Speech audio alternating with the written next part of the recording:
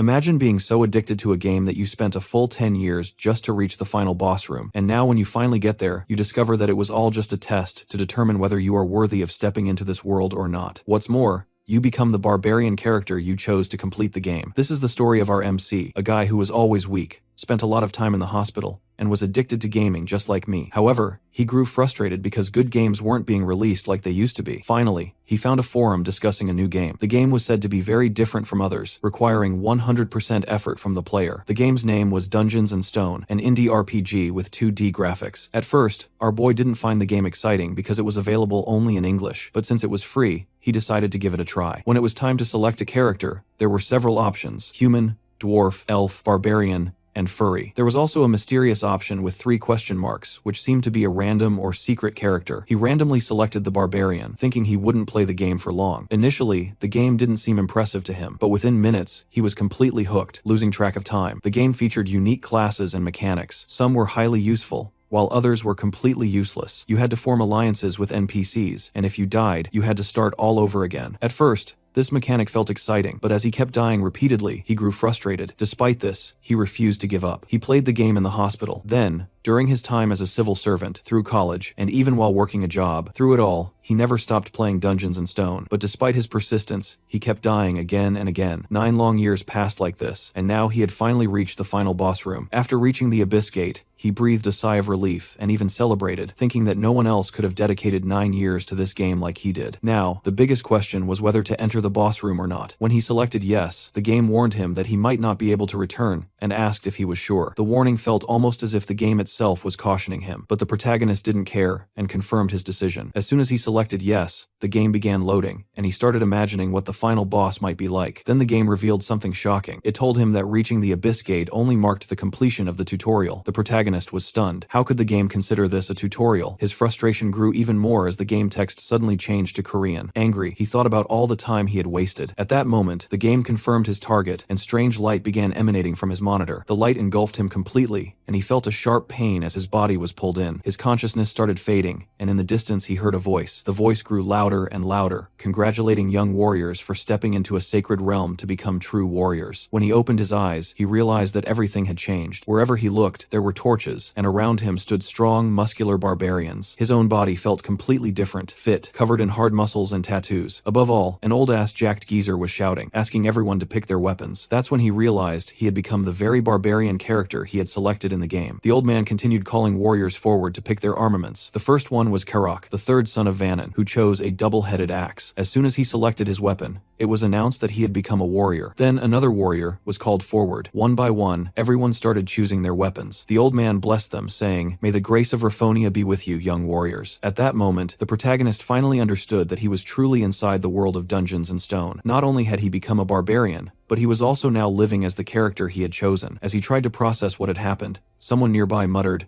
"This can't be real." A terrified barbarian standing next to him said aloud that they were all inside the Dungeons & Stone game. Hearing this, the protagonist realized he wasn't the only one trapped in this strange world. Suddenly, the old barbarian shouted, "Who spoke? Was it you?" The protagonist, shocked, screamed that it wasn't him, and angrily glared at the person who had actually spoken. The old man stared at the person and said, "It was you, wasn't it?" The barbarian quickly asked, "Are we really inside Dungeons & Stone?" Without hesitation, the old man walked straight up to him and decapitated him. The old man then shouted, "Kadua's son, Orm was possessed by an evil spirit." He ordered the rest of the barbarians to erase everything the evil spirit had said from their minds and continue with the ceremony. The protagonist suddenly understood 3 critical pieces of information. First, people like him who had entered this game world were seen as evil spirits. Second, if anyone found out about his true nature, he would be killed. Third, if he had spoken earlier, his own head would now be lying on the ground. The old man then called for the 4th son of Senek to step forward. Seeing this situation, the protagonist grew increasingly anxious as people were being called one by one. Worse, those like him were being summoned as well. He devised a plan. If no one stepped forward within 2 seconds of their name being called, he would go instead. Soon, a name was announced. Bjorn, son of Jandel. The protagonist counted 1, 2. When no one came forward, he decided to step out. It was then revealed that his name was Bjorn, the son of Jandel. As the protagonist stepped forward,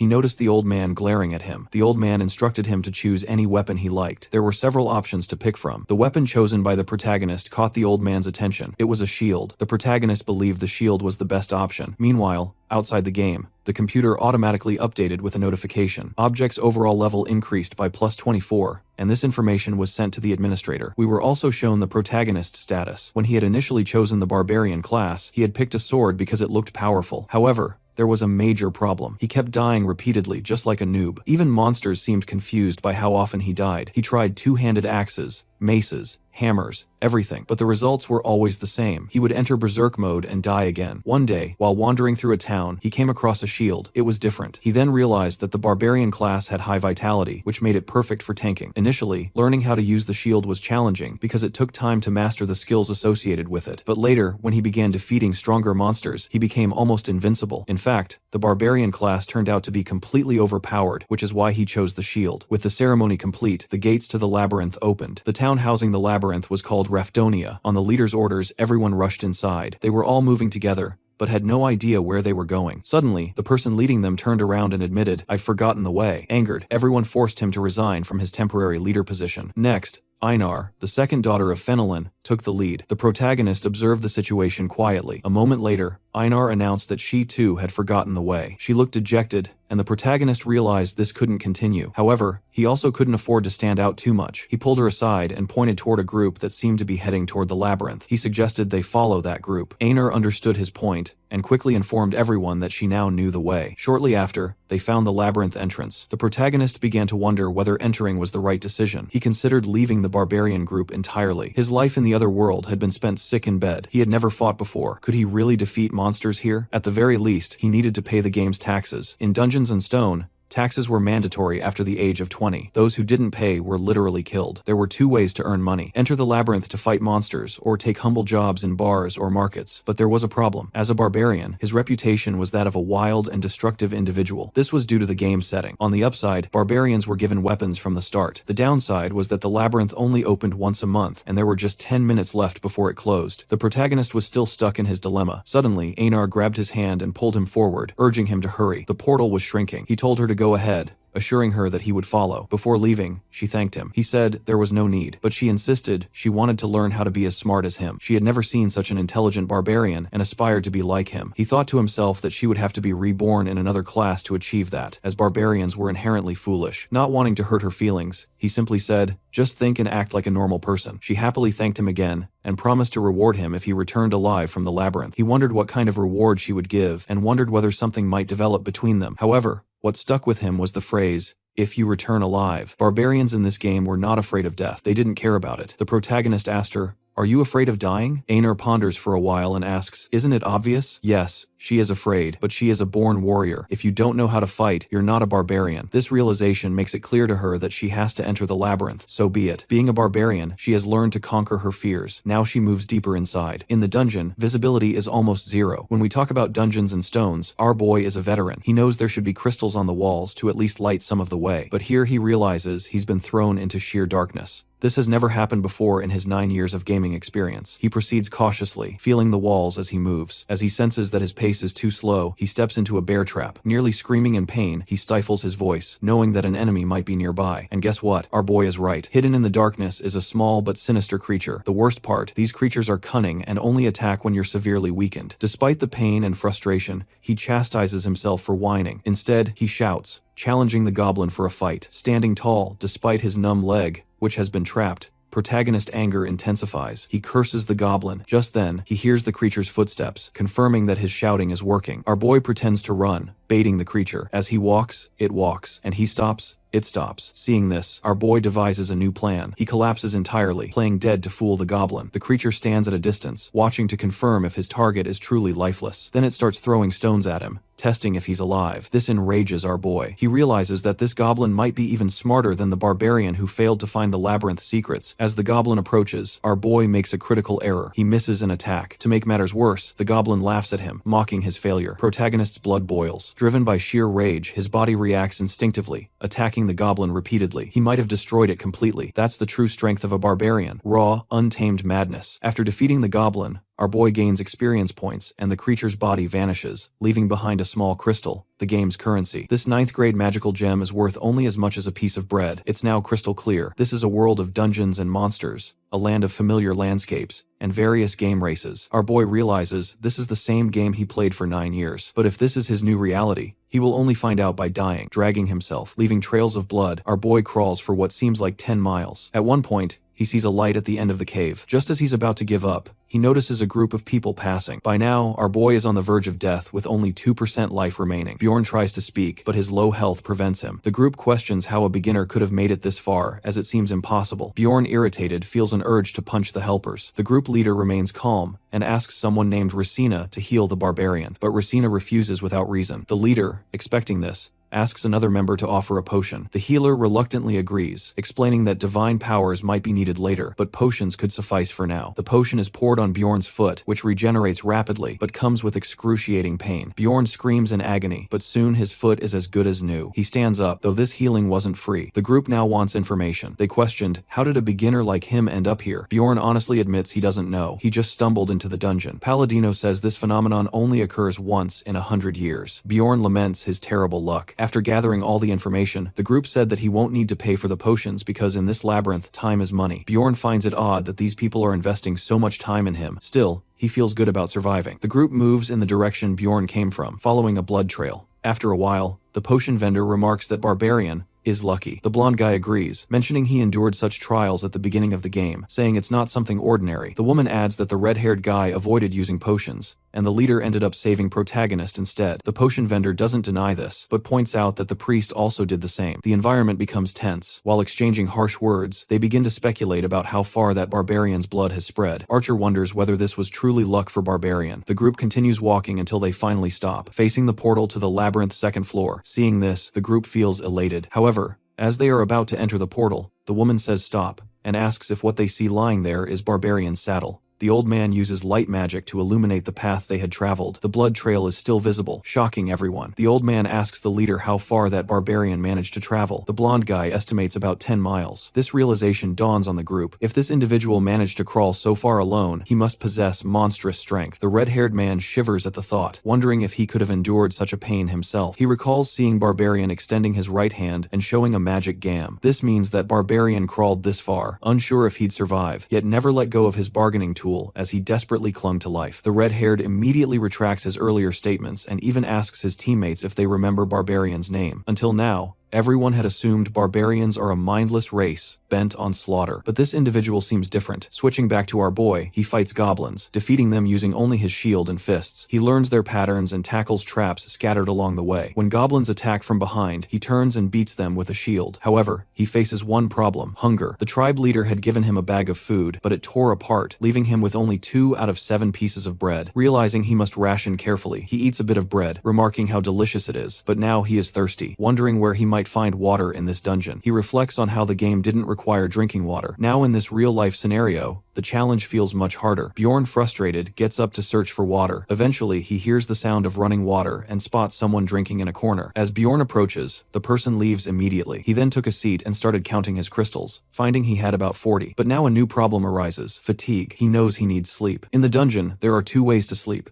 The first is simply to lie down and leave your fate to God. The second method is a bit more effective. Choose a sleeping partner. But the protagonist didn't expect that everyone would turn him down, which made him pissed off. Though he gets angry at almost anything, suddenly someone calls out to him. It's a guy who is smiling, and his name is Han. He asks if the protagonist is really looking for a sleeping partner, and explains that it's just for taking care of each other while sleeping. Bjorn quickly agrees and introduces himself, but the guy shakes his hand in a romantic manner and says, "It would have been better if there were 3 of us." Then blushing, he asks, "Are we really just the 2 of us, bro? I don't like this guy's intentions." The protagonist feels like smashing his head in, but he holds himself back because he needs some nighttime company. The 2 play rock, paper, scissors, and Han wins, so he'll sleep first. As usual, our boy gets pissed off. This time, due to his bad luck, Han says, "Here, take this watch. When the pointer reaches here, Wake me up. Then Han falls asleep. Bjorn sat there thinking whether he should ask to borrow Han's sleeping bag. He also hopes no goblin will come. Time passes and finally he wakes Han up. Han thanks him for doing a good job and says it's now his turn to sleep for 2 hours. But obviously the Bjorn won't be able to sleep. How can he trust an unknown guy? So our boy pretends to snore as if he's asleep. He wonders if Han is going to betray him to appear clueless. He turns his back to him and just waits to see when Han will attack. But Han does nothing. 2 hours pass and now it's Bjorn's turn to stand guard. Not a single moment of sleep for him. He starts losing his sanity, wondering why Han hasn't done anything. Then he thinks he should have trusted him a little, and slowly, he begins to fall asleep. Suddenly, he wakes up with a loud scream, and both of them just stare at each other. Bjorn explained, "I didn't even realize when I fell asleep." Han replies, "First, clean your mouth." Lucky for us, no one attacked while we were sleeping. Bjorn apologizes and tells him that if he wants to sleep more, he can and he'll watch. But Han happily says, "No need. You can sleep now. I'll keep watch." Bjorn thanked him. Han stays with his trademark smile the whole time. Bjorn offers him a real-life deal and doesn't blame him for falling asleep. He refuses to switch shifts when the mistake was his. Our boy knows that people like Han don't exist in the Dungeons and Stone game. As soon Bjorn opens his eyes, Han asks if he is awake, and holding a giant hammer over our boy's face asks him wants to sleep a little more. But at that moment, if Bjorn hadn't dodged, he would have been crushed right there. He quickly jumps to the side, and the guy can't believe that he dodged. It seems like he triggered the anger of someone whose mind wasn't all there. Bjorn attacks him with full hatred, and the guy shouted at him to stop. Our boy strikes him with a shield, cracking his head open. Han repeatedly says to stop,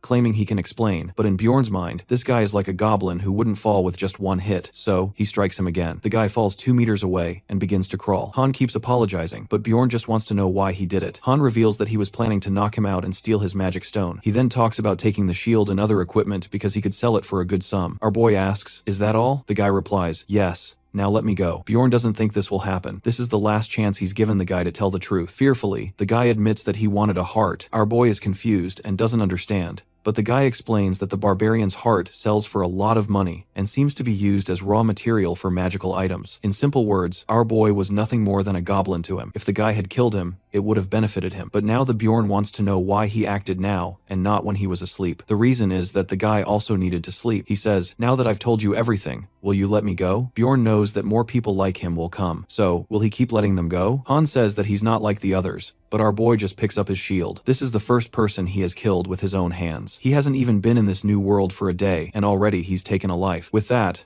our boy equips shoulder pads, increasing his item level to 13. He then equips a backpack, increasing his inventory space, and a hammer, which raises his item level to 30. He also puts on boots. This means he's equipped with all of Han's gear. I've already mentioned that Han was a true friend. He gave our boy some cool items. Let's thank him. Thank you, Han. You're a true friend. Because of him, our boy has stepped out of his primitive life. Now he has water, medicine, and even a watch to check the time. Here's the current state of our boy. He's now wreaking havoc on goblins, and the big hammer is really coming in handy. The next day, goblins start appearing in groups that he can handle. But there's a problem. They aren't the goblins. He easily takes care of them. The problem now is sleep. He leans against a wall to relax. But at that moment, the goblins arrive, thinking he's asleep. This makes him furious. He says he doesn't even get 10 minutes of rest and crushes them all. After clearing everyone out, he says, "Now I'll take a nap." But suddenly, a large goblin is stabbing a knife into his chest. He wakes up with a jolt, slaps the goblin away, and sends him flying. Another goblin, seeing his friend flying about 69 kilometers per hour, notices that the barbarian is angry and quickly runs away. Our boy thought he would wake up gradually, but now he has to heal his wounds. While healing, our boy muttered that potion stabs hurt more than the wounds themselves. It's been 14 hours since Bjorn killed Han, and now he's thinking of finding a new nighttime companion. However, unlike the previous day, everyone now wants him on their team, probably because he looks a little cleaner, who knows. But anyone who passes by invites him. However, today he himself declines and says that he will stay with his own race, meaning with the barbarians. As he walks through the dungeon, he notices an elf girl sitting in a corner. Obviously, she notices him and gets scared. He immediately asks her if she is hurt, which makes her more alert. When he looks at her closely, he realizes he didn't notice it earlier. He asks her if humans injured her. As he gets closer, the elf kneels and starts apologizing. Bjorn is completely confused, and she keeps saying that she just wants to be forgiven just this once because she needs to take care of her little brother. This makes our boy even more confused, because it's not normal for an elf to behave like this. Elves in the game are usually very cold, but still, he smiles and says, "Don't be afraid, my dear elf. I have no intention of killing you." The elf is shocked, and keeps saying that she knows he is a barbarian, but is he really going to do it? Can he really let her go this time? Now, our boy starts getting angry and asks why she is so scared. Then he gives her some items for healing and says that they will talk later. These items are healing leaves that barbarians give to their old companions. She asks her if he needs a reason for help. He says, "Do I need a reason to protect you? Take care of your wounds." Obviously, he has a reason to help help her because he also needs a nighttime companion. And honestly, the wound looks pretty huge. It seems like he has never seen such a huge, if you know what I mean. But despite being so badly injured and without sleep, her appearance is still decent. This makes it even harder for her to find a nighttime companion compared to him. They introduce each other, and we learn that the elf's name is Erwin. Now, our boy wants to know why she is so scared of him. She says it's because she is an elf and he is a barbarian. She explains that barbarians are their mortal enemies, but this is different from the game where it wasn't mentioned. Soon, she regrets and says that actually the war ended 10 years ago, and she doesn't have any issues with barbarians. In short, she just doesn't want to fight. Up until now, our boy thought he knew everything about this world, but now he realizes that this world is different from the game, and there is a lot he doesn't know about it. Hearing this, he becomes a little worried. But the elf girl is happy when our hero says that it doesn't matter to him either. But actually, he wants her to be his nighttime companion. He is very tired, and maybe she is too. So why not cooperate? She thinks about it and remembers that barbarians value their honor above all else. So, she asks him to swear on his warrior's honor that he won't do anything to her. As usual, this makes him a little angry, but he agrees when she says she will swear as well. He swears, "I swear on the honor of my father, whose name he already forgot." Then the elf swears too, and this non-aggression vow is fulfilled between them, at least for the night. He says that he will sleep first as maybe this will make him feel safer. She says she has no problem with it, and this time Bjorn gives him a watch saying that she should take care of it because it's expensive. He lies down and thinks he will pretend to snore and sleep for about 10 minutes to confirm, but suddenly he wakes up in shock because he had actually fallen asleep. He asks how long he has been asleep, and she says 2 hours. He thinks it's because of the sleeping bag and blankets. Now he feels obliged to give them to her, and she is very happy. Finally, she falls asleep, and maybe she was as tired as barbarian. Bjorn feels like weeks have passed in this game, but in reality only 3 days have passed since he arrived here. This makes him wonder what might have happened to his body in the real world. Well, as far as he remembers, his body was pulled into a monitor, but he has no idea. When he checks the watch, he realizes there are only 10 minutes left to wake the sleeping beauty. This makes him worry as he doesn't know what to do with her now. Should he join her and share all the loot from the third day because the game is now sending goblins in groups instead of singles? He says he can handle up to 4 goblins, but the problem is still sleep, because if he joins her, he will have to divide the loot. But if he doesn't join her, he will have to find another nighttime companion the next day. Suddenly, he sees 2 humans coming toward him. They are already whispering, "Isn't this the elf we've been looking for?" One says, "Yes, this is her." Blondie comes up Bjorn and asks what his relationship with the elf is. He answers that she is his nighttime companion. But when fat-ass Blondie asks how long they will be together, Bjorn gets furious and says him to fuck off. This scares the 2 chickens and they run away. Our boy understands they are looking for the elf and realizes it's time to wake her up. When he does, she slightly says, "Just 5 more minutes," and pulls the blanket over herself. But this makes Bjorn realize she was pretending to be asleep because the blanket was loose before, and now she is holding it. Suddenly, our boy pulls her up and sits her like a child. He directly asks her why she was pretending to sleep, and she sadly replies that if she woke up, he would probably leave her, since they only made a deal for the night. Bjorn understands now why she was pretending, because as soon as she opened her eyes, their agreement would end, and she would have to survive alone again. But before that, he asks her what connection she has with the 2 men, and she firmly says that there is no connection. However, Bjorn doesn't understand how they recognized her, and she admits that she might be from the clan that tried to hurt her. At least their clothes had the symbol of the Crystal Union clan. He immediately understands that joining her might be dangerous, because the whole clan is after her. But seeing that she is only 20, he asks her to come with him so they can talk while walking. She asks if he'll help her, and he says he wants to hear the whole story first. Erwin gets excited, and she begins telling her story. She explains that she met the man on the first day of her journey, and he became her nighttime companion, but something felt off. So, she opened her eyes, and saw that the man had his hand in an odd position near her. He was telling her to sleep a little longer. Later, she found out that he was a manager of a clan that did business on the first floor. She continues that she somehow escaped that day, but his clan members are still chasing her and she got an arrow in her abdomen. Now, our boy wants to know how they are able to track her. She tells him that she thinks they use a message stone to keep tracking her. A message stone is a mystical device that allows communication within a range of about 300 meters once synchronized. It's like a walkie-talkie. Bjorn understands that if he leaves her, she will be captured, but it doesn't seem like she has done anything wrong. He asked her why was there such insistence on chasing her. Was it just to silence her? Hesitantly, she denied it, and with a slight blush, admitted that when she was running away for the first time, she had thrown her knife, and by mistake, it had landed there. She assumed he understood the implication. Rumors said the situation had turned so bad that even potions couldn't fix it. Well, that was more than enough reason for them to come after her. Feeling embarrassed, Erwin softly apologized. Just then, a strange sensation washed over her, and she quickly warned Bjorn not to look back. A group was following them from about 150 meters away. Our boy was impressed by her precision. This was likely an innate passive ability of the elves. Deciding they needed to move faster, he asked if her injury was fine. She assured him it was, though she knew her wounds had reopened. Despite that, she didn't complain. Even as they picked up speed, the distance between them and their pursuers wasn't increasing. Bjorn started formulating a plan. Erwin noticed his thoughtful expression and asked if something was wrong. Instead of answering directly, he asked her what she was good at. Proudly, she declared that she was skilled at washing clothes and cleaning the house, instantly ruining any hope he had for a battle strategy. Frustrated, he clarified that he was asking about combat. She then explained that she was proficient in archery and spiritual fire magic. Bjorn immediately recognized it as one of the rarest elemental abilities. However, what he truly wanted to know was whether she had ever killed someone. She shook her head but confidently stated that she could if necessary. Acknowledging her response, he then asked if she would be willing to accompany him until they escaped the labyrinth. Bjorn stated that the rewards would be divided. He would take 90%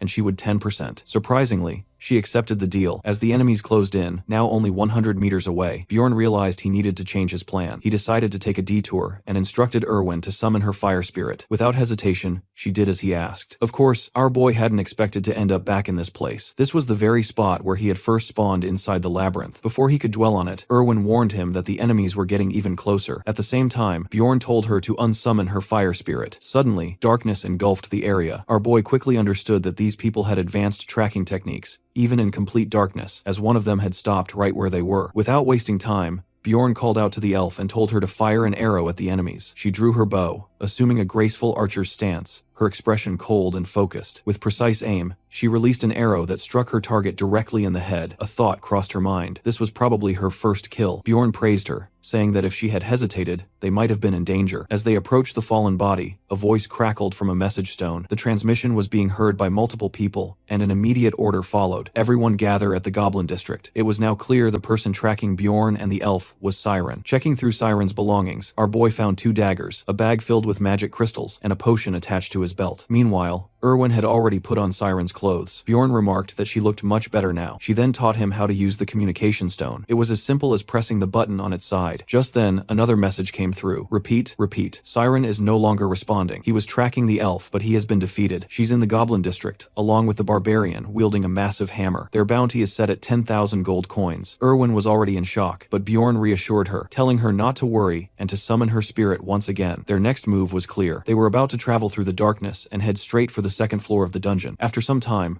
Erwin addressed him as Sir and asked if they were really heading to the second floor. He confirmed it, and she hesitantly inquired if he was aware that it was far more difficult than the first floor. He reassured her, saying he knew and that there wouldn't be any problems because they made a great combination. Hearing this, she felt a little embarrassed. After all, a tank and a long-range damage dealer always formed a strong team. However, she still hesitated to proceed. Just then, an announcement rang out. A voice stated that if they managed to capture the elf, they would be allowed to keep her in exchange for 10,000 gold. Upon hearing this, she quickly agreed and declared that she would go to the second floor with Bjorn. Our boy, of course, hadn't wanted her to hear such things and follow him merely out of fear, but at least this meant he didn't have to convince her. As far as he was concerned, he always liked helping those in need, especially if it meant he could take down some villains along the way. As they continued walking, she suddenly asked if he knew the way. He admitted that he wasn't exactly sure, but if they headed north, they would eventually reach it. He knew this because he had played the game extensively. Just then, Erwin abruptly told him to wait. There was a goblin trap ahead. She assured him she would handle it. Naturally, the goblins took this moment to launch a surprise attack from behind. However, she swiftly dodged the first goblin and shot an arrow straight into its head. The second goblin charged at her, but she was already moving at full speed, swiftly maneuvering behind it and taking it down as well. This girl was incredible. With a cheerful grin, she excitedly asked how she had done. Bjorn praised her, admitting that she was even better than he had expected. Delighted, Erwin handed him some magic crystals, reminding him of their agreement. He would get 9, and she would take 1. Happily, she remarked that if they kept progressing like this, she might actually earn enough to buy a gift for her younger brother. Bjorn, slightly puzzled, simply encouraged her to keep working hard. Suddenly, the message stone rang again, announcing that the reward had now been increased to 20,000 gold coins, dead or alive. As always,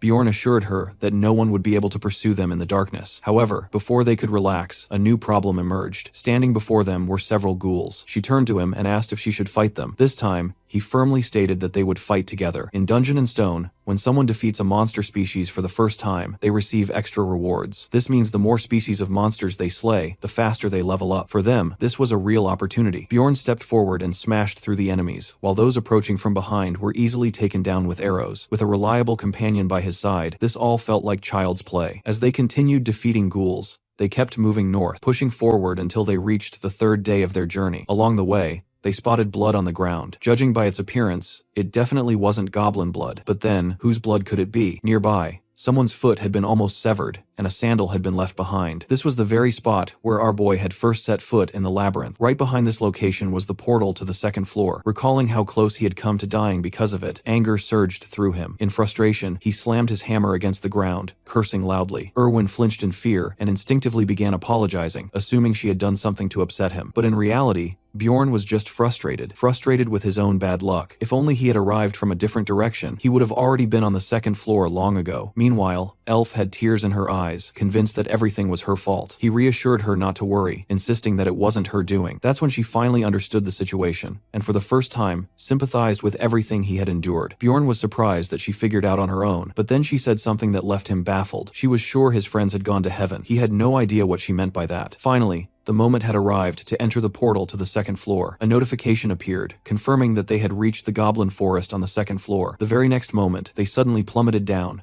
crashing onto the ground. They had landed in the northern region of the goblin forest. Looking around, it seemed that there were no living beings within a 50 m radius. Erwin asked why she had never heard of a forest on the second floor before. In response, Bjorn explained that the first floor had 4 portals, one in the north leading to the goblin forest, another in the east leading to the beast slay zone, a third in the west opening to the land of the dead, and the last in the south leading to the Black Rocky Mountains. Among all these locations, the place they had landed in was the least dangerous. Bjorn then asked if she knew how to reach the city later, essentially how to get out of the dungeon. She explained that after a certain period, everyone would be automatically pulled out of the dungeon and transported to the city. Specifically, on the first floor, this happened after 168 hours, while on the second floor, it occurred after 240 hours. After that, they would be teleported straight to the city. Realizing this, our boy decided that when the 168-hour mark on the first floor approached, they would return and teleport out to avoid being spotted by the gang chasing them. For now, they planned to explore the area near the portal. As they moved forward,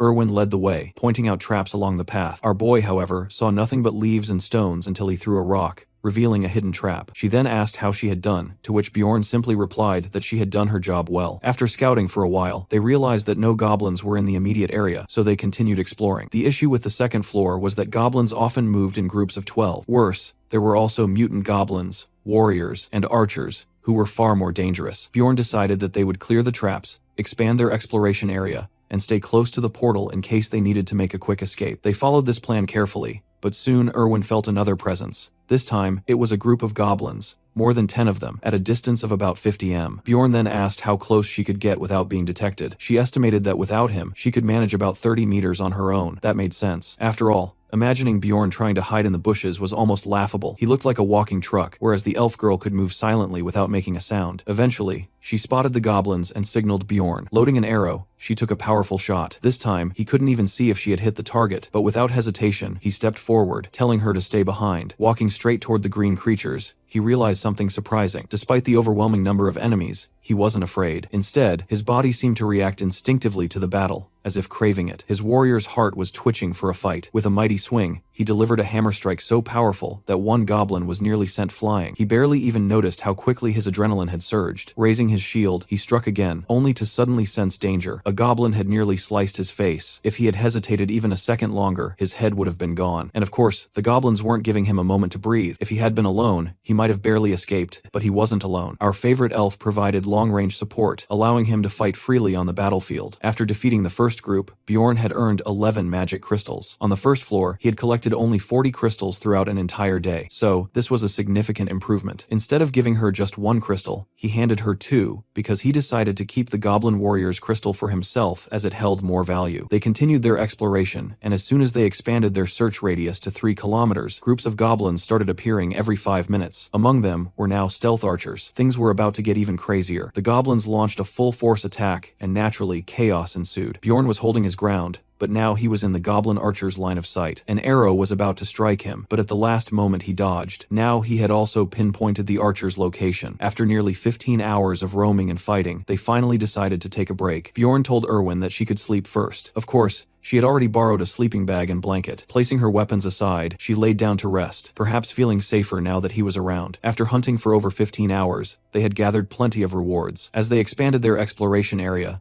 they encountered other groups, each consisting of more than 3 members, some even belonging to different species from another world. Though they merely passed by each other, Our boy wasn't fond of seeing other people. To him, explorers were scarier than dungeon monsters, especially now that he had a reason to be cautious. On the 4th day, inside the dungeon, they continued fighting. They rested on the 5th day, and on the 6th, they encountered more people. Finally, the 7th day arrived. The day they were supposed to escape the labyrinth. The first floor would close in 2 hours and 47 minutes. Bjorn ordered that they head toward the portal to avoid being late. The elf warned him about newly placed traps. Perhaps the goblins were respawning. She also mentioned another goblin group about 70 m away. Without hesitation, Bjorn decided they would fight again. However, this time their enemies consisted of 8 normal goblins, 2 archers, and 2 warriors, a total of 12 goblins. Like a bulldozer, my guy tore through the goblins, swiftly eliminating the warriors, while Erwin focused on the archers. His strikes seemed even stronger than before, perhaps due to all the battles he had fought up to this point. Erwin was also showing progress. She now instinctively knew where and when to shoot, as if she had become completely sync with our boy. She had initially mentioned 2 archers, yet no arrows had come her way. Of course, Bjorn praised her, but also wanted confirmation. Had she taken both archers down, he needed to know so he wouldn't have to worry about incoming arrows. She remained silent, unsure if the second archer was truly dead. That in itself was a good thing. Uncertain information could sometimes be more dangerous than the enemy itself. Her cautiousness made him feel a sense of pride in her. Suddenly, she noticed something unusual dropping from the goblin archer. What they saw was none other than a goblin archer essence. Bjorn immediately recognized it as something extremely rare. He had researched it before. According to forum discussions, essences were part of the game skill system. Each essence provided 1 passive and 1 active skill, though their attributes weren't fixed. However, there was a limit to how many essences one could absorb, making it crucial to choose wisely for the future. Its drop rate was close to 0. Bjorn felt a pang of disappointment. There was no way his luck was good enough to get something like this. Curious, the elf asked whether absorbing an essence would turn a person into a goblin. Bjorn explained that it wouldn't. It would only grant them some of the goblin's abilities. He even gave an example of a man who had consumed a wolf monster essence on the 1st floor, allowing him to track others by scent. Since he already had a specific essence in mind for himself, he let Erwin keep this one. He couldn't just pick any random essence, as that could lead to problems later. However, he made her promise something before taking it, a conversation he had intended to have back on the 1st floor. Before he could finish speaking, a group of people arrived and ordered them not to move. One of them stepped forward and asked, "What are you doing here?" The elf began explaining that they were out hunting, but Bjorn quickly warned her that she didn't need to answer them. Without hesitation, he grabbed her by the shoulders and literally threw her into the essence. As soon as she made contact, she merged with it. The man who had been watching all this unfold became desperate and furious. He shouted that the essence belonged to them. When the elf returned, Bjorn immediately challenged them, daring them to come forward if they wanted to fight, and readied his hammer to crush them. Instead of engaging, the group turned and ran at full speed toward the portal. He forced them to retreat. The problem, however, was that based on Bjorn's analysis, they were likely heading to the portal to return to the city. That meant they could cross paths again, which was best avoided. Just then, the elf warned that a group of goblins was about 50 meters away. Bjorn suggested trying to avoid them, but that plan quickly fell apart. The goblins had already detected them. At the last moment, he made a split-second decision. They needed to head in the opposite direction. The elf confirmed the plan, but just as she did,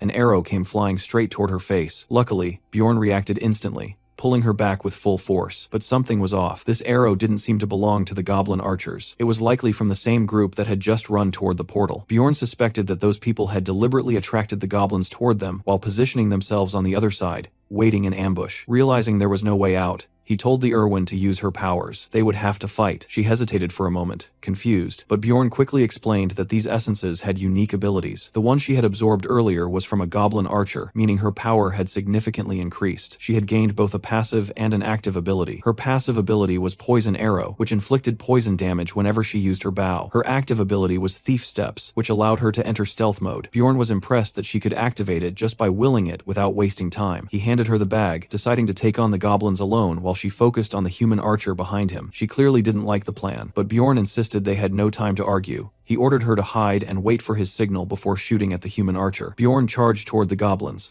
launching a fierce assault. With incredible speed, he defended and attacked simultaneously, taking on multiple goblins at once. As the archers resumed their attack, a brief moment of carelessness allowed a goblin to strike him from behind. Reacting instantly, he turned and eliminated the goblin in a single blow. However, without Erwin's support, dealing with the enemies ahead became more difficult. His injuries worsened, and fatigue started setting in. Just then, he sensed 2 incoming arrows, one from a goblin archer and another from a man holding a crossbow. Realizing it was impossible to block both, he made a last-moment decision to stylishly block the crossbow bolt. As a result, the goblin's poisoned arrow struck his elbow, causing his arm's movement to weaken. Now, he had to choose between a shield and hammer. Opting to keep the shield, he reasoned that it would allow him both to defend and attack, while also protecting himself from the humans. As always, he became completely furious, and the goblins, terrified, began to flee. He knew there was no need to chase them, especially when he had other opponents to deal with. At that moment, the human stepped forward, acknowledging that he had handled the goblins alone, which was quite impressive. Bjorn, however, already knew these were the same people he had anticipated. When they insulted the elf, his rage exploded. Without hesitation, he challenged them to attack, pressuring them into a fight. But instead of engaging immediately, they attempted to blackmail him. Despite his strength, they pointed out that he was now injured. Offering him a deal, they said they would let him go if he revealed the elf's location. Hearing this, Bjorn simply smiled, prompting them to call him crazy for laughing in such a situation. Their leader, staying cautious, ordered his men not to lower their defenses, telling them to imagine they were hunting a giant monster. But now, with one of his arms rendered useless, it was time to send a signal, one that even people in this world would understand. Without hesitation, Bjorn lunged toward the leader and struck his sword with a shield in a violent thrust. The man immediately called for reinforcements. An old samurai launched a powerful slicing attack, but Bjorn retaliated with full force. The problem, however, was that he was now surrounded. As he considered whether Erwin had managed to defeat the crossbow wielder, an arrow suddenly came flying at full force. No one knew who had fired it. All that was clear was that it was heading straight toward Bjorn and the leader. The human's tank quickly shouted for his allies to focus on attacking the barbarian while he handled the arrows. While he defended, the other two attacked Bjorn from both sides. The leader struck his shield from the front, while the samurai moved in from behind. Making a quick decision, Bjorn sacrificed his useless arm, using it as a distraction to land a devastating blow on the leader's head. The man recoiled, calling him a monster. Meanwhile, Bjorn swiftly turned to dodge the samurai's next attack, creating some distance between them. Then, something unexpected happened. Another arrow came flying in. This time, the tank managed to block it. But unlike before, this arrow was engulfed in flames. The intense heat forced the tank to discard his shield, leaving him vulnerable. In the next scene, the leader takes another arrow to the shoulder. Realizing that staying any longer would only worsen the situation, he starts running, and mutters that he'll deal with the elf later. Meanwhile, the samurai intensifies his attacks, striking faster and urging our boy to surrender. Bjorn regains some momentum, using his shield to block the view and extend his reach. He swings his shield at the samurai, who narrowly dodges, but the attack lands on the tank behind him, sending the man flying. He crashes to the ground, coughing up blood. The old samurai, now furious, wonders why such a strong warrior is even part of this group. The two engage in a fierce exchange of blows, but this time it's a fair one-on-one fight. Bjorn lifts his shield and hurls it straight at the old man's head, then grabs him by the collar and in a fit of rage, bites his neck. Bjorn remains standing firm while the other two opponents have already met their end. Suddenly, Erwin rushes toward our boy, calling him sir. She anxiously asks if he's okay and urges him to take a potion, showing genuine concern for him. After drinking it, Bjorn feels a strange sensation. His body feels like it's boiling, every vein pulsing, his skin burning and itching. After a moment, Erwin encourages him, assuring him that he can handle it. However, he is only concerned about the time. She informs him that it has been 10 minutes since he took the potion, reminding him that they have 40 minutes left before the first portal closes. Without hesitation, he tells her to take off clothes. Completely flustered, Erwin freezes, but then convinces herself that he must have a good reason for saying this. She hesitantly starts undressing, only for Bjorn to clarify. He wasn't telling her to take off her clothes, but to strip the bodies of the fallen enemies. Embarrassed, she quickly recovers and starts gathering only the useful items, leaving the unnecessary clothing behind. Without wasting time, she picks up a crossbow from one of the fallen men. With only 26 minutes left, they sprint as fast as they can. Finally, when just 8 minutes remain, the portal comes into view. As the countdown reaches 50 seconds, they dive through it as fast as possible. Bjorn crashes headfirst onto the ground on the other side, while Erwin lands gracefully. Frustrated by his rough landing, he groans. But Erwin, full of excitement, exclaims that the whole experience was so much fun. She thanks him for a job well done. He acknowledges her words, and she reminds him that he can now talk about the essence condition he had mentioned earlier. However, there isn't enough time to discuss it here, so they decide to talk about it after leaving. With only 8 seconds left, Bjorn struggles to remember the name of the tavern where they can meet later. His mind races, his head feeling like it's about to explode. Just as 4 seconds remain, the name finally comes to him. Blackwell. As soon as he utters the name, the labyrinth seals shut. The notification appeared confirming that he had been transported to Rafdonia, meaning he had finally returned to the city. Our boy was back, and it seemed like the others had also made it out. He hadn't expected so many people to return. No matter how much time one spent in the labyrinth once outside, it was always the next day at exactly noon, forcing them to readjust their clocks. Suddenly, a barbarian called out to him. Bjorn recognized him as Carrick. They exchanged greetings, and soon after, Senec arrived. Within moments, more barbarians gathered around, leaving Bjorn with the same reaction anyone would have. Where did all these barbarians suddenly come from? When he needed them inside the labyrinth, there was not a single one in sight. Before long, the group moved toward the store to count their collected crystals, betting on who had the most. Naturally, they invited Bjorn to join in on the wager. The woman in charge of counting announced that they had a total of 41,498 crystals, which left everyone impressed. Then it was Bjorn's turn. As the woman began counting rapidly, Bjorn found himself impressed. When she finally revealed the total, it was an astonishing 182,413 crystals. The crowd erupted in cheers, chanting his name as they lifted him onto their shoulders. He had set a new record. Time passed, and Bjorn wandered around with the other barbarians. That's when he spotted a familiar figure in the distance, his favorite elf. She was there, happily chatting with a group of elves, her cheerful demeanor standing out. A twinge of jealousy hit him. Why was she surrounded by all those guys? Meanwhile, he himself was stuck with a group of overly muscular men. When she noticed him, she waved slightly. He quietly indicated her to meet him at night. She confirmed with a nod, but before the moment could pass, another elf girl from her group turned to her and asked if she knew that barbarian. Caught off guard, Erwin quickly denied any acquaintance with him. At that moment, a large barbarian who had been eyeing the scene turned to Bjorn and asked if he had been looking at that elf. Bjorn casually denied it, but the man's expression darkened. With clear hostility, he declared that under no circumstances could the greatest warrior ever be on good terms with those cowardly, point-eared people. Hearing this, one of the elves visibly looked offended. Bjorn immediately sensed that things were taking a turn for the worse.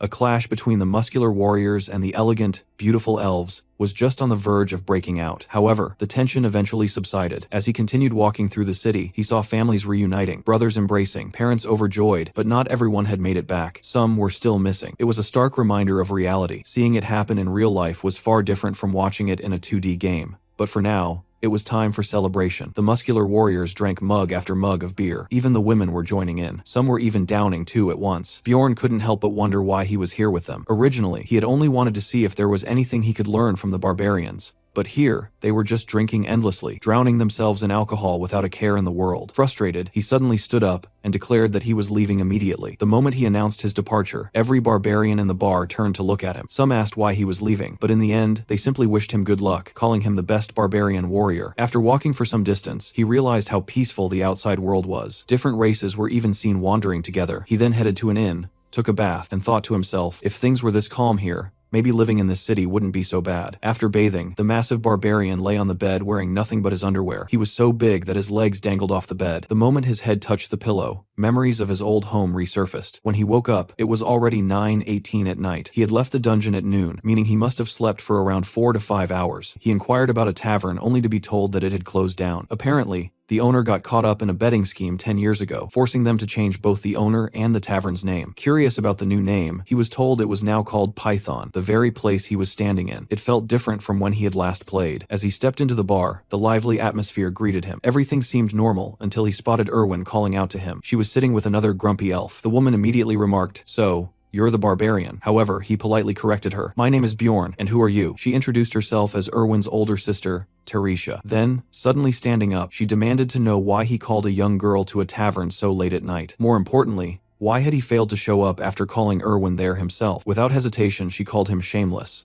Completely confused, Bjorn asked what she meant. Teresia snapped, telling him to stop acting innocent. Panicking slightly, he turned to Erwin and asked how long it had been since they left the dungeon. Erwin casually replied, "Around 30 hours. Only then did it hit him. He wasn't feeling refreshed because he had slept for 4 to 5 hours. He had been asleep for 30 hours straight. Erwin, however, remained silent, simply observing the situation. He quickly apologized, explaining that he had been sleeping the whole time. This left Teresia completely stunned. She had never seen a barbarian apologize before, and she admitted that she hadn't expected much from him, considering she herself hadn't apologized to anyone in over 7 years. Still, she wanted to know what exactly was his business with Erwin in this place. Bjorn simply replied that he wasn't obligated to tell her anything. That response instantly made her furious, and the two began arguing in front of everyone. Suddenly, Teresia placed a bag on the table, stating that it contained 350,000 crystals, enough to compensate for the essence Erwin had consumed. She then glanced at him, wondering why he wasn't taking the money. Suspecting an ulterior motive, she even remarked that he was hiding something. Bjorn, ignoring her accusations, simply asked, "Does Erwin agree with her sister?" He then revealed the deal he had planned. He wanted Erwin to help him until he found his own essence. This revelation took Erwin by surprise. "Oh, so that's how it is?" she asked to further convince her. He even promised that this time they would split the loot 50 to 50. Hearing this, she was completely overjoyed, only to suddenly lose her excitement. With an apologetic expression, she admitted that she had already joined her sister's group. Teresia then firmly declared that she would never let Erwin again. The only reason it had happened before was because it was part of a ritual. Bjorn, as usual, was infuriated upon hearing this, but instead of arguing, she simply shoved the bag toward him and told him to take the crystals if he understood. However, Bjorn pointed out that 350,000 crystals would be about half the current price, right? She confirmed it, but he wasn't convinced. If that was the case,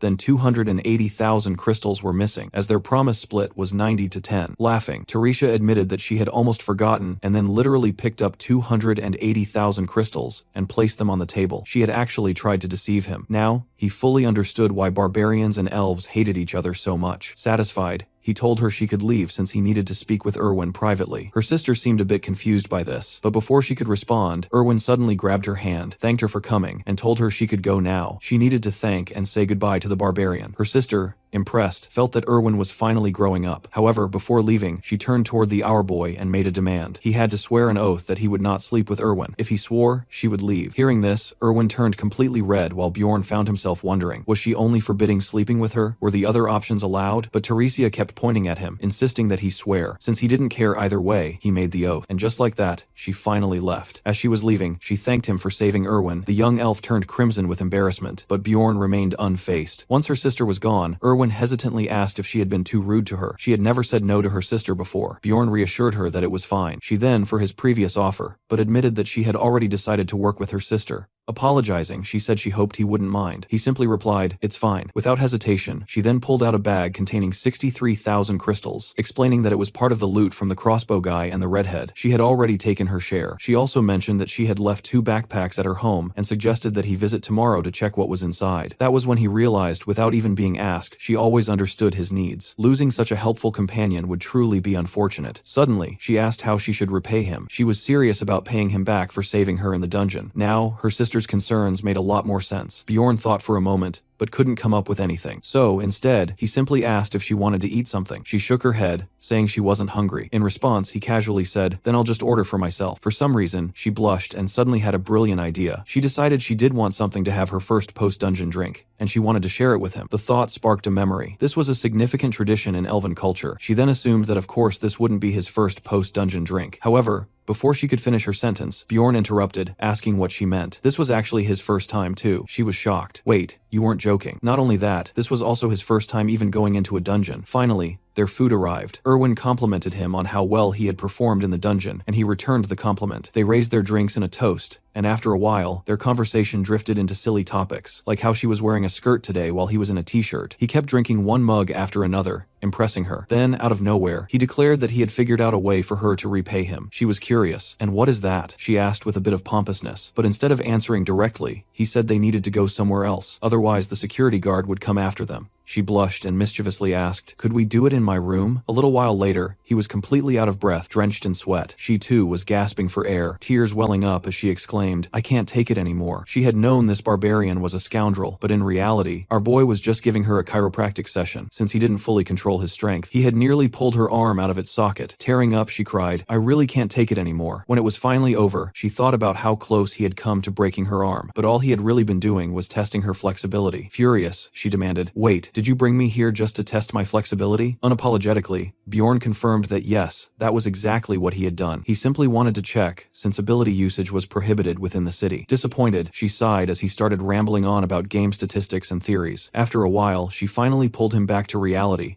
complaining that she was getting sleepy, and just as expected, they ended up sleeping together, but only sleeping. Well, so much for that barbarian's so-called honor. The next day, Bjorn showed Erwin the loot he had brought back from the dungeon. She asked if he planned to sell everything since she needed leather armor and a belt. Bjorn allowed her to keep those items, stating that their cost would be deducted from her share. After that, they went around the city selling various items in different shops. Bjorn managed to earn a total of 1.4 million crystals, while Erwin was shocked to find that even she made 50,000 crystals. Bjorn mentioned that when he had first started the game, he had never earned this much. Then he brought up the idea of parting ways, which upset Erwin. She requested that he at least accompany her to the central square. Upon reaching the square, they found a crowd gathered. Curious, Erwin asked what was happening. Looking at a soldier, Bjorn explained that it was an execution. A man had been gagged and placed on the guillotine. He further clarified that these people hadn't committed any serious crimes. They had simply failed to pay their taxes. Witch's curse loomed over the city, and resources were only available through the labyrinth. Those who refused to participate in the labyrinth were executed to reduce the number of mouths to feed. As the execution took place, people rushed toward the guillotine, dipping their bread in the executed man's blood and eating it. Erwin was disgusted by the sight. Bjorn explained that according to legend, drinking the blood of an executed person brought wealth. Bjorn noted that with each passing year, the fees kept rising, which meant he had to grow stronger over time. He realized that if he couldn't return to his world or become strong enough, he might end up on the guillotine himself. If he wanted to avoid that fate, he had to reach at least the 6th floor of the labyrinth. With that in mind, Bjorn headed to a library. In the game, this place had still been under construction, but now it was complete. As he stepped inside, he noticed people staring at him. His gaze then landed on a table where Einar was sleeping with her face buried in a book, even drooling slightly. Bjorn tried to wake her up. In her drowsiness, she smiled faintly at him, but the moment she fully woke up, she loudly greeted him, causing annoyance among the other visitors. Bjorn asked her to lower her voice and question what she was doing in the library. Einar explained that she was following his advice to think before acting, so she had decided to gather knowledge, hoping to set herself apart from other barbarians. She had also realized that there were enemies beyond just monsters, but studying was still difficult for her. Standing up, Einar mentioned that she was heading to the sanctuary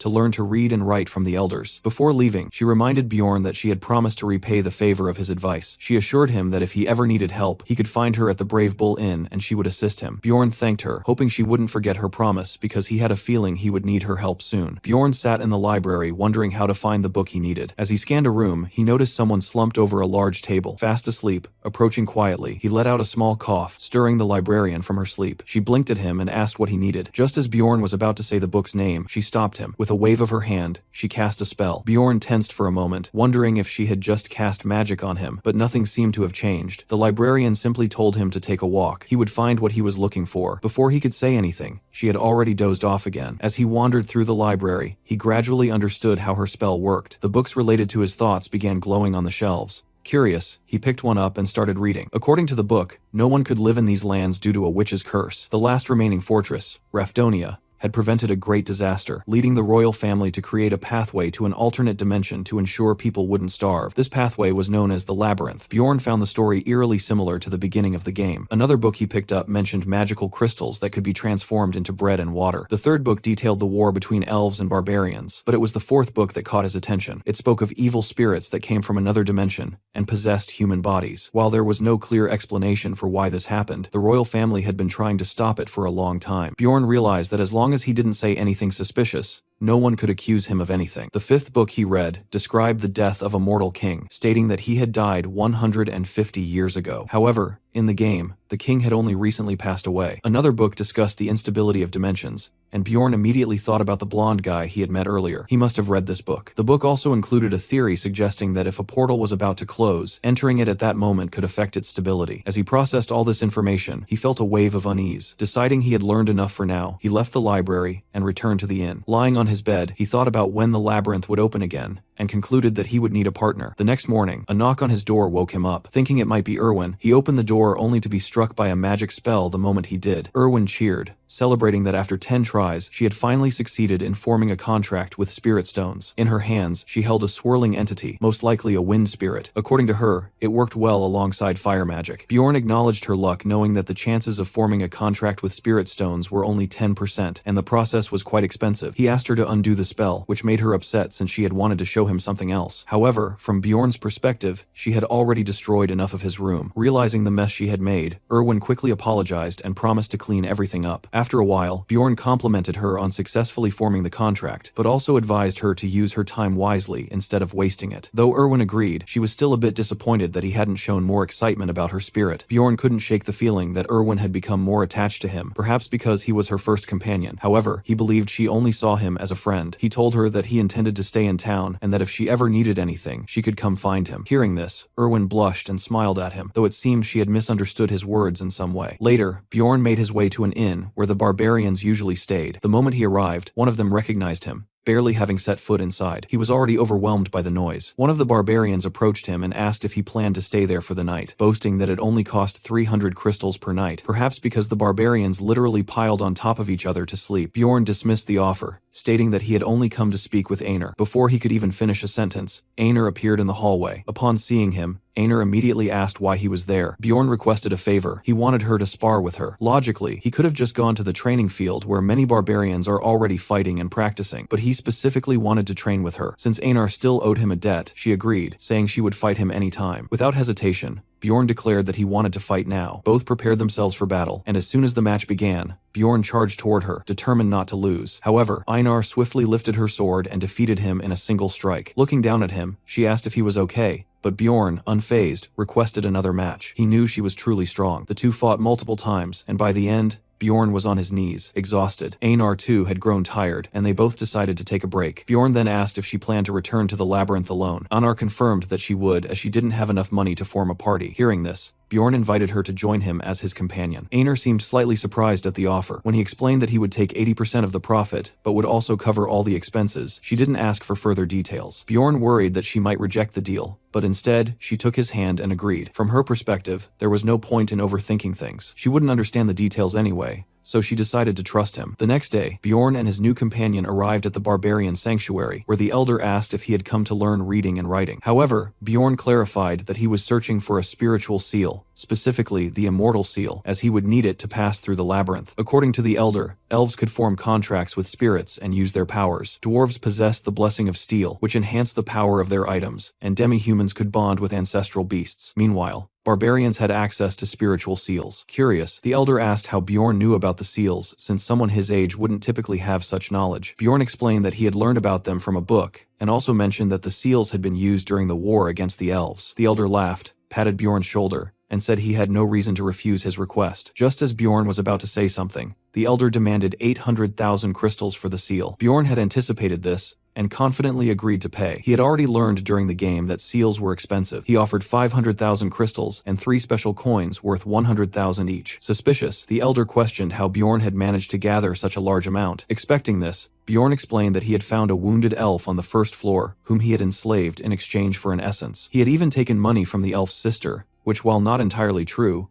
wasn't a complete lie either. The elder burst into laughter, and soon the other barbarians joined in celebrating Bjorn's achievement. As a reward, the elder gifted him 2 additional coins worth 100,000 each. Bjorn was so excited about this easy profit that he even declared he would continue mistreating elves in the future. Bjorn understood that the seal was a type of enhancement technique that allowed the body to absorb the essence of magical ingredients and develop special abilities. Barbarians tattooed their children because their souls were pure, and this practice kept their soul's path visible even as they grew. Before granting the seal, the wizard warned Bjorn that it could not be reversed. According to Bjorn, the essence of the seal belonged to a tank. The wizard then approached with a needle ready to begin. Repeatedly, the needle pierced Bjorn's back, and judging by his expressions, the process was incredibly painful. Eventually, he managed to activate the first level of the seal, which significantly boosted his natural regeneration, and granted him an additional 13 physical points. Bjorn thanked the wizard and with a sore back stepped out of the hut. The wizard chuckled. This was the first time a barbarian had ever thanked him. Bjorn hurried away, wondering if he had said something odd. As the sun rose, he headed into town to purchase equipment. He had already realized that he was much better at using shields than swords. At a shop, the vendor showed him weapons typically favored by barbarians, but none of them matched what he was looking for, until he found a mace that seemed perfect. With this new weapon, his item level increased by 85. He also bought a customized helmet and half-plate armor, which added 47 and 57 item levels, respectively. Outside the labyrinth, Bjorn had established a daily routine. He had breakfast with Erwin, spent his afternoons in the library, and dined at different places each evening to gather information, even if the food wasn't always great. In the late afternoon, he trained with the other barbarians, relying solely on his instincts. This training significantly improved his skills, allowing him to defeat Einar multiple times, even giving her combat tips. After training, Bjorn returned home, where Erwin requested to join him for dinner. After their meal, she bid him goodbye and wished him luck for the labyrinth, which was set to open the next day. Now, Bjorn's attributes are better. As soon as morning arrived, Bjorn and Einar requested unity magic. The attendant explained that all they needed to do was place their hands on a crystal. However, since nothing in this world came for free, the cost was 15,000 crystals, but in return, it granted them the ability to enter the labyrinth together. She further informed them that the higher the rank, the more expensive the magic would be, and it would only remain valid for 24 hours. A while earlier, inside a tavern, Einar had been left speechless in front of a lavishly set table. Before entering the labyrinth, Bjorn had ordered the best dishes available. The moment she tasted the food, she was overwhelmed, on the verge of tears because it was so delicious. The meal filled her with excitement and determination to work hard. Minutes before the portal was set to open, both of them were already waiting. Bjorn listened to the loud chatter around him and turned to see a few young barbarians fresh out of their coming-of-age ceremony, preparing to enter the portal. Einar watched them with a nostalgic expression, as if it had been ages since she had stepped into a portal herself. Finally, the portal opened, but before stepping in, Bjorn asked Einar to wait a little. He wanted to test a theory. She agreed without question and followed him. However, as soon as there was only a minute left before the portal would close, panic set in. Bjorn kept observing the portal's size until the nearby people started yelling that it was about to shut. Without wasting another second, both of them sprinted toward it. As soon as they entered the dark region, Bjorn followed through with his plan and lit a torch. Einar immediately pointed out something that caught her attention: a monument. Just as Bjorn had expected, this monument had the ability to take them directly to the second floor. The moment he touched it, light began to emanate from it, and a portal to the next floor appeared before them. Einar, still struggling to grasp what was happening, watched as Bjorn readied himself to step through the portal. The act of opening the first portal rewarded him with 2 experience points, causing his level to increase and his essence capacity to expand.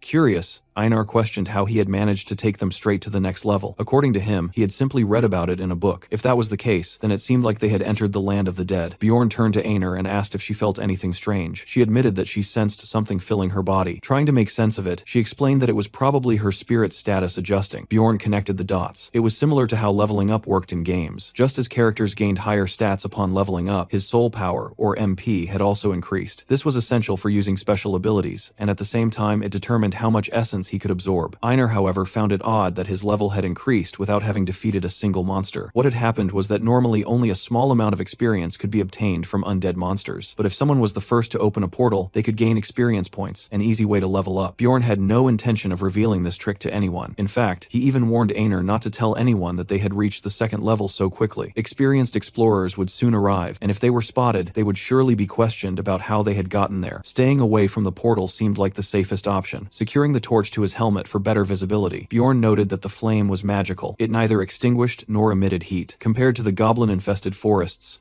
the land of the dead had stronger monsters, but at least it wasn't riddled with traps, making it a more favorable place for barbarians. Just then, Einar sensed something approaching. It was a small group of ghouls. Despite this, she felt an exhilarating excitement at the thought of battle. Without hesitation, she charged toward them and swiftly took them down. It almost seemed too easy until a chilling scream echoed through the air. In that instant, fear crept into her. Bjorn calmly explained that it was likely a banshee and that it was best to leave it alone. The creature wouldn't attack unless provoked. However, Einar, still nervous, asked if it wasn't a dangerous monster. According to Bjorn, if they attacked first, they would be cursed. Moreover, the banshee would follow them until the very end of the labyrinth. That thought alone sent a shiver down Einar's spine. Another eerie scream rang out, and this time Einar instinctively clung to Bjorn's neck. Moments later, skeletons began emerging, confirming her fears. Bjorn tried to explain their weak points, but before he could finish, Einar, without even listening, eliminated all of them in an instant. The two continued heading north, walking for almost 8 hours. Along the way, they encountered ghouls and mutant skeletons wielding weapons, but defeating them wasn't too difficult. These battles helped Bjorn improve his skills as he crushed the monsters with his mace. His new armor significantly boosted his defense, and his helmet was no longer just for carrying candles. It could now withstand arrows as well. Glancing at Einar, he noticed that she was quite skilled in combat. One thing stood out though. She constantly shouted, "Yahello," the name of the ancestral goddess of the barbarians. Even she didn't seem to know why, but somehow Bjorn found himself doing the same, shouting along with her as they fought, enjoying the thrill of battle together. The continuous fights also granted him a significant amount of EXP points. Einar soon noticed that Bjorn's arm was injured, but he didn't seem concerned. To her surprise, his wound began healing on its own. Excited, she asked if it was due to the seal. Bjorn revealed that the first level of the seal enhanced regeneration and increased vigor. As they continued forward, they realized the terrain had changed, and the wails of the banshee had grown even louder. This signaled the arrival of rank 8 monsters. Suddenly, a guttural scream echoed through the area as a death demon appeared. It was said that this creature consumed the very light of the labyrinth. Bjorn reminded that the best strategy was to attack its head, and without hesitation, they launched their assault. However, the creature was no easy opponent. It blocked their attacks effortlessly, its skin as hard as stone. Bjorn took the lead, drawing the monster's attention while Einar attempted a sneak attack from behind. Yet, despite her precise strike, her blade barely penetrated. The demon turned and threw Einar aside. She got back on her feet, leaning on her sword, and shouted that the monster was far too strong. Bjorn recalled that even in the game, this monster had incredibly high defense and exceptional healing abilities. The death demon let out another roar, and this time, even Bjorn felt a chill. He knew exactly what that meant. The creature had activated its ability to summon ghouls. Within moments, 15 to 20 ghouls appeared, rushing toward the barbarians. Bjorn shouted for Einar to handle the ghouls while he focused on the demon. Gripping his shield tightly, he advanced, but the demon's attack forced him to retreat. Regaining his footing, he charged again, using his shield to block, while Einar swiftly eliminated the ghouls. Once she was done, he warned her not to get distracted before striking the monster with his mace once more. Now, Both barbarians attacked in unison, finally managing to land a solid hit on the demon's head. For a moment, Bjorn thought their attack had worked, but the demon refused to go down. With a powerful strike, it sent Bjorn flying. He hit the ground hard, injured, and looked up just in time to see the wound on the monster's head almost fully healed. Bjorn analyzed the situation, trying to think of a strategy. Meanwhile, Einar grabbed the demon's leg with all her strength, attempting to unbalance it. She succeeded. The creature toppled backward. Seizing the opportunity, the barbarian struck, finishing it off before it could recover. The demon left behind a large magical crystal, but by barbarian standards, it was only worth about 100 crystals. If combined with the ghoul's remains, it would total around 300. Even though the risk was high, the reward felt small. Despite that, Einar was thrilled about hunting monsters. Bjorn, on the other hand, started thinking that hunting with her wasn't so bad. After all, Erwin had been a bit too passive. They continued battling death demons using the same tactic, knocking them off balance and delivering a decisive blow to the head. Eventually, they managed to defeat around 70 of them. Bjorn, who was searching for demon essence to synchronize with his seal, found nothing on the first day. By the second day, demons began appearing in pairs, but they still weren't too difficult to handle. The real trouble came when they took too long in one place. Soon, they found themselves at risk of being surrounded by ghouls. By noon, demons started appearing in groups of 3. That's when the barbarians realized the situation was becoming overwhelming. Just then, another group of explorers arrived. Before Bjorn could say anything, Einar interrupted and threatened them. Terrified, the explorers fled from the barbarians without a second thought. She then turned to Bjorn and said it would be better to set up camp elsewhere since humans had discovered their location, and they couldn't be trusted. As they continued on their way, Bjorn wondered if she had bad experiences with humans in the past. As they were discussing how they hadn't found a good camping spot, a desperate voice calling for help reached their ears. Moving forward cautiously, they came across several adventurers' bodies, all showing traces of poison. Both of them froze. Before they could react further, a plunderer appeared in front of them, someone who looked incredibly powerful. Unlike regular explorers, plunderers didn't hunt monsters, but instead targeted fellow adventurers to make money. This activity was punishable by death, but just as Bjorn had silenced the explorers who had abused him, if everyone here was eliminated, no one outside would ever know. The plunderer smirked and asked if this was their first time encountering someone like her. Bjorn remained silent, carefully analyzing his opponent. Judging by her stance and characteristics, she was highly skilled at her craft, so much so that he had never even heard of her before. Meanwhile,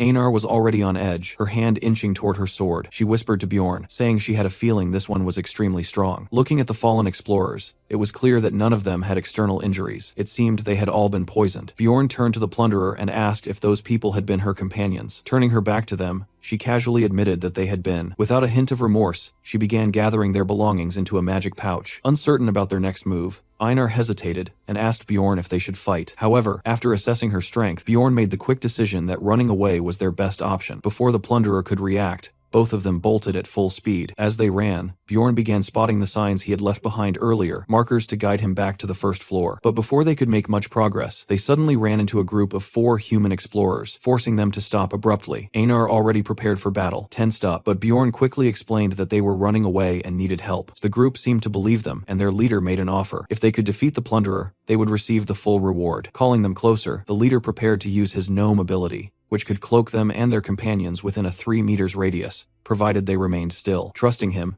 Bjorn and Einar stepped forward. Lucky us, their leader mused. 2 barbarians just walked straight into our trap. A sudden wave of paralysis spread through Bjorn's body, and he finally understood. The plunderers had set them up. He had no idea how to break free from their magic. His mind raced, analyzing the effect. If they were truly immobilized, what kind of magic could this be? Then it hit him. It had to be the immobilization spell of a stone golem. That meant one thing. The person who cast this must have consumed the essence of such a creature, and the only way to break free was to take damage. As the plunderers casually discussed how much they could make from the barbarians, one of them grabbed Einar's face. Examining her closely with a wicked grin, he remarked how fortunate they were. After all, a barbarian's heart was incredibly valuable. Another plunderer turned to Bjorn, chuckling as he pulled out a knife. Too bad for you, he sneered. My eyes won't let you escape. With that, he drove a knife toward Bjorn's neck. However, Bjorn was ready. Just as the blade pierced his skin, he twisted his body, ensuring the wound was as shallow as possible. The pain was enough to break the paralysis. In an instant, he moved. Before anyone could react, he struck the plunderer directly in the face. The group gasped in shock. Bjorn, breathing heavily, yanked the knife from his neck and flung it aside. It landed dangerously close to Einar's chest. Though still in a combat stance, he was severely injured and his body could barely hold up. His legs buckled, and he collapsed onto his knees. But Einar wasted no time. Gripping her sword tightly, she lunged forward, slicing through the plunderers with swift, merciless strikes. One by one, they fell until only the leader remained. Seeing his entire group wiped out, he turned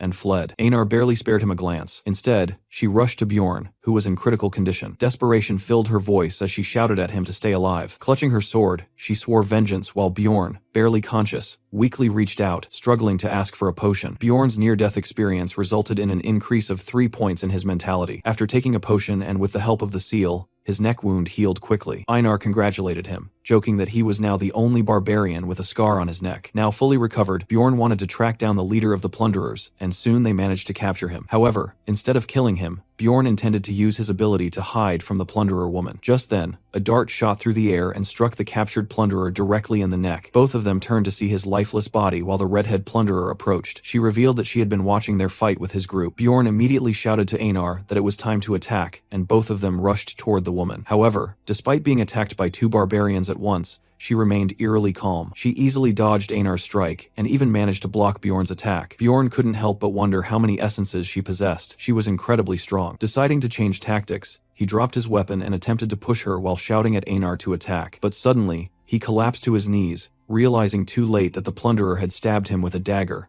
A chilling thought crossed his mind. If she was an aura user, they had no chance. Meanwhile, Einar attempted a surprise attack from behind, but the plunderer retaliated with such speed that Einar couldn't even defend herself. She was using a paralyzing poison, leaving the barbarians immobilized. Bjorn recognized how powerful she was, far beyond what they could handle. As she pointed her dagger at his face, she unexpectedly offered him a deal. If he swore that he had never seen her, she would spare his life. She explained that she had never intended to kill the barbarians in the first place because she owed a debt to their race. Bjorn realized she was telling the truth. However, Einar warned him not to trust her, believing she was merely toying with them. Curious, Bjorn asked what would happen if he refused the offer. Without hesitation, the plunderer stated that she would kill him. Left with no choice, Bjorn swore on his honor. The plunderer, intrigued by his response, remarked that he was different from other barbarians and placed some kind of enhancement on him. It was now Einar's turn to respond. To Bjorn's surprise, she refused. The plunderer raised her dagger, ready to finish Einar off. Desperately, Bjorn urged Einar to swear the oath. Einar tried to argue about the honor of barbarians, but Bjorn reminded her that she had promised to trust him. Still hesitant, she eventually gave in. Before leaving, Bjorn asked the plunderer which floor she had come from. She answered the 8th floor. That meant the barbarians had survived purely because of her promise. As she disappeared, Bjorn made a silent vow. Next time, their encounter wouldn't end like this. Returning to the 1st floor, they stepped out of the portal. The moment they did, Einar collapsed onto the ground. Bjorn asked if she was okay, to which she weakly replied that she was no longer a warrior. Bjorn simply stated that only the strong survived. There would be another chance in the future. Einar tried to come to terms with this, knowing that one day they would get their revenge. They took a break to rest, but despite his exhaustion, Bjorn couldn't sleep. He wasn't feeling as terrible as I, but humiliation weighed heavily on him, just like when that blonde guy had saved him. The priestess had refused to heal him, and the swordsman had handed him a potion which he had drunk like a helpless fool. Bjorn remembered everything. The moment he had seen someone decapitated, the madness he had witnessed since entering this world. All he had done was try to survive, but now he was determined. He didn't want to live his life like this anymore. He asked Einar if she was willing to do whatever it took to become stronger, even if it was dangerous. Without hesitation, she agreed. She knew that if they didn't grow stronger, they would die. Bjorn then began explaining his plan to his companion. They would enter the rift and search for the case. But first, they defeated different monsters on the 1st floor, eventually reaching a dark area. After some time, they arrived at a stone monument. Bjorn explained that it was a memorial for those who had discovered the labyrinth. A quote was engraved on it, one that he had seen in the game. This meant that the hidden condition should be the same as well. The rift would be opened, but it was a secret. Einar promised not to tell anyone, but she was curious what exactly was the rift. Bjorn explained that it was another labyrinth within the labyrinth. To open the rift on the 1st floor, they needed magic crystals from the 4 types of monsters. From the 2nd floor, they required an 8th rank magic crystal. The rift itself would open an instance dungeon with a 5-person capacity, and its difficulty depended on the number of participants. In the game, the rift had only opened 3 months in a Rift City's timeline, and people had eventually found ways to force it open. Bjorn activated it, and the 2 of them stepped inside.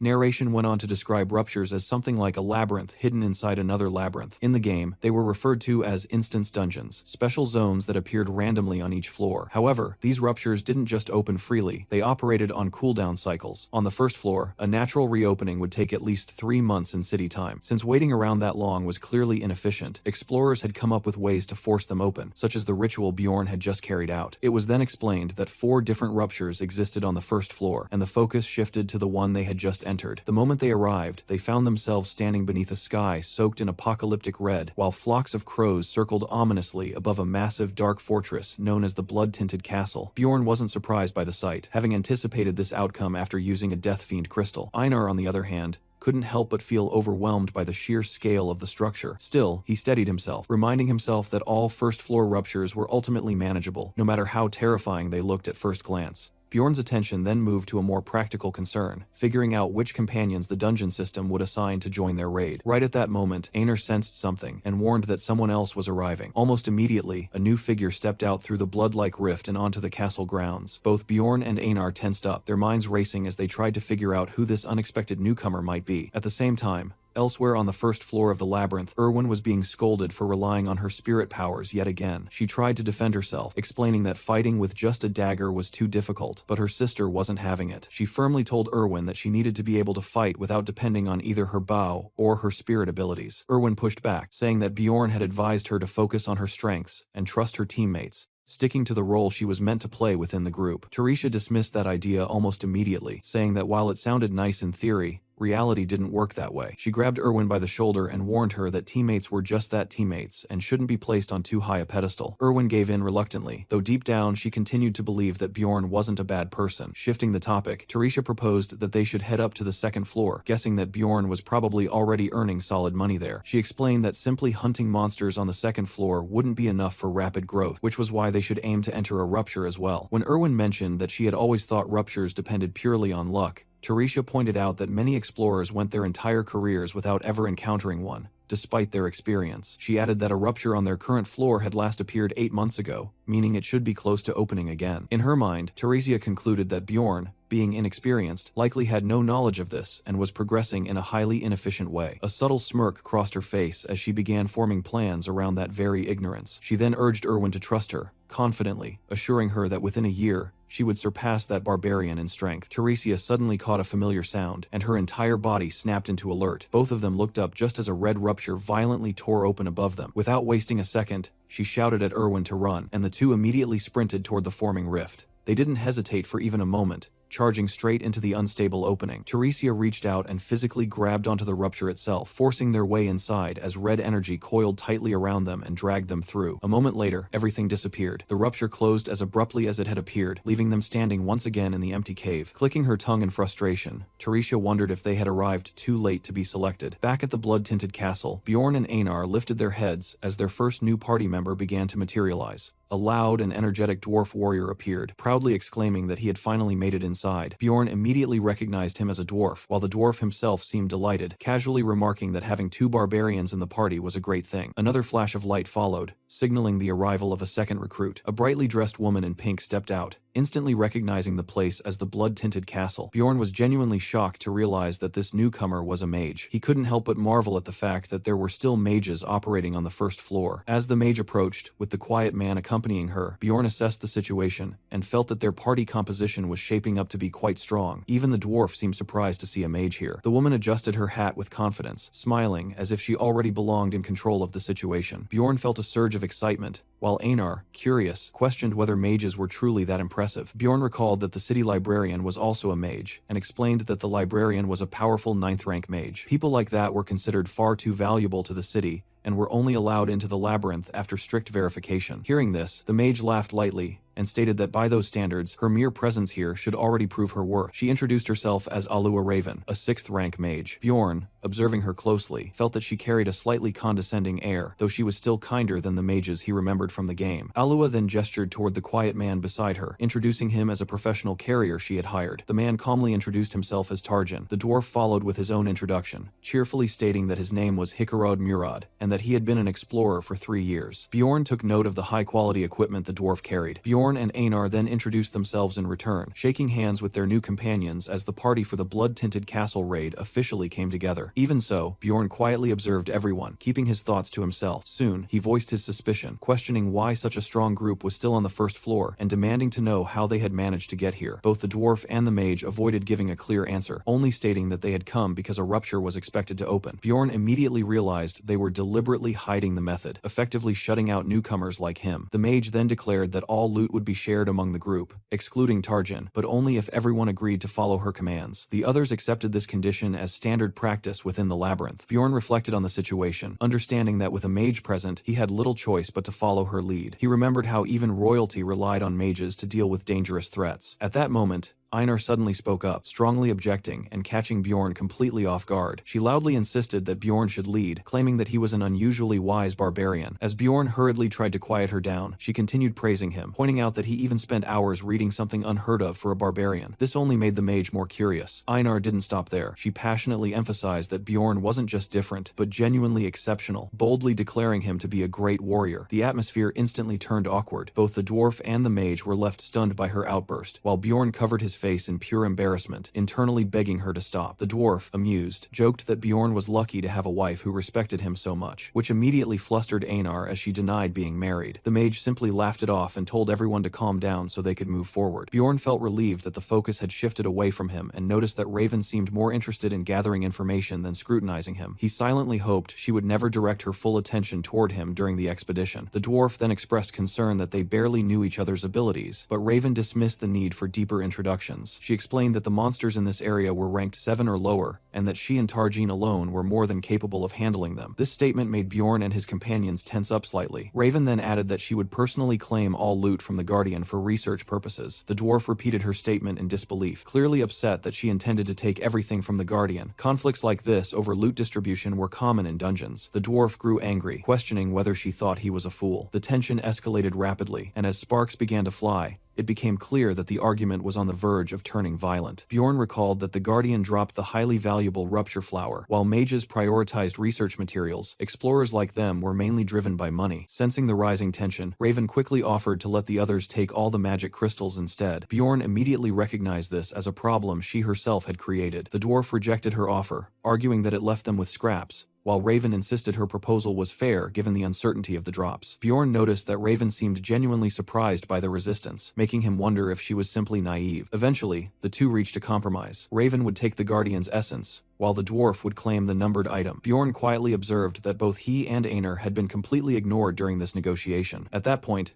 Bjorn stepped forward, refusing to be left out. He made it clear that he wouldn't continue without securing a share for himself. He conceded the essence and the numbered item, but demanded the Rupture Stone for himself and Einar. Both Raven and the dwarf immediately called him greedy. They argued that having 2 barbarians in the party was already unnecessary, and that asking for the Rupture Stone was excessive. Bjorn quickly realized that his initial demand had failed. Adjusting his approach, he backed down from the Rupture Stone and instead negotiated for 2 non-Guardian essences. Raven and the dwarf fell silent for a moment, reconsidering his revised proposal. After a brief pause, Raven smiled and agreed to the new terms. Bjorn accepted that this was likely the best outcome they could get. He also noticed how quickly the atmosphere shifted back to friendliness, as if the intense conflict had never happened. The mage cheerfully suggested that they get moving, while Bjorn muttered to himself about how frighteningly ruthless explorers could be. Watching Raven demonstrate her authority once again, he strengthened his resolve to grow stronger. As the tension finally eased, Bjorn let out a quiet breath of relief. Despite dealing with experienced explorers who tried to suppress others from rising, he swore to himself that he would climb the ranks no matter what. A system message rang out, announcing that they had entered the blood-tinted castle. The narration followed by explaining that the castle was divided into 4 distinct chapters. The first chapter was the entrance drawbridge. The second was the outer castle wall district, shaped by urban-style combat. The third was the underground prison hidden within the inner walls. And the fourth and final chapter was the demon worship room, located inside the castle lord's chambers. As the party moved forward, they approached a massive doorway guarded by towering statues on both sides. Raven immediately identified them as gargoyles. The narration described these creatures as 8th-rank monsters that usually remained completely still, like statues, only coming to life the moment they detected intruders. True to that, the gargoyles suddenly activated and launched a high-speed attack without warning. Bjorn tensed up instantly, knowing their signature ability was petrification. The usual method to deal with them involved sacrificing one person to the petrification effect, while the others fought back. As Einar panicked and shouted Bjorn's name, fearing he would be the one sacrificed, Raven simply tipped her hat with quiet confidence, already prepared to handle the situation. The narration pointed out that everything changed when a mage was present. Raven cast her spell, invoking Artena Bjar, directly countering the curse. Bjorn immediately recognized it as a curse-canceling spell, and the petrification effect on him was completely nullified. With their most dangerous ability gone, the gargoyles were reduced to nothing more than melee opponents. Bjorn and Einar rushed in together, striking hard and cutting one down with ease. At the same time, the dwarf let out a loud battle cry as he charged the second gargoyle, smashing it with a crushing hammer blow. The creature staggered,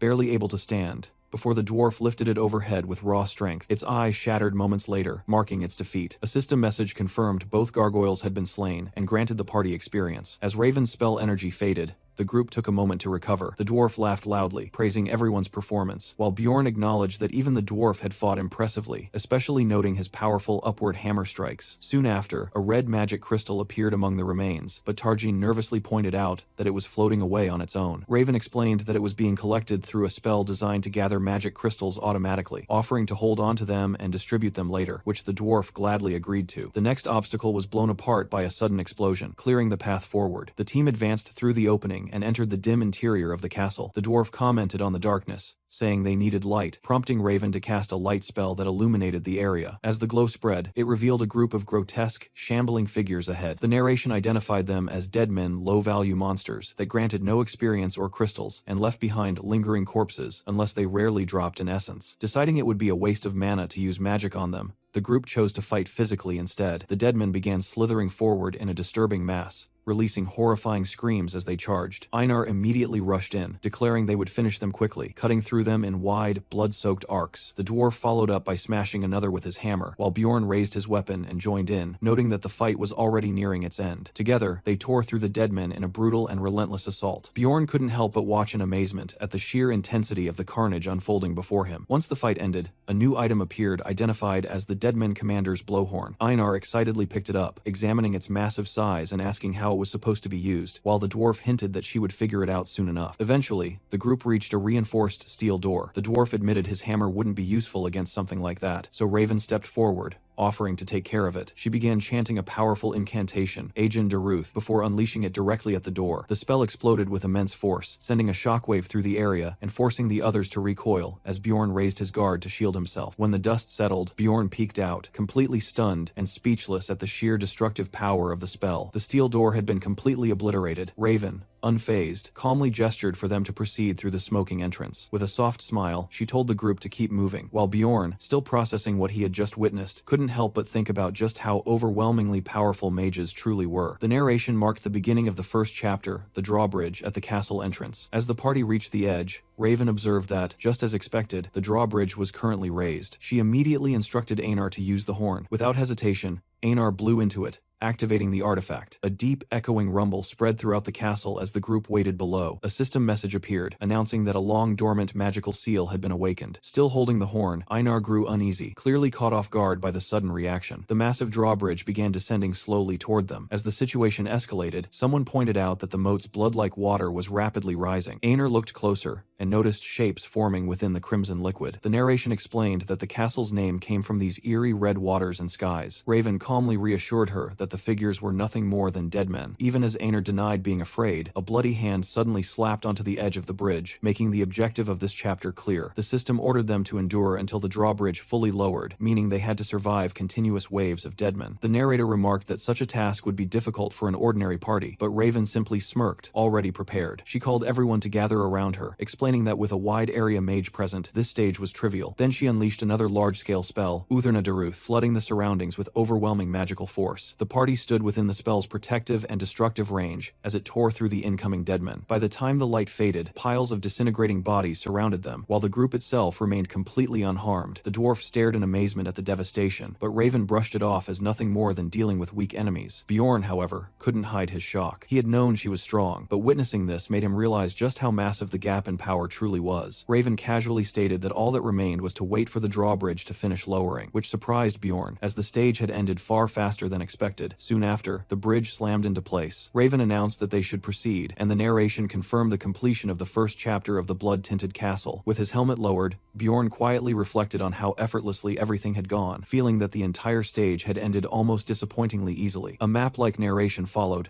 as the party crossed into the outer castle. Normally, this area would be filled with enemies, but Raven once again used her wide-range magic to clear the battlefield. Her spell wiped out skeletons and other undead in a sweeping blast. Bjorn observed that while she couldn't eliminate everything at once this time, her magic was still overwhelmingly powerful, as a single cast had nearly wiped out all opposition. Only the massive Death Fiend demons remained, towering over the group. Raven instructed the fighters to handle the rest, and Einar eagerly charged forward alongside Bjorn. They clashed directly with a Death Fiend, coordinating coordinating their movements seamlessly. Together, they executed a double barbarian tackle, slamming the creature into the ground with brutal force. The dwarf watched in disbelief, questioning whether this was truly how they usually fought. Raven followed up by casting another spell, surrounding the fiends in crackling purple energy that worsened their wounds and suppressed their regeneration ability, known as body preservation. With their healing disabled, the barbarians tore into the death fiends relentlessly until nothing remained but shredded flesh. As the enemies fell, glowing essences drifted into Tarjan's bag. Einar quietly admitted to Bjorn that she now understood why mages were so highly valued. The dwarf cheerfully agreed, saying that having a mage in the party opened up countless possibilities. Raven responded proudly, stating that such results came from both intense training and natural talent. Bjorn, watching her, concluded that she clearly enjoyed showing off and was deeply obsessed with her magical research, even if she tried to appear modest. Since they now had some spare time, Raven asked the group to help gather research materials, and everyone, including Bjorn, agreed. After quickly collecting specimens and loot, she thanked them and suggested they move forward. As they continued, Einar casually wondered how many cream pies she could buy with the money they would earn. Meanwhile, Bjorn silently followed, but something caught his attention. Raven had carefully searched the area, yet she had ignored a particular object. This made him suspicious. He wondered if she simply didn't know about the hidden treasure that could be revealed by breaking a nearby statue. He recalled how, in the game, players would often interact with anything unusual to uncover secrets. A familiar memory surfaced of characters discovering hidden items by pressing interaction points in odd places. Bjorn himself had shared that habit during his 9 years of playing, allowing him to uncover countless secrets. Even so, in the present moment, he chose not to reveal this knowledge. Drawing attention to it might hurt Raven's pride, or make her suspicious. Keeping quiet, he moved along with the group as they advanced deeper into the ruined, red-lit castle. Soon, they confirmed they had reached the inner castle beyond the outer walls. Raven noted that the area seemed strangely empty, with no monsters or valuable resources in sight. She suggested they move on quickly, and the group readily agreed. With Raven visibly energized, they continued forward, descending deeper with torches lighting their way into the underground section of the castle. A system message appeared, stating that they had entered the first floor of the underground prison. The dwarf asked what kind of monsters they could expect here, and Raven listed them: skull rats, banshees,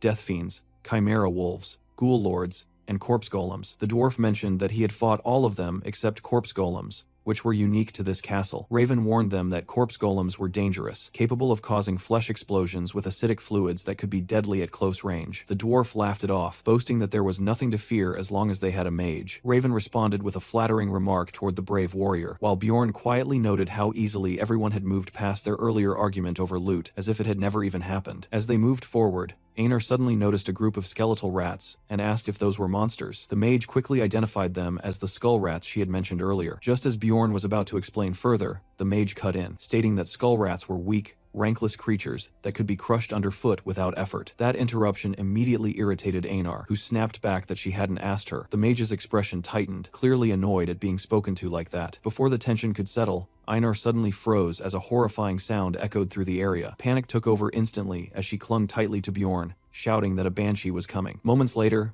the grotesque figures appeared, shrieking as they rushed straight toward the group. The mage had already warned earlier that encountering a banshee would be bad, explaining that while they weren't necessarily the most dangerous enemies, facing them was an extremely terrifying experience. That explanation only made Einar more frightened. Bjorn, watching this unfold, couldn't help but feel that the mage was acting somewhat childish. Einar, still shaken, urged the mage to explain more, but the mage admitted she wasn't entirely sure. Bjorn then stepped in, mentioning that he had heard mages possessed methods to deal with banshees. The mage looked surprised at his knowledge and remarked that he was unexpectedly well informed. Dropping the casual tone, she declared that she would handle the situation herself. Without hesitation, she cast a powerful spell, unleashing a torrent of red magic toward the banshees. One of them was immediately engulfed, letting out a piercing scream. The rest swarmed toward her, their shrieks growing louder, but she responded by casting an even stronger fire spell. Flames erupted, swallowing the banshees completely as they burned and crumbled into nothing within the inferno. When the flames finally died down, she stepped out calmly and told the party to continue forward. The others could only stand there for a moment, stunned by the overwhelming display of power. Soon after, a system message appeared, announcing that they had entered the second floor of the underground prison. New enemies were introduced: a fearsome chimera wolf and a ghoul lord. The narration described the underground prison as resembling a mad scientist's laboratory, filled with grotesque creatures and disturbing objects. Bjorn observed the surroundings and felt that this was where things would finally become interesting. The dwarf praised Raven's strength and asked if she truly felt no fear in such a horrific place. Raven casually replied that she actually enjoyed areas like this, as environments like these didn't bother her at all. While speaking, she examined a section of the wall and revealed that, According to a map she had memorized, there was a hidden door there. She added that a corpse golem was waiting just beyond it. Bjorn quietly noted that she had even skipped the usual process of acquiring such a map. The group decided to leave behind their heavier gear before proceeding. Raven then asked Bjorn to light his torch so they could see clearly. Once ready, she announced that she was opening the hidden door. As the door creaked open, it revealed a chamber packed with countless corpses. The party stood at the entrance, greeted by an overwhelming stench and a seemingly endless mountain of bodies stretching deep into the darkness. As they stepped inside, Bjorn reflected on how, in the past, a sight like this would have made him faint instantly. Now, however, his barbarian body dulled the physical impact of the scene, leaving him largely unaffected. The first to react was Tarjan, the carrier, who immediately began retching from the unbearable smell. Raven followed soon after, struggling to suppress her own nausea. Bjorn realized that while she might be accustomed to gruesome sights from dissections, she clearly wasn't prepared for the stench as she began coughing and gagging. The dwarf, noticing this, felt relieved that at least the two barbarians remained unaffected and urged them to keep moving forward. They continue through the corpse-filled area, noticing another immense pile ahead. The party stops again before another towering heap of corpses. The corpse mound suddenly speaks to them, shocking the group. Many voices in the corpses cry out for help and to be saved, horrifying the party. Bjorn focuses on a glowing red point within the mass. A system message declares that the first boss, the corpse golem, has appeared while the writhing flesh screams in pain, and Bjorn recalls that it was silent in the game. Hearing their pleas, he realizes they must act immediately. He shouts for everyone to pull themselves together. He curses that the dwarf has frozen up in terror. The corpse golem's agonized voices continue to echo, amplifying the oppressive atmosphere. Raven and the dwarf are reduced to trembling wrecks, and the Bjorn thinks bitterly that they are not living up to their reputations. He concludes that, at this rate, the strong allies will be useless, and that he will have to carry the fight. The corpse golem looms before the two barbarians as they ready themselves to battle it. Dungeon & Stone is a niche game that has managed to reach its peak because of how many features it offered to different types of players. What stood out the most in his memory were its incredibly lifelike illustrations, especially the ones depicting creatures like the corpse golem. Those visuals had been so vivid that they spread across the internet as memes, even reaching people who had never played the game. Because of that, many could recognize monsters like the corpse golem without knowing anything about where they came from. But now, standing face to face with the real thing, Bjorn realized just how different reality was. No matter how detailed the game's artwork had been, it couldn't come close to the sheer horror of seeing the creature in person. The living corpse golem was far more terrifying than any drawing could ever capture. The mage, who had earlier claimed to be skilled in dissections, was now bent over, barely holding back vomit. Even the experienced dwarf looked shaken to his core, and the supposedly tough carrier was visibly trembling, drool slipping from his mouth in fear. Bjorn noticed the irony in all of this. Despite being treated like inexperienced newcomers, only he and Einar were mentally holding it together. The two barbarians were the only ones still ready to fight. As the corpse golem suddenly attacked, Einar snapped out of her shock and shouted at everyone, demanding to know what they were doing. She immediately urged them to move. Bjorn didn't hesitate, charging forward and striking one of the incoming corpse bombs mid-air. Another exploded near the dwarf, spraying acidic gore in all directions. The corrosive green fluid splashed across the dwarf's face, and he screamed in agony, shouting that his eyes were burning. Bjorn quickly realized the dwarf had been taken out almost instantly, which made him glance toward the mage. She was still too busy vomiting to even react. Understanding the situation, Bjorn gave a sharp order. Einar was to drag the blinded dwarf to safety and guard the mage while he handled the boss. He knew that if he didn't act smartly, all of them would die. Without waiting, Bjorn rushed forward alone, deliberately drawing the corpse golem's attention. He relied on his knowledge of its attack patterns. At a distance, the creature threw explosive corpses, while at close range, it hurled chunks of flesh directly at its target. If anyone got too close, it would try to pull them in and devour them. Bjorn understood that under no circumstances could the mage get near it. If the golem shifted its focus toward her while she was still panicking, it would be disastrous. So he kept his distance, using his shield and precise movements to bait every attack toward himself, buying time until she could recover. Eventually, the mage steadied herself. She forced herself upright, gripping her staff as her breathing slowed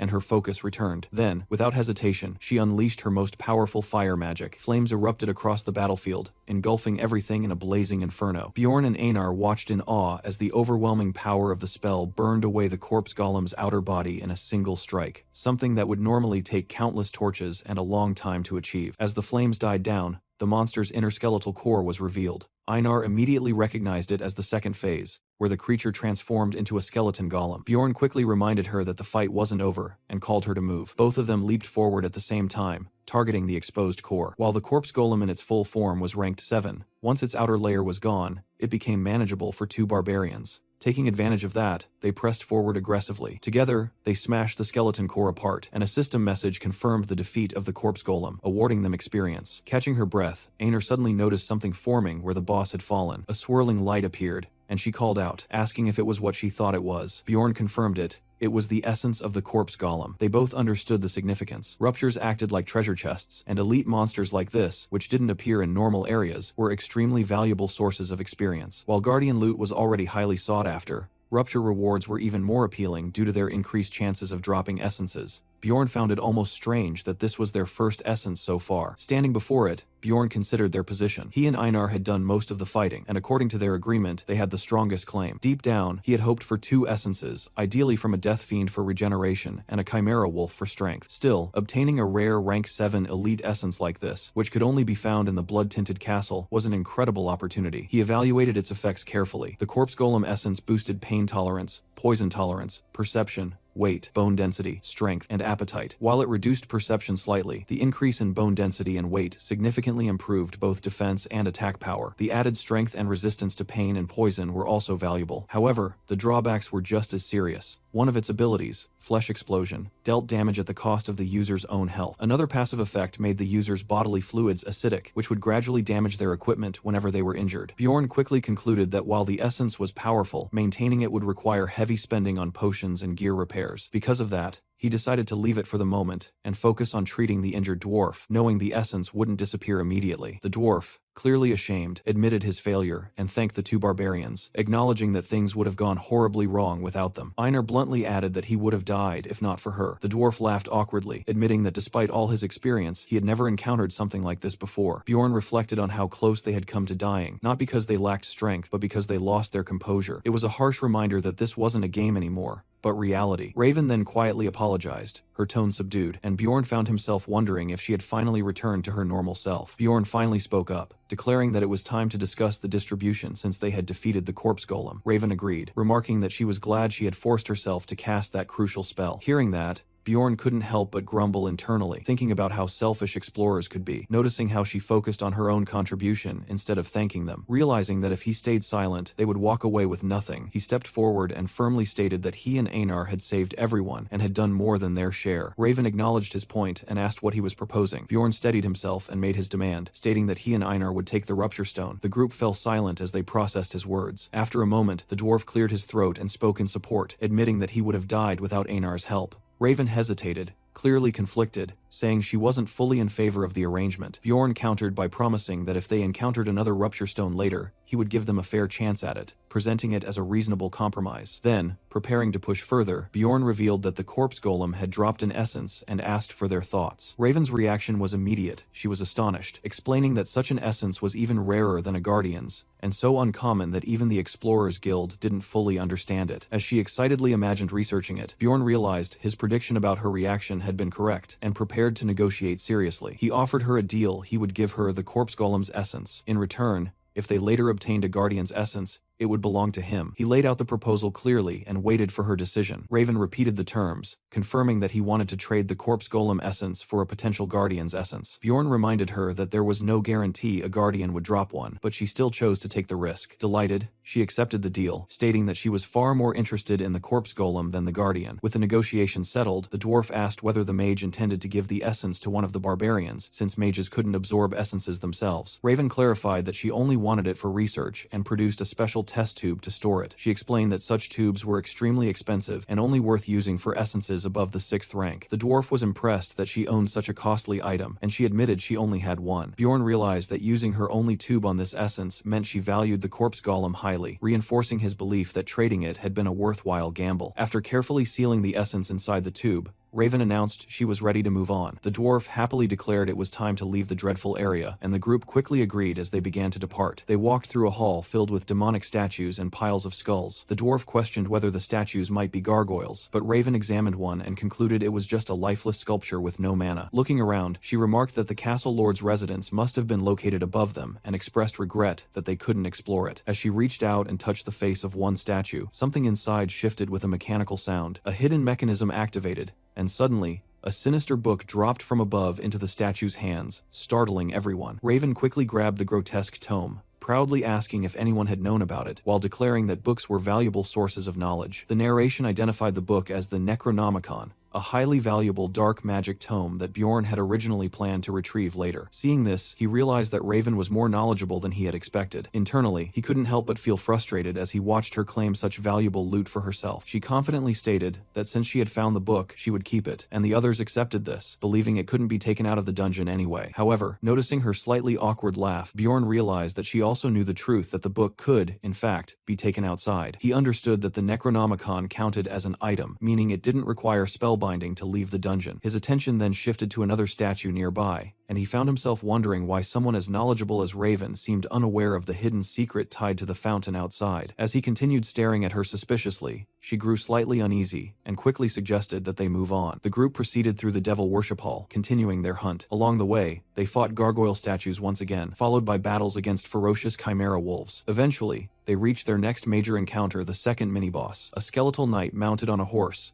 known as the Bone Knight. Raven commented that they had been quite lucky so far, having already obtained the Corpse Golem essence and now encountering a desire type of Bone Knight. Bjorn silently agreed, recognizing that their luck had indeed been unusually good. The Bone Knight stood before them as a 7th rank monster, one that could possess 3 different attributes: hatred, sadness, or desire. The sadness type used madness-inducing fog, making it especially troublesome, while the hatred type wielded a level-draining ability called soul slaying, making it the most dangerous of the 3. The one they were facing, however, was confirmed to be the desire type. This variant possessed a regeneration ability known as life power absorption. Raven immediately stated that she could counter that regeneration using her injury worsening spell and told everyone not to worry as she began casting. Her magic burst forth, binding both the Bone Knight and its mount. Since desire types were considered the easiest to deal with, the fight quickly tilted in their favor. As the creature struggled under the effects of her spell, Bjorn couldn't help but think that with such an advantage, something even better might happen. Moments later, the Bone Knight fell, and just as he had hoped, it dropped its essence. Bjorn was genuinely surprised. They had already obtained the Corpse Golem essence earlier, and now they had another one. He began to wonder if his luck had finally turned around. The dwarf congratulated him, assuming that the frontline fighters would naturally take the essence. Instead, Bjorn surprised everyone by offering it to Einar. Even she was caught off guard. Deep down, he did want the essence, but recalling his knowledge from the game and how he used to analyze things like a player reading a wiki, he concluded that it would be more efficient for Einar to take it. Life power absorption worked best with sword users, making it a perfect match for her. He remembered how reliable she had been ever since they entered the labyrinth together and decided that she was someone he could trust. Einar gratefully promised to repay him, and Bjorn felt that her loyal nature would make her a strong, long-term ally. Rather than rushing for immediate gains, he chose to invest in her strength, believing that a stronger Einar would help him obtain an even better essence later. As Einar absorbed the essence, Bjorn suddenly realized that there was one important side effect he had forgotten to mention. The transformation completed, and Einar staggered slightly before asking if it was over. At first, she didn't feel much different, but as she looked around, something seemed off. Her eyes widened in shock as she noticed Bjorn appearing larger than before. Panic set in as she realized everyone around her looked bigger. She demanded to know what had happened. The dwarf bluntly explained that it wasn't them who had changed, she had shrunk. He even estimated her new height. Raven calmly added that the Bone Knight essence traded bone length for density, making her bones stronger and more durable while reducing her height. A status window outlined the changes: improved agility, endurance, and bone density, along with reduced height and enhanced defensive abilities. Raven tried to reassure her that only her height had changed, but Einar was already breaking down. She cried out in despair, convinced that no one would see her as a warrior anymore, especially since she had already been looked down on for being a woman. Raven attempted to comfort her in her own way, saying that Einar now looked very pretty and that her softer features might even appeal to nobles. Instead of helping, that only made things worse, as Einar took it as confirmation that she no longer looked like a warrior. Bjorn quickly stepped in, firmly stating that everyone knew she was a capable warrior. At the same time, he privately admitted to himself that without her tattoos, she might indeed look like an ordinary woman, but he chose to focus on encouraging her instead. Meanwhile, the others seemed more interested in discussing the essence itself, with Raven even expressing curiosity about examining Einar later. Einar, however, felt completely hopeless, convinced that everything was ruined. Bjorn gently told her not to dwell on it so much. Just then,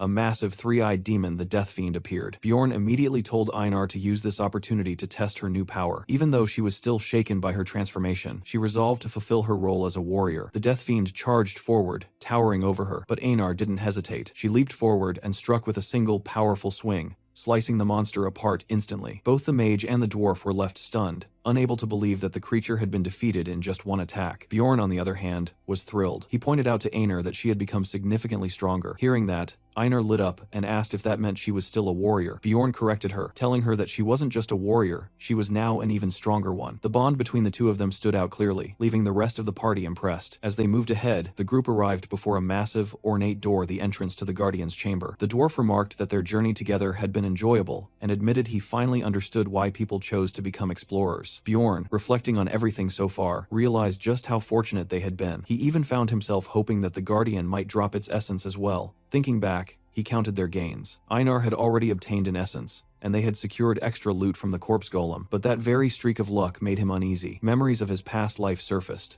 especially moments in the hospital where hope had often been crushed. It made him question whether things had ever gone this smoothly for him before. Now, standing here in his new barbarian life, he instinctively asked himself what the worst possible outcome could be. The dwarf, still in high spirits, stepped forward and decided to open the door. As the handle turned, Bjorn's eyes narrowed. Something about it felt off. The color of the handle was different from what it should have been, and a sudden sense of danger hit him. Without hesitation, he lunged forward, shouting for the door to be shut immediately. The dwarf, confused, began to question him, but it was already too late. A system message appeared, announcing that the master of the blood-tinted castle was awakening. Bjorn cursed under his breath, realizing they had missed their chance to avoid it. An overwhelming presence flooded the corridor. The mage froze in horror, staring ahead as she struggled to process what she was seeing. Slowly, a grotesque figure emerged, a vampire seated like a king upon his throne, casually licking his lips as if savoring the moment. He spoke, remarking that it had been a long time since he had seen living beings. The mage quickly identified the creature, clarifying that it wasn't just any monster. It was a vampire, an advanced variant that normally appeared only on much higher floors. Worse, it was an intelligent, named entity. The monsters were divided into 4 categories. The first were mutants, where basic monsters gained specialized roles, like goblins becoming archers or swordsmen. The second were advanced variants, which exceeded the normal rank of their floor. The third were rare monsters, found only in special ruptures, such as the corpse golem, or even elusive mimics. The final and most dangerous category were advanced mutants named monsters that retained memories and identities, like the one before them. This creature is Vampire Duke Cambermere. The moment the realization hit, the group turned and fled. The dwarf and the mage shouted in panic, overwhelmed by the unexpected encounter, while Bjorn snapped at them to stop complaining and run. In his mind, he immediately recognized the threat. Cambermere was a 5th-rank boss, skilled in both combat and dark magic, and capable of acting independently. The mage cried out that the Guardian had never been an advanced mutant before, but Bjorn, recalling other rupture anomalies, knew that such irregularities could happen. Even after thousands of hours of gameplay, he had never personally encountered this boss, which showed just how rare it was. He had only ever seen it once before through an online gameplay stream in his previous life. As they ran, the mage demanded to know how Bjorn had sensed the danger before the door even opened. Annoyed by her timing, he told her to focus on escaping. Out loud, he simply claimed he had a bad feeling, but internally, he knew the truth. He had noticed the subtle difference in the door handle's color. He remembered how he had once tried to replicate another player's method for summoning this boss,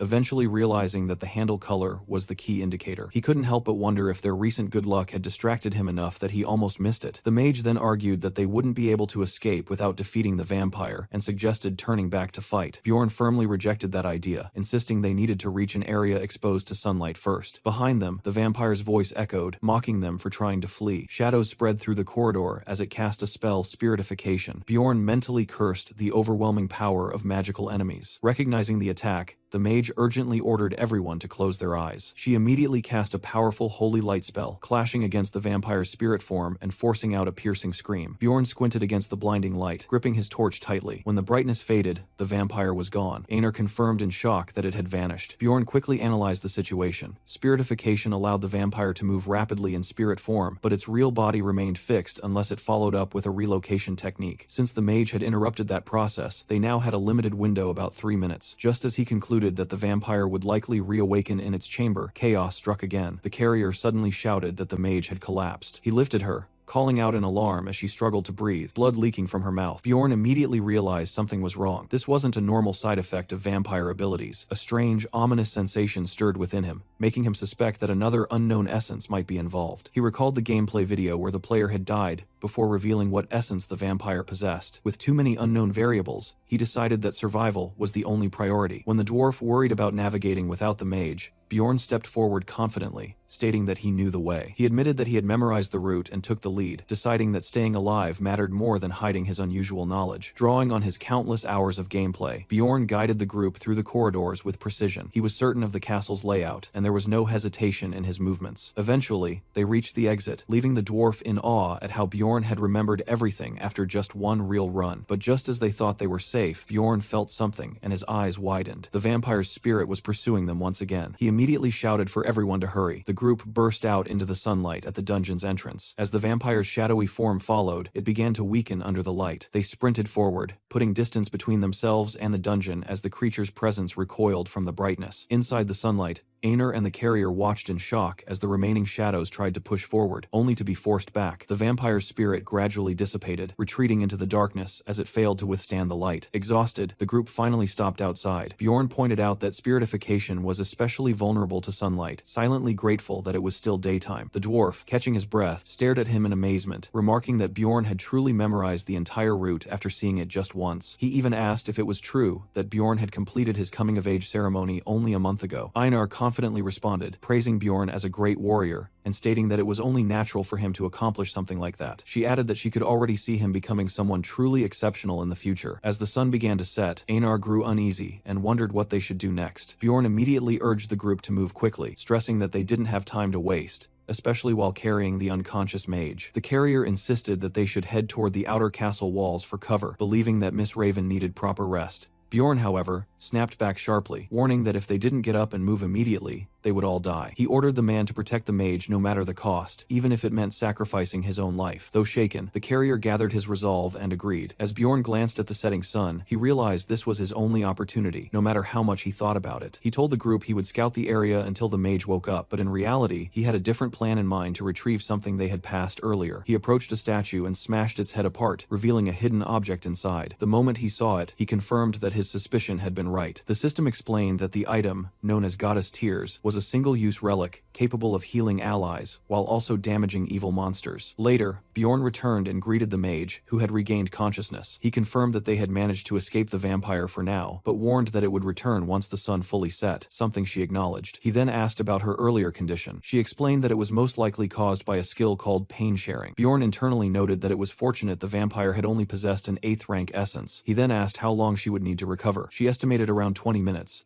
after which she would be able to cast a 7th rank spell about 5 times. Bjorn found that number far from reassuring. Without hesitation, he asked if she knew any sun-based magic. The question immediately irritated her, as she pointed out that asking a mage to reveal their spell list was considered extremely rude. Bjorn acknowledged that he knew about such etiquette from his knowledge of the game, but dismissed it, deciding that it didn't matter. He reminded himself that, as a barbarian, he wasn't expected to follow such refined rules anyway, except perhaps in front of royalty. The mage was left speechless, clearly exasperated by his blunt attitude, but eventually gave in. She revealed that she could cast a sun attribute spell called Sunspot Sphere, a 6th rank spell similar in nature to a flame sphere. Bjorn immediately followed up by asking whether she could enhance it using attribute reinforcement. She confirmed that she could, but it would require an additional 10 minutes of preparation. After thinking it through, Bjorn decided that he would hold the line alone for 30 minutes. He instructed her to conserve her mana and not interfere during that time. She began to question his authority, asking why he was suddenly taking the lead, but Bjorn dismissed the concern, stating that no one else was more suitable, and that it didn't really matter anyway. The dwarf burst out laughing at that, openly declaring that he trusted Bjorn's judgment completely. He even boasted that he was good at reading people. Bjorn simply gave a cold acknowledgement in response. Time moved forward, and night finally took over completely as the vampire duke awakened, his voice carrying an ominous tone as he remarked that something felt strange, then slowly approached the group, while saying that just seeing them was enough to make his bloodlust uncontrollable, even going as far as to taunt them by asking if they could guess the reason behind it. Bjorn and the others stood firm in formation, fully aware that their only objective now was to survive for 30 minutes until the mage's spell was ready, because anything less than that meant certain death. Without warning, the vampire attacked, slashing forward with his long claws and drawing blood before releasing a feral scream as his power erupted violently, forcing Bjorn to immediately take control of the situation, as he ordered Tarjin to retreat with Raven while he and the others held the line against the charging monster. To Bjorn, the situation felt exactly like the game, where even intelligent monsters rarely wasted time talking before diving straight into battle, and just as expected,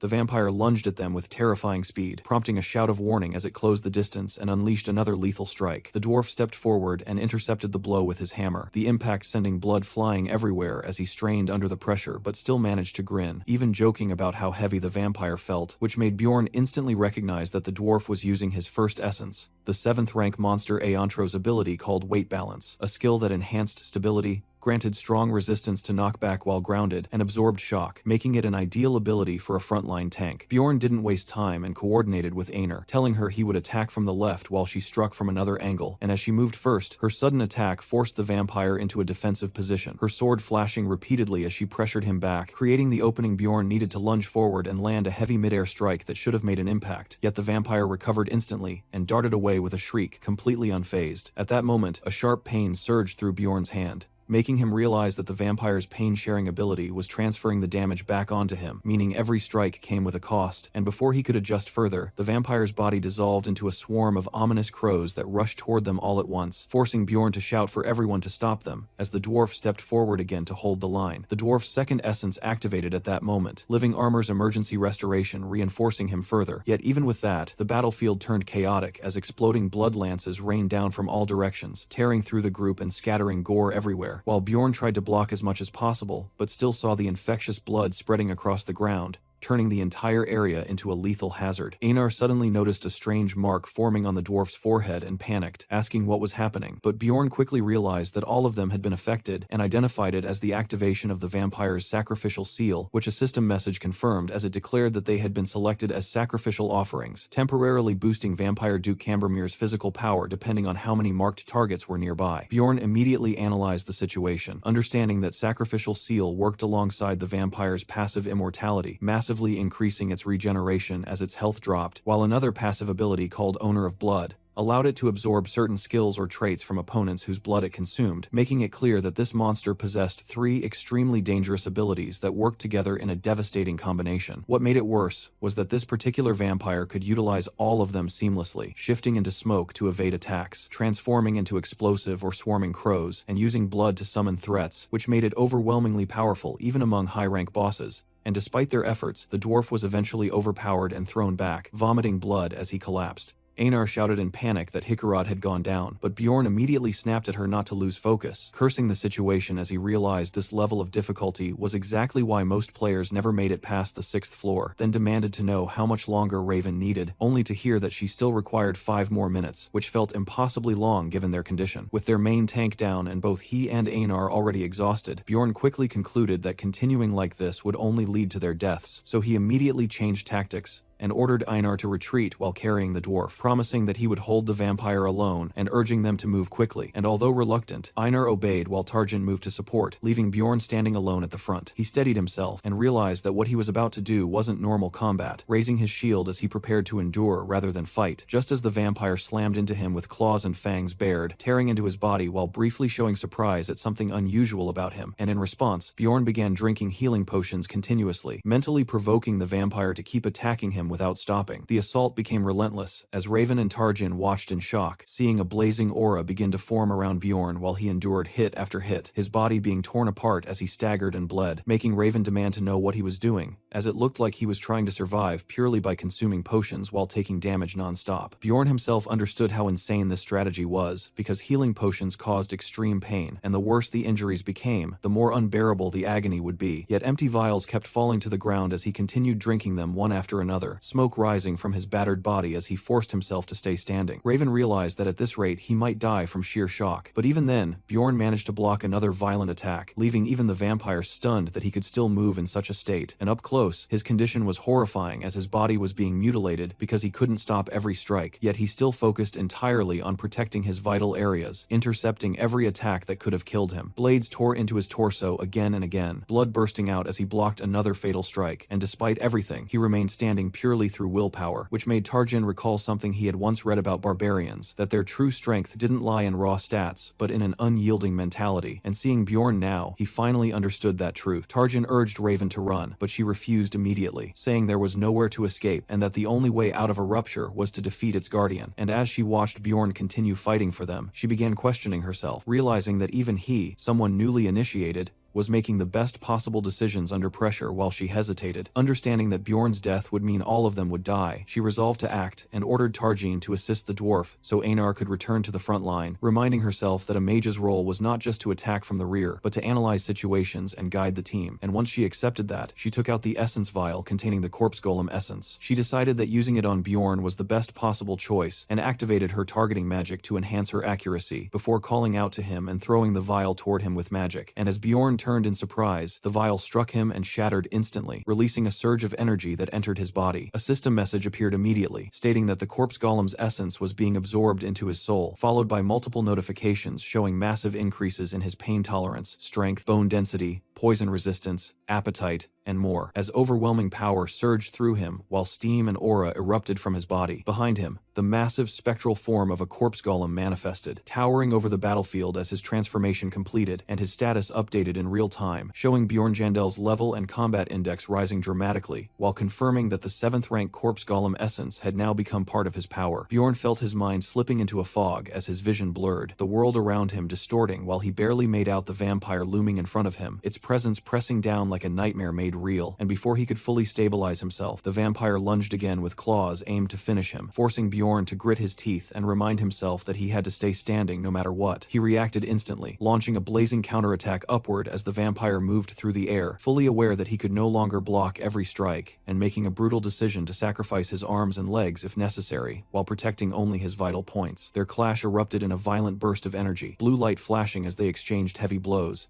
And at that moment another system message echoed, repeating that the corpse golem essence was still being absorbed into his soul while shattered vials lay scattered across the ground nearby, remnants of what had been used on him. As the fight continued, Bjorn suddenly realized something had changed. The vampire's claws were no longer piercing through him the way they had before, his hardened bones now resisting the damage. The vampire itself seemed momentarily stunned, held in place as Bjorn pieced together what had happened, and concluded that Raven must have forced the corpse golem essence into him. He felt irritation rise at the thought, knowing this unexpected development would completely disrupt the progression path he had planned for himself, yet at the same time, he couldn't ignore the immediate advantage it gave him, because in the short term their chances of survival had increased drastically. The biggest difference wasn't just durability, but the fact that he could now move more aggressively, instead of standing there and enduring hits. And even though that might seem like a small change, it was enough to shift the flow of the battle. Bjorn refused to remain on the defensive any longer and pushed forward, shouting through blood and pain as he drove himself into another exchange. The mage's advanced healing began taking effect, rapidly restoring his damaged body, and as Raven steadied herself in the back, she wondered if she had finally managed to act properly in this fight, while Bjorn realized that with this level of regeneration, he could continuously recover even in the middle of combat. That realization sharpened his focus as he rushed the vampire again, forming a reckless but desperate plan in his mind, deciding that survival was now possible if he fully committed. Throwing himself back into close combat, he embraced the madness of his strategy and mentally labeled it as an immortal barbarian mode, tearing into the vampire without hesitation, while completely abandoning any concern for his own injuries. Because even as his flesh was ripped apart, he understood that the damage no longer mattered the same way it used to. Instead of avoiding hits, he leaned into them, deliberately letting more blood spill as he realized that his now acidic blood would burn the vampire from within. He grabbed another potion, preparing to stack even more regeneration on top of his current state, and allowed the vampire to continue tearing into him while coating it in corrosive blood, convinced that anything the creature did to him would be healed within seconds, thanks to the combined effects of the essence and potions. Slowly, the vampire's expression began to change, as it started feeling the accumulated damage and strain from the exchange. Bjorn took another heavy slash that sent blood spraying, and his companions shouted his name in alarm, but he refused to back down as Einar charged forward to support him, declaring that she would not leave him fighting alone. She swung her sword with full force, landing a massive strike that knocked the vampire backward and forced it onto the defensive for the first time. Bjorn immediately followed up, driving another crushing blow into the enemy, but the vampire retaliated just as fiercely, raking deep wounds across Bjorn's back.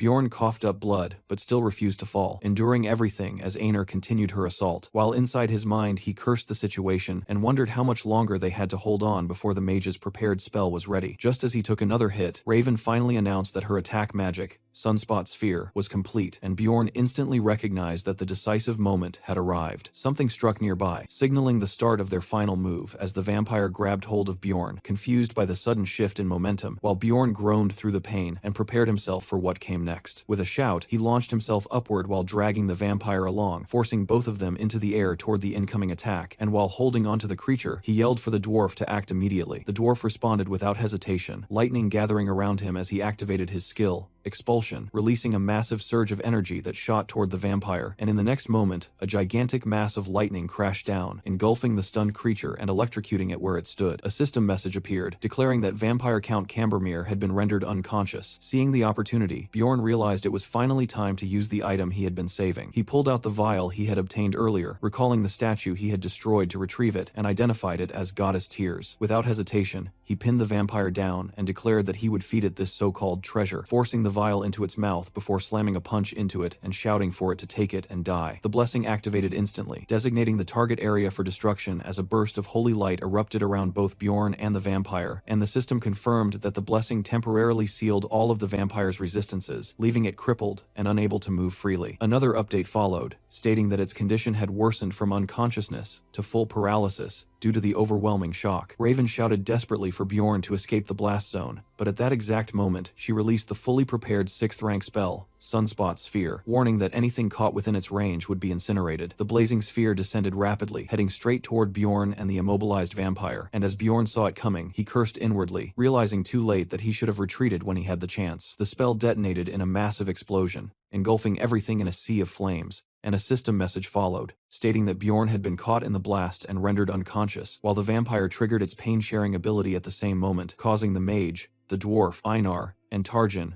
to all collapse unconscious as well. Bjorn's consciousness flickered weakly as he woke up in overwhelming agony, his body barely responding while he lay in a pool of blood, struggling to even process whether they had actually won, and as silence filled the area, he began to question if the vampire was truly dead, or if something had gone horribly wrong. Forcing himself up, despite the pain, he looked around and saw all of his allies collapsed, which made him realize he had to assess the situation alone. But the moment his eyes landed on the vampire, his expression froze in shock. The creature was still standing. Its body was horribly burned and mutilated, yet it was alive, and that realization sent a wave of panic through him as system panels appeared explaining its abilities, showing that Immortal's skill drastically boosted its regeneration when near death, while Source of Darkness allowed it to survive as long as its heart remained intact. Bjorn watched in frustration as the vampire's shredded flesh began knitting back together at an unnatural speed, immediately understanding that if he didn't act now, it would fully recover and all of their efforts would be meaningless. With everyone else unconscious, he accepted that he was the only one left to finish this fight. Barefoot, bleeding, and barely able to stand, he dragged himself forward step by step, leaving bloody footprints behind as he forced his body to move, knowing he had to kill the vampire before it regained full strength. Reaching it, he collapsed onto its body, breathing heavily as he pinned it down, noticing that everything except the heart had been completely destroyed, which made it clear to him that the heart was the true weak point. Gathering what little strength he had left, Bjorn raised his arms and realized that the vampire had instinctively protected its heart during the Sunspot Sphere by shielding it with its arm, and with that realization, his anger surged as he began slamming his fists into its chest repeatedly, shouting for it to finally die while recalling the last skill he could still use. Pressing his hands over the vampire's heart, he activated Flesh Explosion, and the moment it triggered, everything around the heart erupted into a gruesome crater of blood and destruction. The backlash hit him instantly, pain surging through his own body as he cursed through clenched teeth, but he understood that stopping now meant death, so he forced himself to keep going, triggering Flesh Explosion again and again, tearing apart the regenerating flesh while his own body suffered equally from the damage. Each explosion pushed him closer to his limit, his vision blurring further as the battlefield turned into a chaotic blur of gore, yet he refused to stop,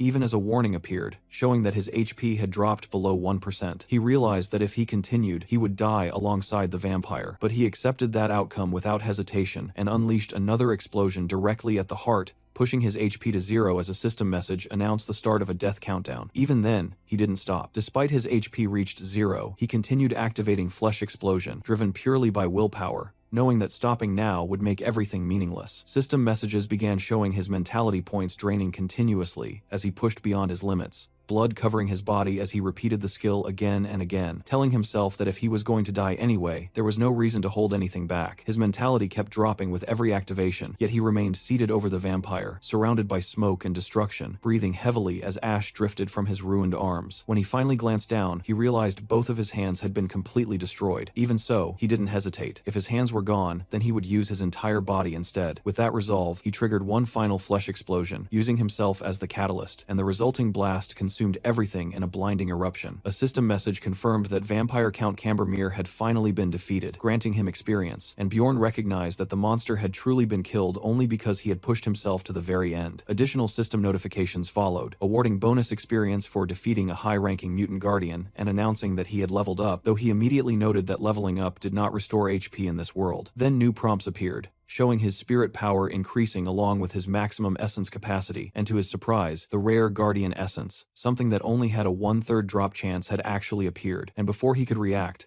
the vampire's Guardian Essence was absorbed into his soul in a burst of light. Another system window explained that due to the passive ability Source of Darkness, he could no longer die unless his heart was destroyed, while additional notifications showed that the immortal effect had rapidly restored his HP, pushing it back above 1% and canceling the death countdown entirely. An achievement message followed, rewarding him with a permanent increase in mentality for surviving even after the countdown had begun, and his updated status window displayed Bjorn Jandal at level 3, with significantly improved stats and the newly acquired Guardian Vampire Essence. Sometime later, Bjorn suddenly jolted awake, gasping for air, as he realized with shock that he was still alive, and as his vision cleared, he saw that his head was resting in Einar's lap, who greeted him happily as he tried to process what had happened. He immediately asked where the others were, and she explained that they had left 3 days ago, worried about his condition, which shocked him further as he learned he had been unconscious for 3 full days. The realization hit him hard as he exclaimed that if 3 days had passed, then it must already be the crucial 7th day, and as he tested his fingers, he was stunned to find his hands fully restored, with no visible injuries remaining on his body. Then suddenly, something else hit him, and he demanded to know where his pants had gone. Einar casually admitted that she had removed them because they were completely destroyed and getting in the way,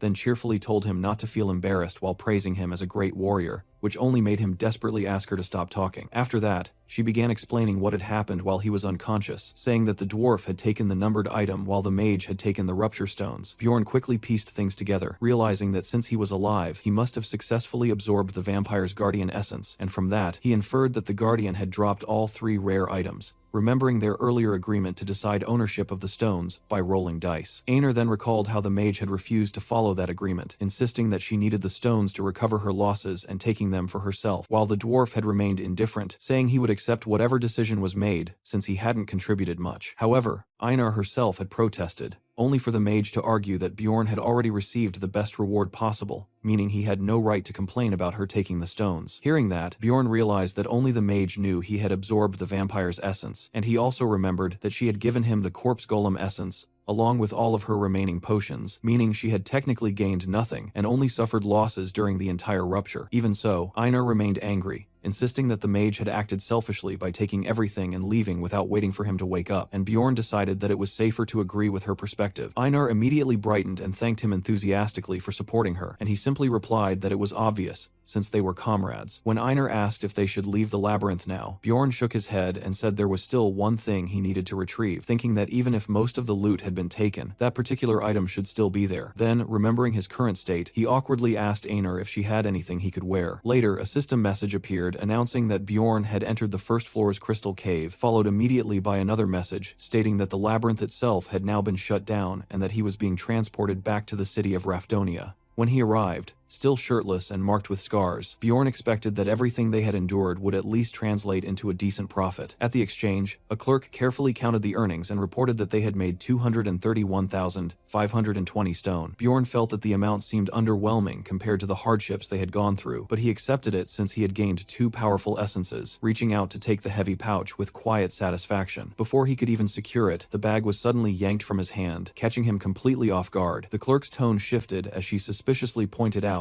that such an amount was unusually high for a 9th rank explorer and demanded to know what he was carrying in his backpack. Bjorn, confused and uneasy, questioned why she was asking, noting that no one had ever treated him like this before. Just then, a firm voice ordered him not to move, and when he turned, he found himself surrounded by armed guards with spears aimed directly at him. Shocked and cursing internally, he was informed that the discussion would continue in an interrogation room. At the same time, elsewhere in the city plaza, a group of returning explorers gathered. Among them stood a visibly exhausted Erwin, who wiped the sweat from her brow while reflecting on how unexpectedly difficult the third floor had been. She recalled facing the overwhelming power of 7th rank monsters, far beyond anything she had encountered before, remembering in particular a massive armored boar-like creature that had left a strong impression. Thinking back on the expedition, she also remembered how Teresia had fought a 6th rank monster they encountered by chance, making the entire experience feel like a true adventure rather than a desperate struggle for survival, and the thought of it made her excited to share everything with Bjorn. Later, when she returned to the Stone Exchange Center with her party, she realized that Bjorn wasn't there. Assuming she had simply misjudged the timing, she cheerfully imagined showing him the new essence she had obtained during the raid, wondering if he would test it the same way he had before. The memory of that moment, when his testing had painfully twisted her shoulder, still made her blush, yet despite that, she found herself wanting to see him even more. She approached the guild counter alone to exchange her loot, and the staff expressed surprise when they saw that she had earned 184,100 stone, despite being only a 9th rank explorer. She explained that she had been part of a group led by her sister, and when asked for confirmation, she provided Teresia's name. The clerk checked the records,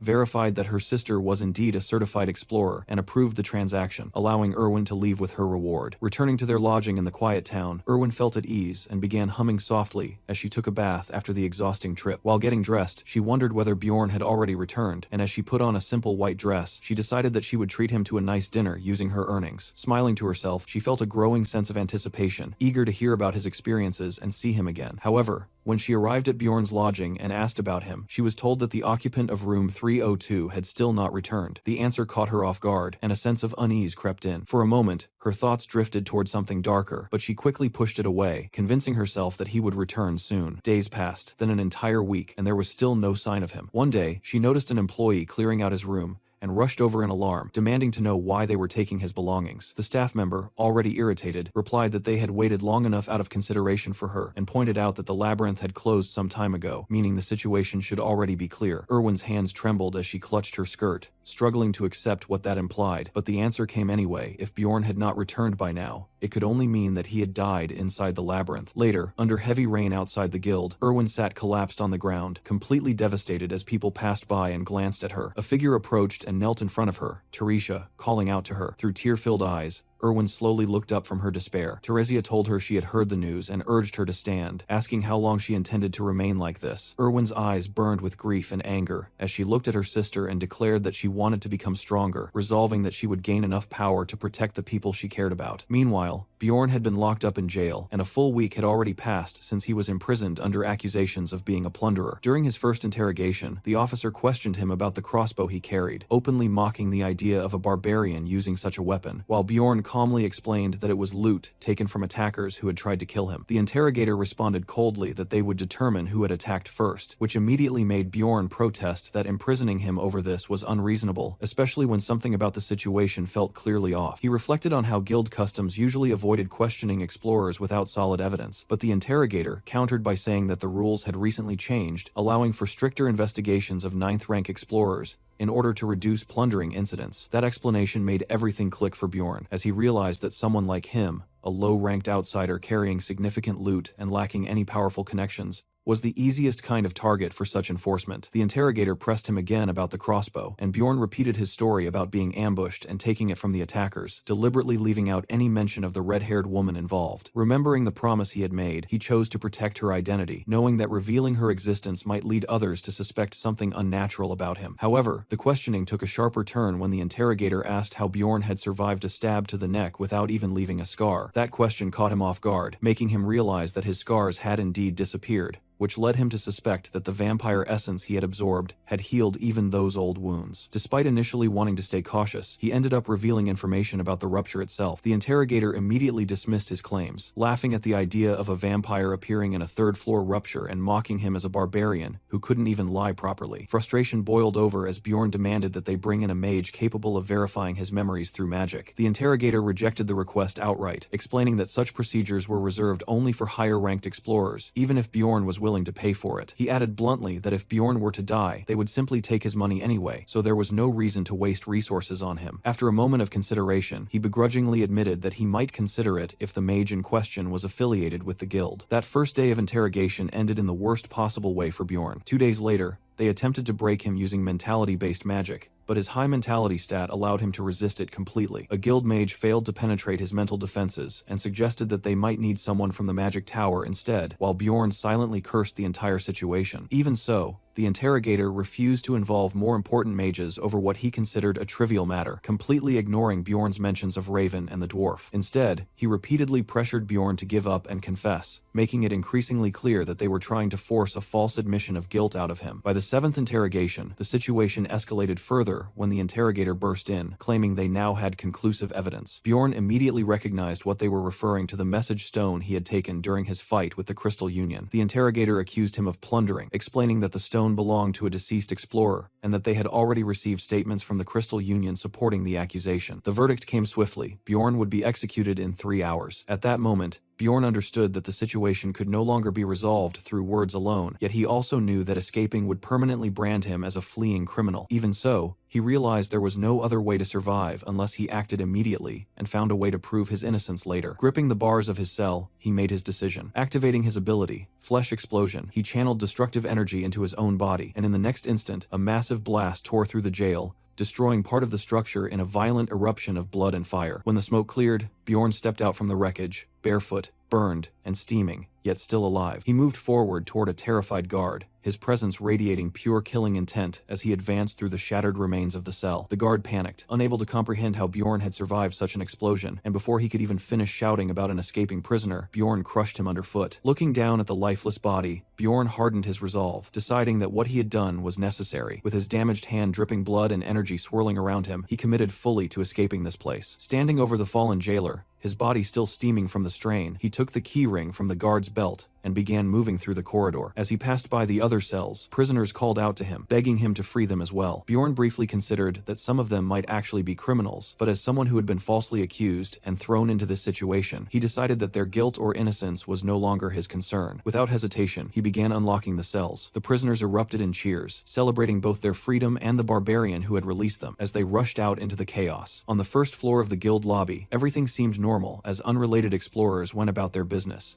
completely unaware of the chaos that was about to erupt, until the guards stationed at the main entrance suddenly heard a disturbance and reacted in confusion, only for the doors to violently burst open as bodies slammed into them from the outside. A wave of armed escapees poured into the lobby, creating instant panic as a guild official shouted in alarm that prisoners had broken loose, while staff members quickly called out that any explorers who helped subdue them would be rewarded, prompting several guild fighters to step forward and clash head-on with the rampaging prisoners in a violent melee. Bjorn observed the situation calmly and immediately understood that since the escapees lacked proper weapons, the armed explorers would eventually overpower them, so he used the chaos as cover to slip away and head upstairs, moving quickly through the stairway while hoping the disorder below would buy him at least 5 minutes, because time was something he could not afford to waste. As he ran, he made it clear to himself that his goal was not simply to escape, because what he truly wanted went far beyond running away from this place. When he reached the upper level, he saw guards scrambling to block access to the branch manager's office, and without hesitation, he activated Flesh Explosion in his hand, unleashing another devastating blast that tore through the guards and filled the area with gore, shocking those below who witnessed the explosion, while even some prisoners caught in the aftermath screamed as the acidic blood burned them, revealing the dangerous nature of his body. Immediately after, Bjorn activated Sacrificial Seal, converting the deaths around him into raw physical power as the skill amplified his strength based on the number of sacrifices within range, and as a red aura engulfed him, his presence became overwhelming, his body surging with unnatural power as he smirked and declared that his doping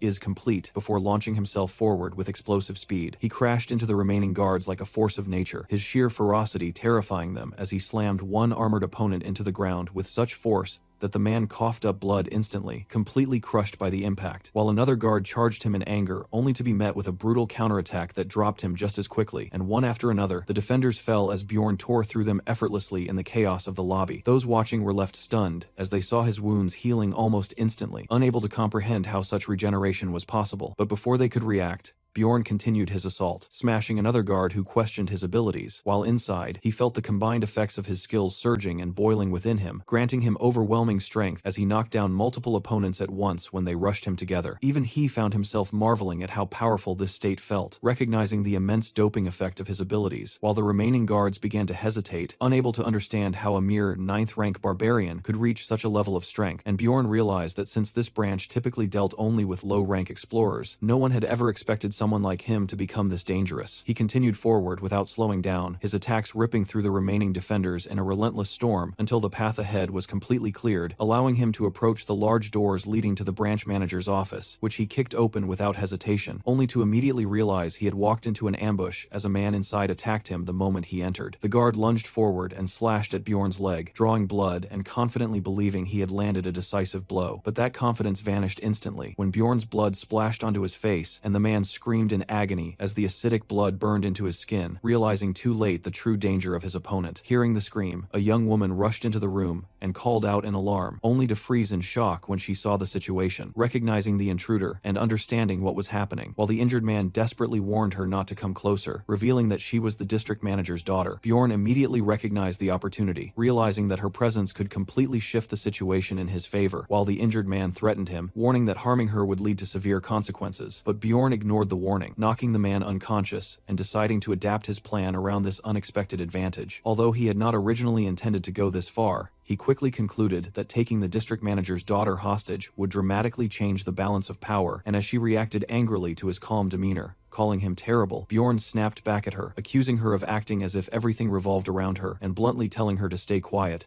while internally questioning what was wrong with her attitude. Holding her firmly, he issued his demands to the guards, ordering them to bring the original interrogator along with a mage from the magic tower, making it clear that if they failed to comply, the woman's life would be forfeit, and without giving them time to argue, he dragged her out onto the balcony, preparing for his next move. Taking a deep breath, Bjorn raised his voice and shouted loudly enough to draw the attention of everyone outside, standing in full view with the hostage as he made his declaration, announcing that it was time for his retaliation. And as the crowd gathered and recognized him as the escaped prisoner, he introduced himself clearly as Bjorn Jandal. He declared that he was a 9th rank explorer who had been falsely accused and targeted by the guild, stating publicly that they had tried to frame and execute him despite his innocence, and he repeated his claim with conviction, making sure that everyone heard him, knowing that by turning the situation into a public spectacle, the guild would no longer be able to quietly cover up what they had done. Far away at the magic tower, a report reached the high-ranking mages that the Explorer Guild was requesting immediate assistance, and an elderly mage calmly explained that a branch manager had described the situation as a lunatic causing chaos inside the guild. Hearing that, a younger blonde mage, who was none other than Raven, frowned at the description and questioned what kind of person they were calling a psycho, prompting the elder to elaborate that the man had freed prisoners, taken the district manager's daughter hostage, and was demanding the presence of a mage, which made Raven scoff and call him both stupid and insane. Even so, since she already had someone she wanted to check on, she accepted the request and decided to go, curious about this troublemaker. Back at the guild, the tension remained thick as Bjorn held the frightened girl firmly while the situation stalled. In front of him, Raven stood flying, immediately recognizing him and reacting with anger as she demanded to know what he thought he was doing, scolding him for recklessly risking his life again. Yet despite her frustration, she understood the urgency, and Bjorn quickly asked her to use memory verification magic to prove his innocence. Seeing the time pressure, Raven became serious and agreed, but only on the condition that he would owe her a favor in the future, which he accepted without hesitation, as long as it was within his ability. Satisfied, she stepped forward and placed her glowing hand on his forehead, casting a memory spell, but to her surprise, it failed to penetrate his mind due to his strong mental resistance, making her ask if he possessed any anti-psychological equipment, while Bjorn insisted he had nothing and urged her to try another method, leaving the hostage confused as she watched the exchange. At the same time, behind him, the staff checked on the injured branch manager, who was already shaken by the chaos spreading across the first floor, and demanded to know what had happened, while the inspector began explaining the situation, but suddenly froze when he noticed Raven, recognizing her instantly. He immediately pointed at Bjorn and declared him responsible for everything, but the branch manager calmly stated that he was already aware and reminded the inspector that he had personally handled the case, then leaned forward and asked what actual evidence existed to prove Bjorn was a plunderer. The inspector insisted that framing was impossible, and argued that Bjorn had turned in an unusually large number of magic crystals for a mere 9th rank explorer, adding that his backpack had been filled with what appeared to be stolen equipment, and further claimed that a message stone traced back to a Crystal Union member who had testified that Bjorn had murdered innocents and looted them. The branch manager countered that this was nothing more than an unverified statement and questioned why no magic had been used to confirm it, but the inspector shouted that magic had not been used because Bjorn had told absurd lies about surviving a fatal neck wound thanks to a vampire essence, emphasizing how ridiculous it sounded to claim that a vampire had appeared on the first floor of a rupture, and he justified his decision by saying he could not call in high-ranking mages over such an unbelievable story. At that moment, Raven calmly interrupted and stated that Bjorn had indeed consumed a vampire essence on the first floor, immediately shocking both the inspector and the branch manager, who demanded clarification, and she responded by saying she had personally witnessed it, even adding with a teasing tone that they wouldn't be able to verify her claim with magic either. The inspector tried to protest, arguing that even if she knew Bjorn, she shouldn't lie to protect him, but Raven's expression turned cold as she asked if he was accusing her of lying, which made him immediately panic and backtrack, and as she pressed him further, she accused him of looking down on mages, causing him to collapse to his knees and apologize repeatedly. The influence of the magic tower was overwhelming, with its mages holding status comparable to aristocrats, and the branch manager quickly realized that offending someone like Raven was a serious mistake, so he attempted to calm the situation and explain that without proper context, Bjorn's story had simply sounded impossible, while Raven acknowledged that a vampire appearing on the first floor had never happened before, but firmly stated that such an event was not impossible, sharply criticizing the manager for dismissing it outright and reminding him that the labyrinth still held countless unknowns. As she pressed him with that reasoning, the manager was left speechless, forced to reconsider his stance, while Bjorn watched the exchange and noted how ruthless Raven could be even towards someone of authority,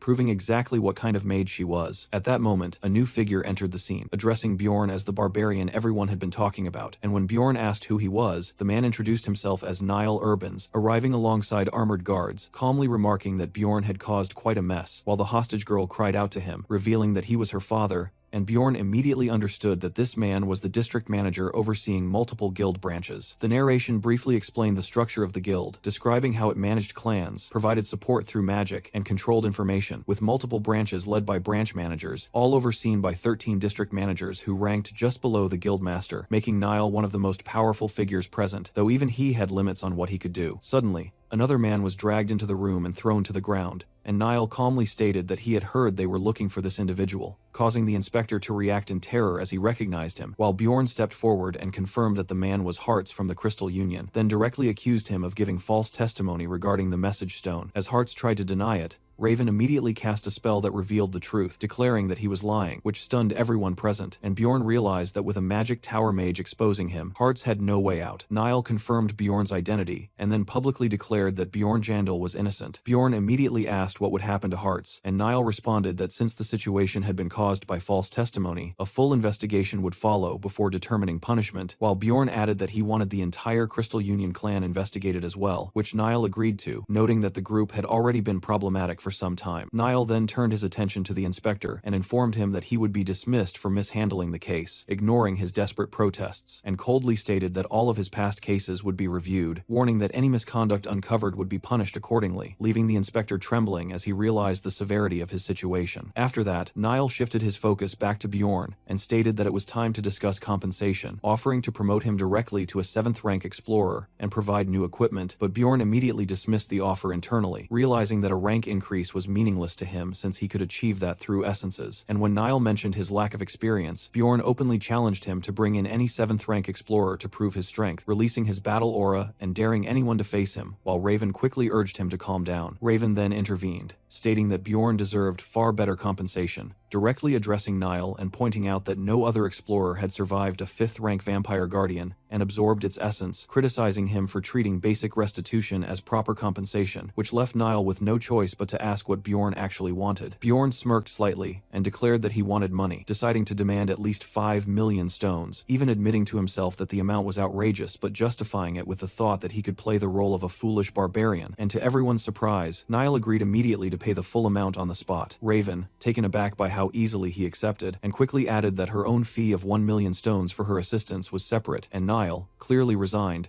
agreed again while asking her to pass along his gratitude to her master, a mage of even higher standing. Bjorn reflected quietly on just how immense the influence of the magic tower truly was in this world. The scene shifted to the Magic Tower, specifically to Alua Raven's personal laboratory at the Altemian school, and later, inside that cluttered and chaotic space, Bjorn found himself looking around in confusion, wondering why everything was such a mess, while Raven quietly giggled to herself as if completely unbothered by the disorder. She casually handed him a beaker filled with blue liquid and told him to drink it, which immediately made him wary as he asked what exactly it was, then cautiously took a sip and guessed that it was probably just water, while Raven, almost teasingly, offered to give him something more interesting if he preferred. Deciding that water was the safest option, Bjorn drank it anyway, all while thinking that the container had probably held some kind of strange monster fluid before. After that, he asked her directly why she had brought him to her lab in the first place, and with a small smile, Raven reminded him that he had promised to do her a favor, which made Bjorn recall that he had only agreed under pressure at the time, though he also reasoned that maintaining a good relationship with a mage was not a bad idea, so he clarified that he would help only if her request was reasonable, prompting her to finally explain her intention. With dramatic flair, Raven declared that she wanted to study the vampire essence he had absorbed, insisting that the research would benefit him as well, since no one had ever consumed such an essence before, and there could be unknown side effects that only proper study could uncover. The narration emphasized just how rare this situation was, noting that even corpse golems were already considered rare research subjects, yet a vampire guardian appearing in a rupture had never been recorded, making Bjorn's case completely unprecedented. Watching her excitement, Bjorn couldn't help but think that mages resembled obsessive graduate students, completely absorbed in their work, but at the same time, he admitted that her reasoning sounded fair, until he suddenly connected something and realized that her earlier behavior during the settlement negotiation had been linked to this very goal. A memory surfaced of Raven ensuring that the guild did not officially record his consumption of the vampire essence, something he had appreciated at the time, but now he understood that she had done it primarily to secure exclusive research access to him. Raven awkwardly admitted that he wasn't wrong, clearly embarrassed at being seen through so easily, and quickly tried to salvage the situation by proposing that he assist her in the lab only once a week for 3 hours over a period of 6 months. But Bjorn immediately rejected the duration as excessive and negotiated it down to 3 months instead, also demanding that he be allowed to see the research results. Raven protested, reminding him that he owed her for saving his life and helping him secure 5 million stones. But Bjorn remained firm, thinking that if he didn't set boundaries now, this relationship would become one-sided, and countered by saying that she should actually be the one paying him. That statement completely shocked Raven, who demanded to know why she would ever need to pay, but Bjorn reflected that anyone who failed to stand up for themselves was a fool, and stepped closer, looming over her in a way that made her visibly uneasy as he accused her of forcing the corpse golem essence on him without his consent. Raven immediately pushed back, arguing that she had given him a valuable essence for free, and even shoved him in frustration, but Bjorn didn't back down, stating that she had done it to save herself, not him, which still made it a problem, and he firmly insisted that he had never wanted that essence in the first place, then demanded 10 million stones as compensation, estimating that as the cost required to remove it at a temple. Raven reacted explosively, calling him insane for even considering removing such a rare power, but Bjorn calmly explained that the essence had interfered with his long-term plans, and that from his perspective, it had caused harm, so compensation was justified, adding that mages who couldn't absorb essences themselves tended to overvalue them without understanding their strategic impact, and suggested that she consult an actual explorer if she doubted him. Determined to prove him wrong, Raven stormed off and activated her communication crystal ball, connecting to a distant contact, and when a voice answered, she introduced herself to an explorer named Patsran, referencing his previous dealings with her mentor, before presenting him with a hypothetical scenario about someone being forced to take an unwanted essence. Bjorn watched closely as Raven listened to the response, and after thinking it through, Patsran gave an honest answer, stating that he would be very angry in that situation, which immediately satisfied Bjorn as it aligned perfectly with his own stance. Still unwilling to concede, Raven pushed further, asking whether that anger would remain even if the essence in question was an extremely rare 7th rank one. But Patsran responded that rarity didn't matter, because taking an essence that wasn't part of one's plan would only hinder progress, reinforcing Bjorn's belief that explorers understood the importance of balancing their abilities far better than mages did. As Raven absorbed this, she began to realize that forcing an essence onto someone could completely disrupt their growth path, and with growing unease, she asked what kind of compensation would be appropriate if such a mistake occurred, to which Patsran replied that he would demand money, suggesting 15 million stones as a reasonable amount. The sheer number left Raven horrified, making her comment that temples seem to value money more than gods themselves, and in desperation, she asked what someone should do if they couldn't pay, only for Patsran to answer bluntly that in such a case, he might simply break the offender's neck if they were standing in front of him. Hearing that, Raven panicked internally, while Bjorn calmly observed that people in this world often lacked imagination when it came to consequences, and concluded that Patsran was clearly a highly experienced explorer who understood essence balance deeply, noting that if she had asked a struggling low-rank explorer instead, they might have simply accepted any essence without question. Satisfied, Bjorn mentally declared that the difference in perspective had decided the argument and pressed Raven to admit that she had been wrong. A booming laugh suddenly echoed through the room, interrupting the tense atmosphere as an elderly mage stepped in, clearly amused that a barbarian had just out-argued one of his own kind. The old man introduced himself as Dayan Tevelian, Raven's mentor and the master of the Altemian school, and while Raven immediately protested that she hadn't been crying, Bjorn quickly realized the weight behind that name, understanding that this was the powerful figure who controlled multiple floors of the magic tower, and whose authority could rival, or even surpass, that of a district manager. Dayan cheerfully admitted that he had been eavesdropping on their entire discussion,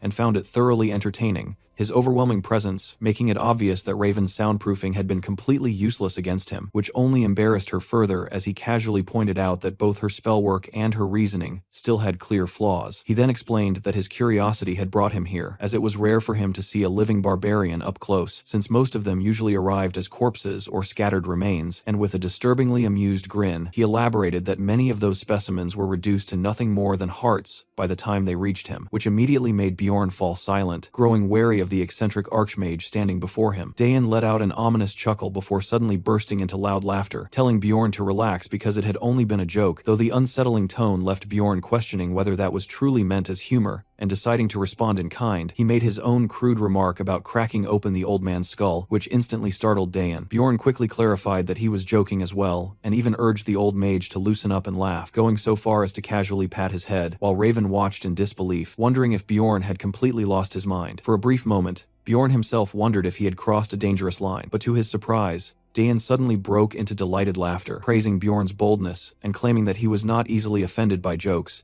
even though it was obvious from his expression that some part of him was still irritated. Bjorn brushed it off by leaning into his barbarian persona, while Dayan shifted the conversation and offered an alternative to the 10 million stones Bjorn had demanded earlier. Instead of money, Dayan presented a rare artifact known as the Frost Spirit Ring, casually mentioning that it was a numbered item despite its high serial number, which immediately caught Bjorn's attention, as numbered items were extremely rare pieces of equipment that could only be obtained from Rupture Guardians, each possessing unique and powerful abilities. Bjorn was genuinely surprised that such an item was being handed over so casually, and asked what made the ring valuable, to which Dayan explained that it could seal one ability from an essence Bjorn had already consumed, specifically suggesting that it could suppress the inconvenient acidic blood trait from the corpse golem essence. However, as Bjorn listened, he realized something important despite being such a renowned mage. Dayan himself did not fully understand the ring's true hidden potential. Recognizing this, Bjorn accepted the ring as payment without hesitation. As he prepared to leave, Raven reminded him of his promise to assist with her research on the corpse golem essence twice a week, and he agreed, while she worried whether he would actually remember their arrangement. After he left, Raven apologized to her mentor for making him give away such a valuable item, but Dayan dismissed it with a smug expression, claiming that the ring was practically unsellable and only worth around 1.5 million stones on the market, secretly thinking that the barbarian would be furious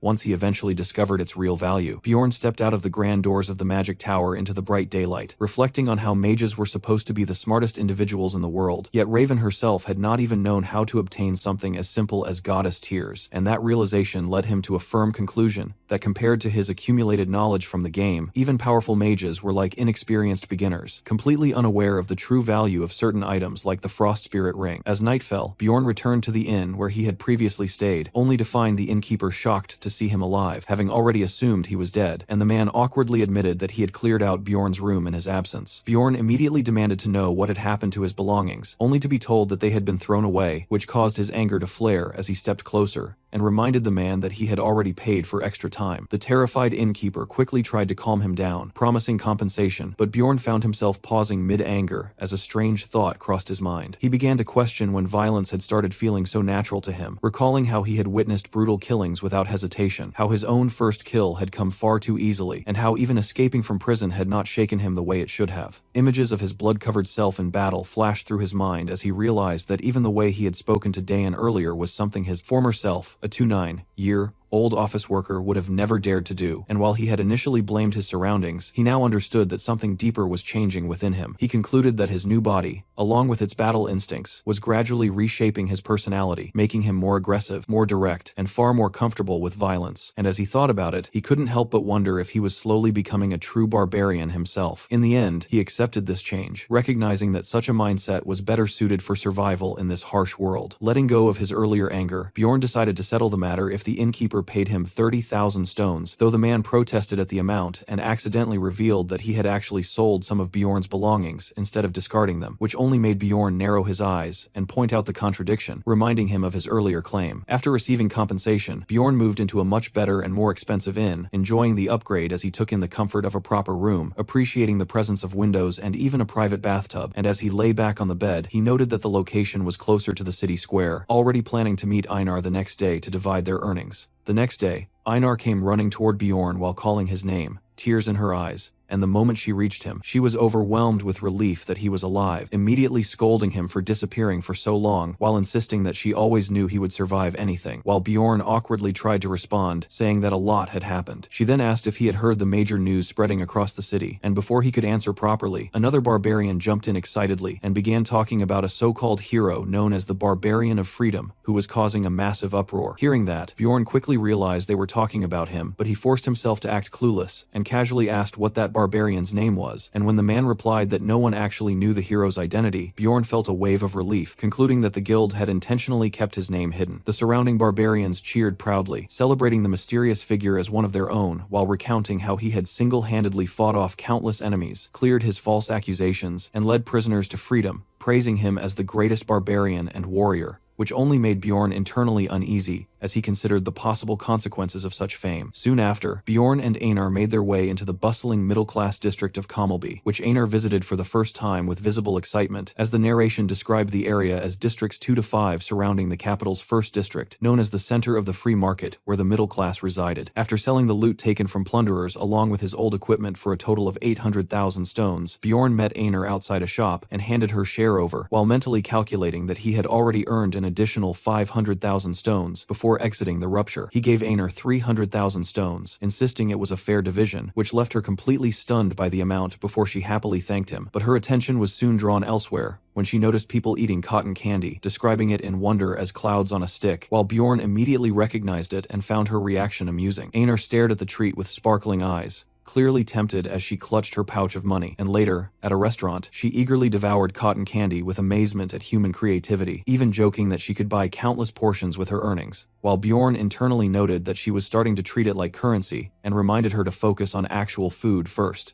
In a quieter moment, Einar softly thanked Bjorn for continuing to treat her the same way as before her transformation, catching him off guard, and she explained that ever since her appearance had changed, other barbarians no longer saw her as a warrior and had begun avoiding her, while humans now constantly approached her with unwanted attention, something she had never experienced before, leaving her flustered as she called his name again. Suddenly, she slammed the table and anxiously asked if she had become ugly, completely confusing Bjorn, and before he could even respond, she made a firm decision and declared that she would no longer enter the labyrinth with him. Although her altered appearance seemed like the reason, the truth was different, as an elder from a shrine renowned for swordsmanship had taken interest in her, and she had decided to undergo training under that master. Bjorn had asked if she could still spare even a single day for dungeon runs, but she explained that the training would confine her to the shrine for 6 months, which made him realize she was referring to a harsh training method he remembered from the game, and while he understood that this was an incredible opportunity for her, she made it clear that she would not ask him to wait or take her back later, promising instead to return one day as a warrior strong enough not to burden him. Now left alone, Bjorn sat drinking, processing her departure and acknowledging that he had no right to stop her from pursuing her own path, while memories surfaced of her struggles, including how she had once been forced to submit to a plunderer and had been left beaten and humiliated, and even during their recent battle, she had been unable to contribute as much as she wanted, making him realize that all those frustrations had likely driven her decision. Determined to move forward, Bjorn resolved to find a new party member, though he also considered continuing alone for the time being, reminding himself that he was far stronger now than he had been just 2 months ago, especially after absorbing both the corpse golem essence and the guardian vampire essence, which had drastically increased his stats and regeneration, making it unlikely that any enemy on the second floor could match him. Even so, he understood that higher floors required teamwork, as the system of the labyrinth was designed around party-based combat, and lacking certain roles could become fatal as difficulty increased. With that in mind, he decided it would be best to recruit companions of a similar level, and headed toward the magic tower to meet Raven, thinking that having a 6th rank mage like her on his side would significantly accelerate his progress. Though as he entered her lab and saw the strange, torture-like chair, he couldn't help but feel that surviving her experiments might be his first challenge. When he proposed forming a party, Raven immediately rejected the idea, bluntly stating that a mage like her would never join a small barbarian team, and insisting that any group she joined must be high-ranked and include a priest.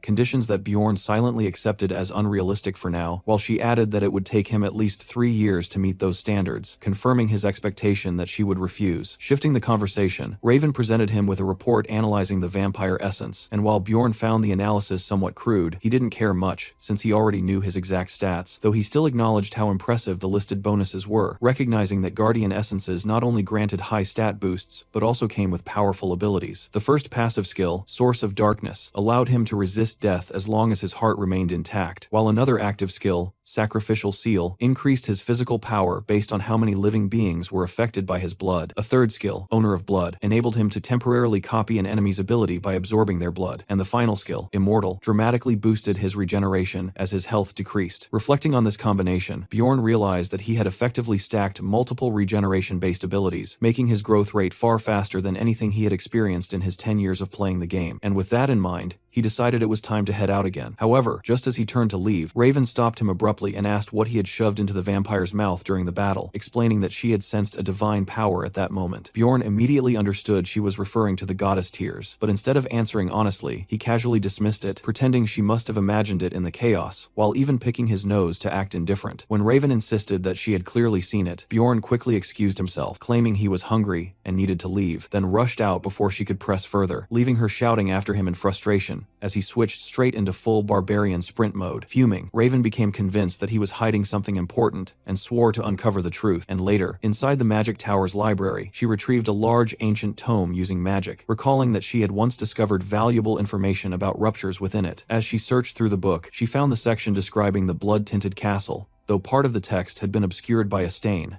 covering details about the golden mask and the location of the goddess Tears. Yet she remained certain that she had read about it before, and continued flipping through the pages until she located the relevant passage. The text described Goddess Tears as a consumable relic of unknown origin that released a powerful blessing when broken, and it further recorded that 150 years ago, a cardinal had used the last 3 known pieces during a dimensional crisis to save the Pope, making Raven realize with shock that the item was a genuine holy relic. As she compared the description to what she had witnessed Bjorn do, she began to question whether it could really be a coincidence, wondering how such a young barbarian could possibly know both the hidden location and the method of using such an item. And as her thoughts deepened, she found herself asking a single question: who exactly was Bjorn Jandal? The golden mask was an item obtained only by meeting special conditions after defeating the boss of the blood-tinted castle, and as Bjorn reviewed its properties, he recalled that it allowed the wearer to change their face for an entire month and could be used a total of 5 times. Back when he treated everything like a game, he had once sold the item for 500,000 stones without a second thought, since appearance meant nothing to him. But now, living in this world as reality, and remembering how easily he had been falsely imprisoned, he began to see its true value as a tool for survival, especially if he ever needed to escape the city unnoticed. With that in mind, he decided to keep the golden mask instead of selling it. Later, inside a lively tavern, ordinary patrons chatted among themselves, and one of them brought up recent news, asking if the others had heard what had happened, which quickly led to the revelation that the explorer clan Crystal Union had completely disbanded, a statement that immediately caught the attention of a white-haired elf woman nearby. She reacted with bitterness, commenting on how shocking it was for such a powerful clan to disappear overnight, while the narration explained that Crystal Union had rapidly grown by establishing a messaging network using magic stones, providing useful services for explorers on the first floor. However, others in the tavern dismissed the clan harshly, saying they had always disliked how Crystal Union pretended to act like proper explorers, while the elf woman reflected on how the group had originally supported commoners struggling with taxes, but had gradually become corrupt,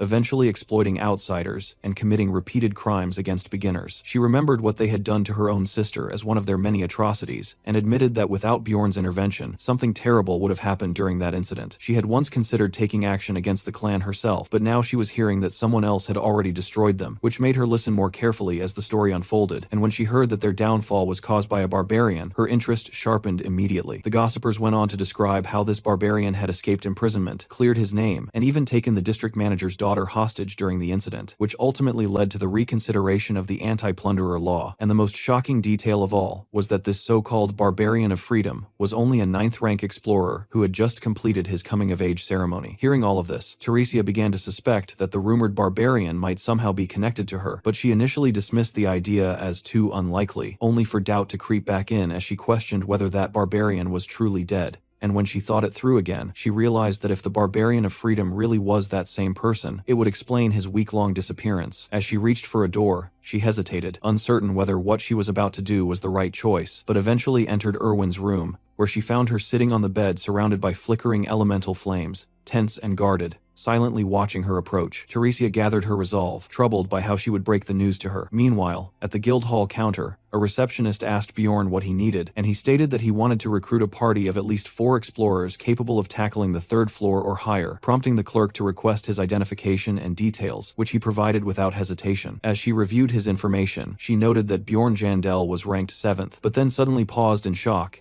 as she noticed something unusual. He had been assigned a rare 5-star rating. Confused by her reaction, Bjorn asked what that meant, but the flustered clerk quickly brushed it aside and handed him a list of suitable teams instead, making him suspect that the 5-star designation was some kind of special guild classification, though he decided not to dwell on it as long as it worked in his favor. Just then, he sensed someone approaching, and a familiar dwarf enthusiastically called out to him, recognizing him immediately despite his updated rank, confirming that it really was him. Sitting together at a tavern, Bjorn greeted Hikarad, who explained that they were waiting for one more person to join them, mentioning that the final recruit was apparently a mage, which in his mind already secured the strength of their party. Bjorn was surprised by the idea that such a rare role would join them, and as Hikarad waved toward the newcomer, Bjorn found himself wondering who it could be, still finding the situation hard to believe. Soon, a cheerful man in robes approached them with a spellbook in hand, greeting both Bjorn and Hikarad enthusiastically, and introducing himself as Lior Dwalki, stating that he had come specifically to join their party. Hikarad welcomed him warmly and asked if he was the mage assigned by the guild, while Bjorn, still skeptical, concluded that Dwalki must indeed be the one they were expecting. Hikarad introduced himself as a 6th-rank explorer, and Dwalki proudly revealed that he was an 8th-rank royal mage, which shocked Hikarad, as it meant he served the royal family of Rafdonia rather than being affiliated with the Magic Tower or the Guild. Bjorn quickly understood that Dwalki operated independently and wondered why Hikarad seemed unaware of such distinctions, while Dwalki, impressed by Bjorn's composure, asked for his name, leading Bjorn to introduce himself and immediately take control of the conversation, bluntly questioning why an 8th-rank mage would choose to explore the labyrinth when most in his position preferred the safety and stability of city life. Internally, Bjorn suspected that Dwalki lacked the ability to progress on higher floors and was seeking opportunity through exploration instead, while Dwalki confidently explained that his goal was to become a renowned explorer and bring honor to Baron Martoin's family, which made Hikarad realize that he had some distant noble connection, though Bjorn quickly concluded that the relationship was too weak to hold real significance. Dwalki assured them that he had no intention of treating anyone as inferior, but Bjorn remained doubtful, privately considering him inexperienced, overly ambitious, and possibly unreliable, yet he ultimately decided to accept him anyway, reasoning that simply having a mage in the party would attract stronger recruits. As expected, more capable applicants began to show interest, and over the next several days, Bjorn and Hikarad reviewed candidates together, with Bjorn doing most of the evaluation work while Hikarad occasionally approved selections, until they finally confirmed their team lineup. With the party now complete, they also upgraded their equipment, and Bjorn proudly showcased his new armor and shield, later visiting the library where the blue-haired receptionist silently stared at his flashy gear and asked what he was wearing, prompting him to eagerly explain that it was Latinium armor along with a matching shield, even demonstrating his new expandable backpack and boasting about the increase in his carrying capacity. The receptionist, unimpressed, simply stated that there had been complaints and ordered him to remove his armor inside the library, leaving Bjorn to conclude that she clearly had no appreciation for his enthusiasm or jokes.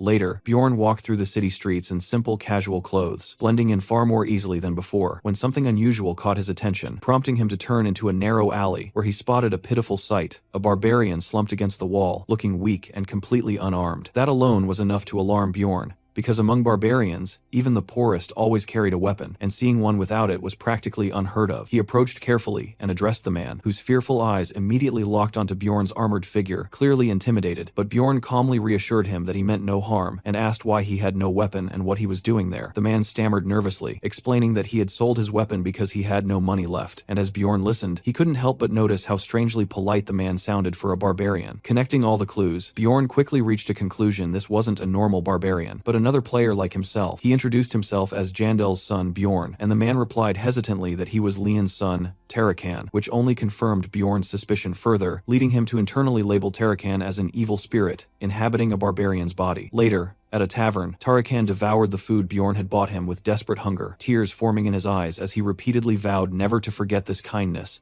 while Bjorn observed that Tarakan had reached adulthood only a month before him, making their circumstances oddly similar. As Tarakan explained his situation, Bjorn pieced everything together, realizing that despite entering this world, Tarakan had never even stepped into the labyrinth, instead getting lost and avoiding it entirely. Bjorn immediately assumed the truth that Tarakan had fled out of fear of monsters, reasoning that slipping away from the crowd of excited barbarians on the first day would have been easy, and from there, Tarakan had likely tried to survive in the city, but failed to find work due to discrimination against barbarians. This led Bjorn to question whether players were truly the ones capable of opening the Abyss boss room, because someone strong enough to achieve that should have understood these hardships and still chosen to face the labyrinth. Pressing him further, Bjorn asked what Tarakan had done afterward, only to learn that he had continued avoiding the labyrinth entirely, which shocked him, leading him to scold Tarakan for skipping it again. While Tarakan argued that he couldn't fight monsters without a weapon, Bjorn snapped back, pointing out that he should have entered when he still had resources, wondering whether he had even played the game at all, and eventually learning that Tarakan had been kicked out after running out of money. Everything after that matched Bjorn's expectations. Months of suffering through cold, hunger, and illness, all while being rejected even by other barbarians, and as he listened, Bjorn couldn't help but wonder how someone so helpless had even survived for 3 months, realizing that if he himself had run away in fear on the first day, he might have ended up exactly like Tarakan. After finishing his story, Tarakan anxiously asked if Bjorn felt enough pity to help him, insisting that he still had knowledge of the labyrinth and could be useful as a guide, but Bjorn flatly rejected the idea of entering the labyrinth with him, and when Tarakan began to panic, Bjorn clarified that he would help in a different way. He handed Tarakan 150,000 stones,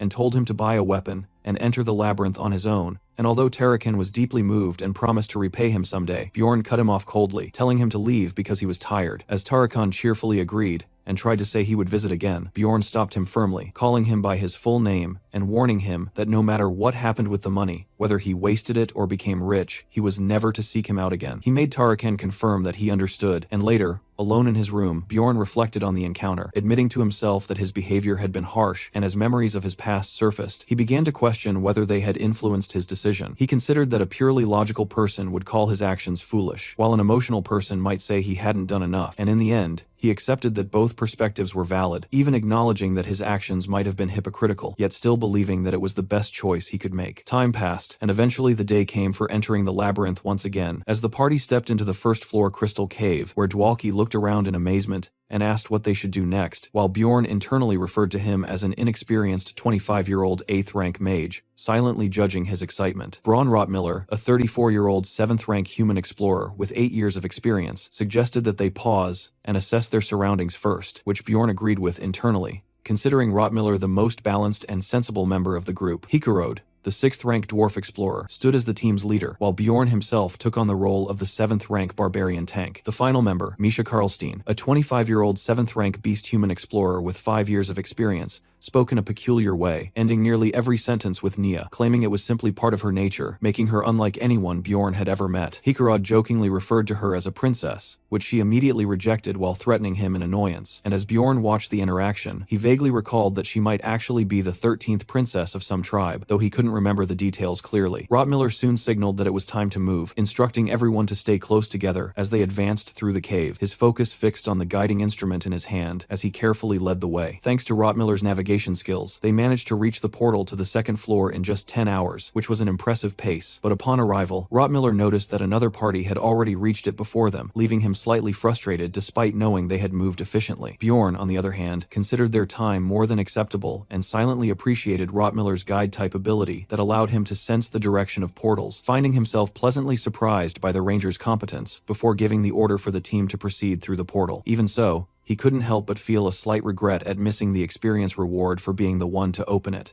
Recalling how he could have exploited a known trick he once used with enro to gain extra experience, but deciding against using it now since he didn't fully trust his current teammates yet, resolving to save that method for a time when he could rely on his party completely. As they stepped through, a system message announced their arrival in the beast lair on the second floor, and the group entered a foul-smelling valley filled with decay, where Bjorn immediately recognized that this region connected to the eastern side of the first floor, and was dominated by beast-type monsters. The stench hit them instantly, and Hikarad checked on Dwalki, who was already struggling, gagging and begging him not to talk while he tried to hold himself together, while Misha loudly complained about how filthy everything was. Bjorn himself noted how overwhelmingly disgusting the environment was, the smell alone making it difficult to endure, and he briefly checked on Rottmiller, wondering if his smell-based essence made things worse, but Rottmiller calmly replied that he was used to it, and warned everyone to stay close, due to the many hidden waste puddles scattered throughout the terrain. As they moved forward, their boots squelched through the muck, the party navigating the maze-like valley where there were no traps, but where a skilled pathfinder like Rottmiller was essential. And although the monsters here were relatively weak compared to their combined strength, the team easily cut through them, slaughtering packs of great razor-mane wolves and steadily gaining small amounts of experience. They continued their advance, taking down various beasts, such as werewolves, saber-toothed tigers, and wall moles,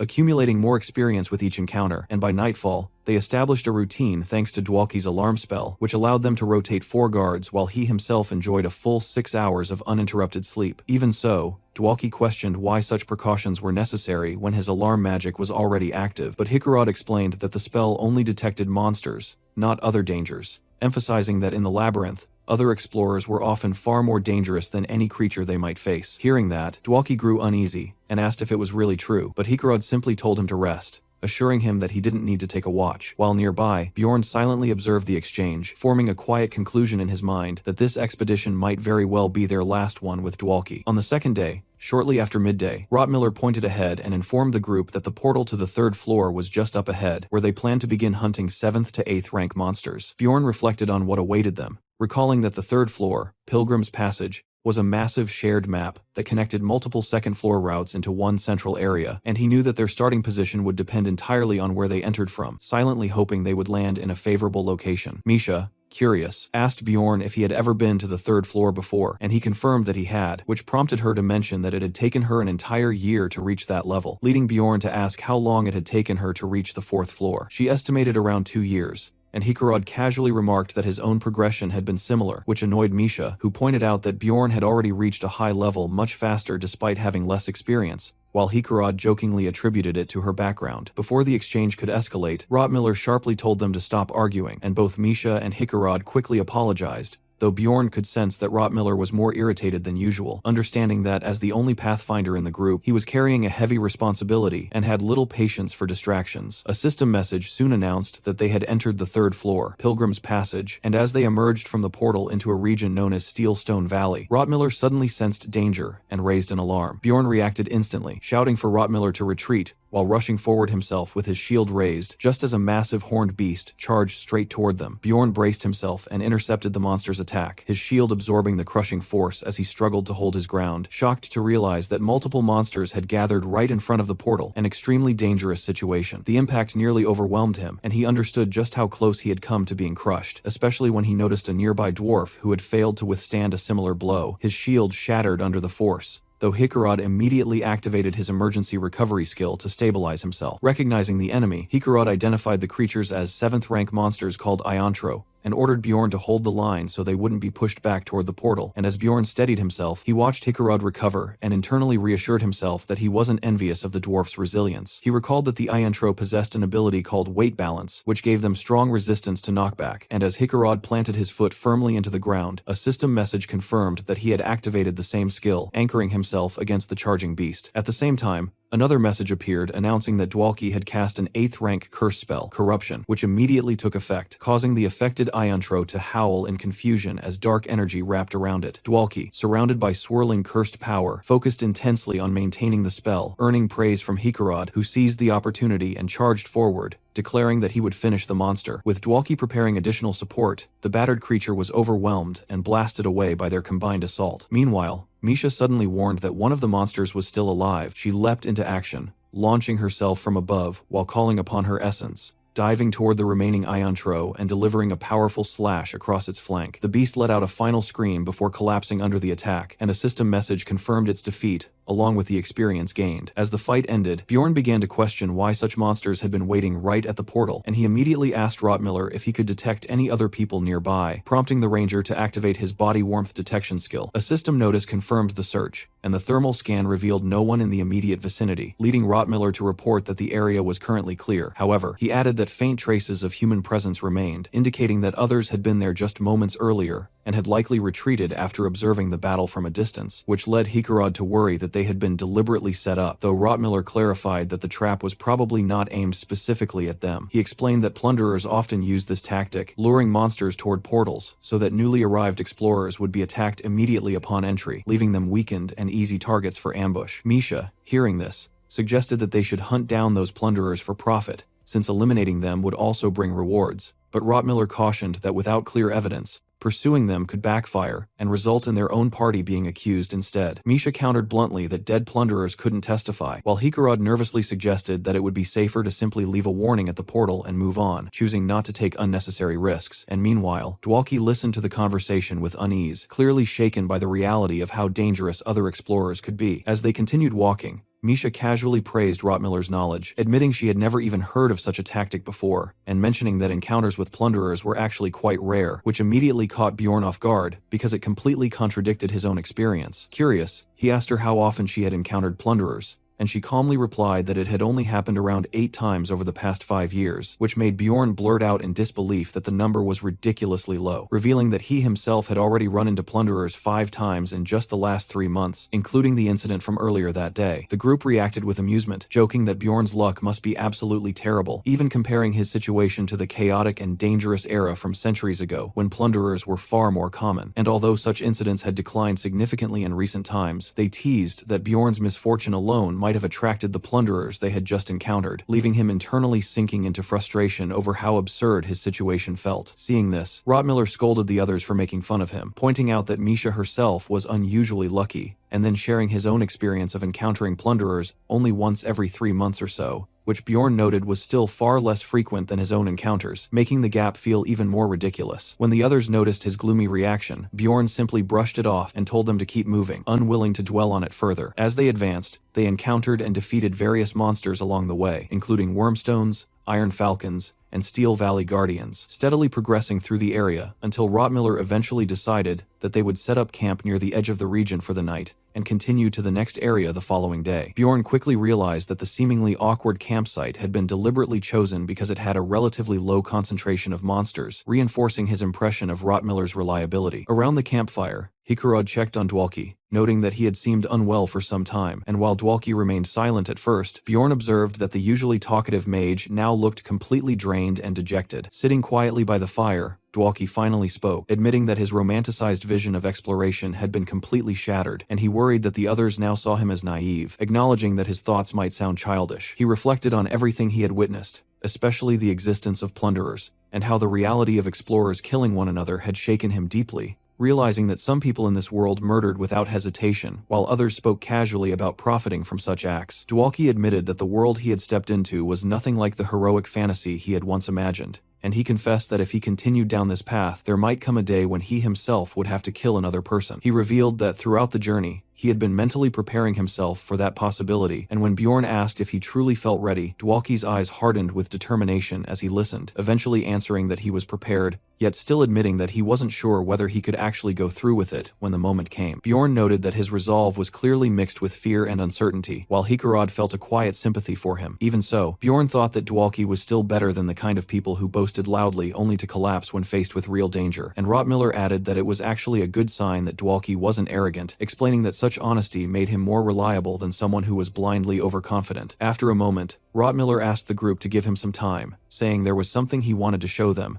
and as they followed him to a higher vantage point, they were left speechless by the sight that unfolded before them. A breathtaking night landscape stretched out in the distance, filled with floating lights and a glowing tower far away, creating a surreal and mesmerizing view that captivated everyone present. Rotmiller explained that this phenomenon could only be seen at this specific time, and Misha openly admired its beauty, while he added that no one truly understood why it occurred only on the 3rd floor, a mystery that made it even more fascinating. Hikarad agreed that the view was incredible, and Dwalki, blushing slightly, admitted that understanding the reason didn't matter when the sight itself was so breathtaking. Rotmiller then asked Dwalki if witnessing something like this gave him the courage to continue exploring, and as Dwalki gazed out at the glowing scenery, he quietly contemplated his answer, lost in thought, until the lights eventually faded away, and the labyrinth returned to its usual darkness. That night, as the others rested around the campfire, Bjorn remained on watch duty, observing the group in silence, and while doing so, he noticed something subtle. Dwalki stayed awake longer than the others, clearly troubled by his thoughts, before eventually his breathing steadied, signaling that he had finally fallen asleep. The next day, as they continued traveling deeper into the third floor, Bjorn quietly calculated his progress and realized he had earned just over 50 experience points so far, noting that he needed a total of 150 experience to reach level 4, and since he was currently level 3, he could absorb up to 3 essences. Having already absorbed 2, he recognized that he still had 1 slot available, which led him to decide that there was no need to rush leveling up, instead resolving to reserve that final slot for a truly valuable essence rather than wasting it on something mediocre. Their movement came to a halt when Rotmiller suddenly raised his hand and announced that they had reached their destination, pointing ahead to a fortified palisade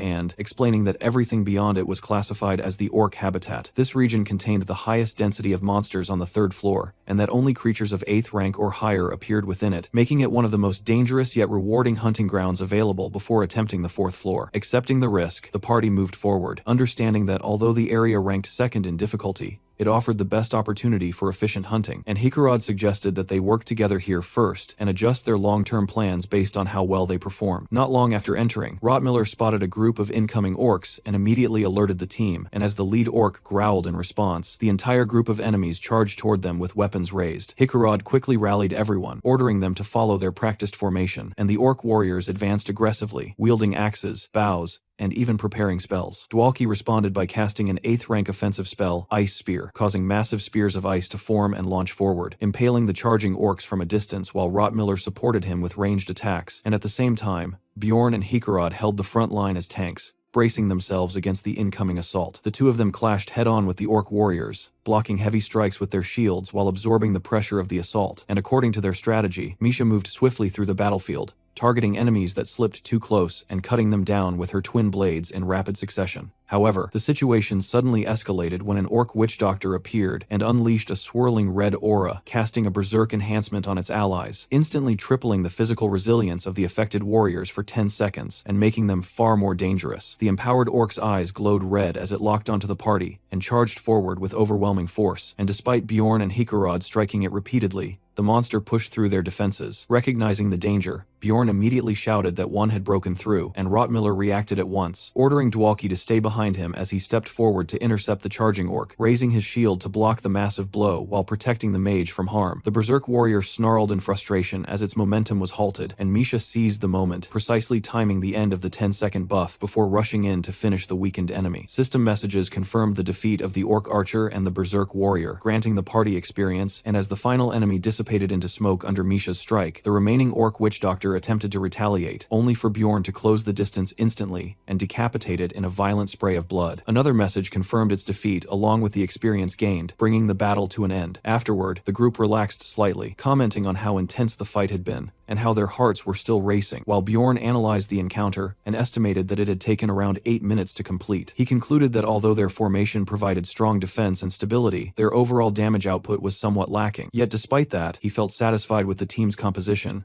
and found himself growing comfortable fighting alongside them. As they continued deeper into the labyrinth, they steadily battled through multiple groups of orcs, with Hikarad leading the charge at the front, while Rotmiller provided precise crossbow support from behind, and as the groups of enemies grew larger, their coordination continued to hold. At one point, they even faced a 7th rank Great Orc Warrior, a significantly stronger variant, but even that opponent was defeated without much difficulty due to their teamwork. Even so, as everything seemed to be progressing smoothly, Bjorn couldn't shake a familiar thought, realizing from experience that misfortune had a habit of appearing precisely when things started going too well. Suddenly, an unfamiliar older mage appeared and began chanting a strange incantation, and before anyone could react, a massive explosion erupted nearby, blasting the area with fire and debris as the shockwave tore through the surroundings. Bjorn instinctively raised his shield in panic, realizing that if that attack had landed directly on them, their entire party would have been wiped out instantly. As the smoke slowly cleared, a lone figure stood calmly before them, and the old mage declared that the orc habitat belonged to the Jarwi clan, ordering them to leave immediately. Bjorn immediately recalled from his knowledge of Dungeon and Stone that while it was originally a single-player game, clans in this world could claim regions of the labyrinth and restrict access to hunting grounds, though such territorial control required significant power and effort and was usually reserved for boss zones or areas with rare monsters. Because of that, he couldn't understand why a powerful clan would bother claiming a relatively ordinary third-floor field. Hikarad, clearly surprised, pointed out that the Jarwi clan was known to operate on the 6th floor and demanded to know why they were here, but the elder coldly replied that he had no obligation to explain anything. Hikarad muttered that while strong clans could legally control parts of the labyrinth, he had never heard of this particular habitat being officially assigned to them, and then bluntly questioned whether they were even who they claimed to be. The elder's expression hardened at the accusation, calling it an interesting claim as both sides tensed, the atmosphere turning hostile as they prepared for possible conflict. Bjorn thought Hikarad was being a bit too aggressive, but he understood that it came from his responsibility as the team's leader, and before things could escalate further, Misha suddenly moved behind Bjorn, clutching him tightly as she trembled, clearly trying to avoid someone. Bjorn immediately noticed her fear and wondered what had triggered such a reaction, and at that moment, the elder called out, asking if the halfling among them was someone he recognized. Misha froze, her eyes widening with fear, and quietly revealed to Bjorn that the red-haired scout standing among the opposing group was her brother, Talon. The moment she acknowledged him, Talon snapped at her angrily, telling her not to call him her brother in public, forcing her to hurriedly apologize. The elder then turned to Talon and asked if she was indeed his sister, which he confirmed without hesitation, but he immediately cut off any attempt at leniency, stating that the matter was purely familial and that their father wouldn't care what happened to her. Accepting that stance, the elder finally explained their situation, stating that the clan urgently needed the essence of the great orc warrior for their own purposes, and asking Bjorn's group to leave the area for the time being. Bjorn found this reasoning suspicious, silently questioning why a powerful 6th floor clan would go to such lengths for an essence that wasn't even considered rare, suspecting that there was likely another hidden motive behind their actions. The elder added that since they were already actively hunting in the area, there would be no monsters left for Bjorn's party anyway, making it clear that even if they stayed, their efforts would be sabotaged, and Bjorn quickly understood that this was less of a request and more of a warning. He knew that within the labyrinth, strength dictated everything, and pushing back against a clan of that level would be suicidal, even as both he and Hikarad internally cursed their helplessness.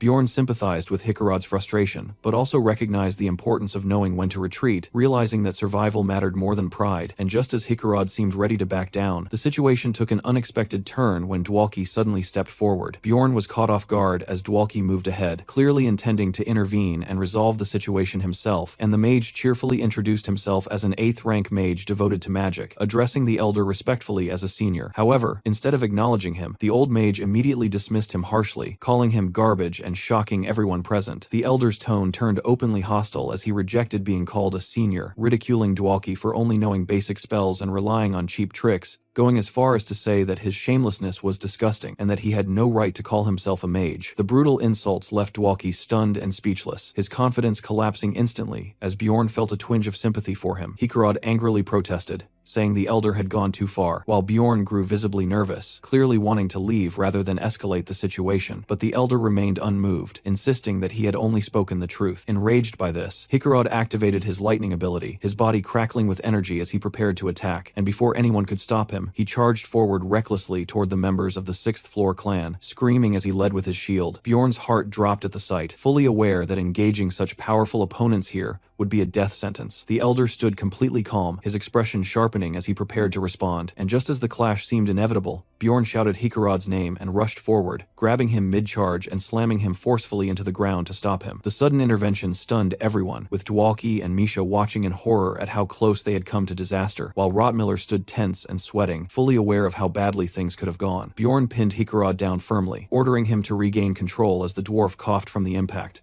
and Bjorn was still shaken by how close they had come to provoking a fatal fight. The elder simply looked on with a mocking expression, remarking that they had nearly died and that they should be grateful to their barbarian teammate for stopping them in time. After being driven away, Hikarad lowered his head and sincerely apologized to the team, admitting that he had lost control of himself and acted impulsively in the heat of the moment. Rotmiller responded firmly, pointing out that Hikarad's reckless action had nearly gotten all of them killed, and Hikarad apologized once again without resistance. Bjorn, watching this, silently approved disapproved of Rottmiller's scolding and even wished he would push harder, though Rottmiller ultimately chose to forgive Hickerod since nothing irreversible had happened. He added that while the action had been rash, he still respected the fact that Hickerod had stood up for a teammate, which caught Bjorn off guard, as he privately thought Rottmiller was far too soft to be a proper leader, and that he himself would have torn Hickerod apart verbally for such stupidity. Misha then stepped forward and apologized as well, saying things might have gone more smoothly if she hadn't been there, but Dwalki immediately objected, insisting that the only reason they were let off with a warning was because of her presence. The atmosphere shifted unexpectedly as Misha became emotional, calling out to the mage with gratitude, while the others watched the exchange with mild confusion. Bjorn internally cringed at the sudden emotional tone, wondering if he was the odd one out for finding the entire moment awkward and slightly unbearable. Misha began explaining why she avoided talking about her family, revealing that she alone had failed to form a spirit beast contract,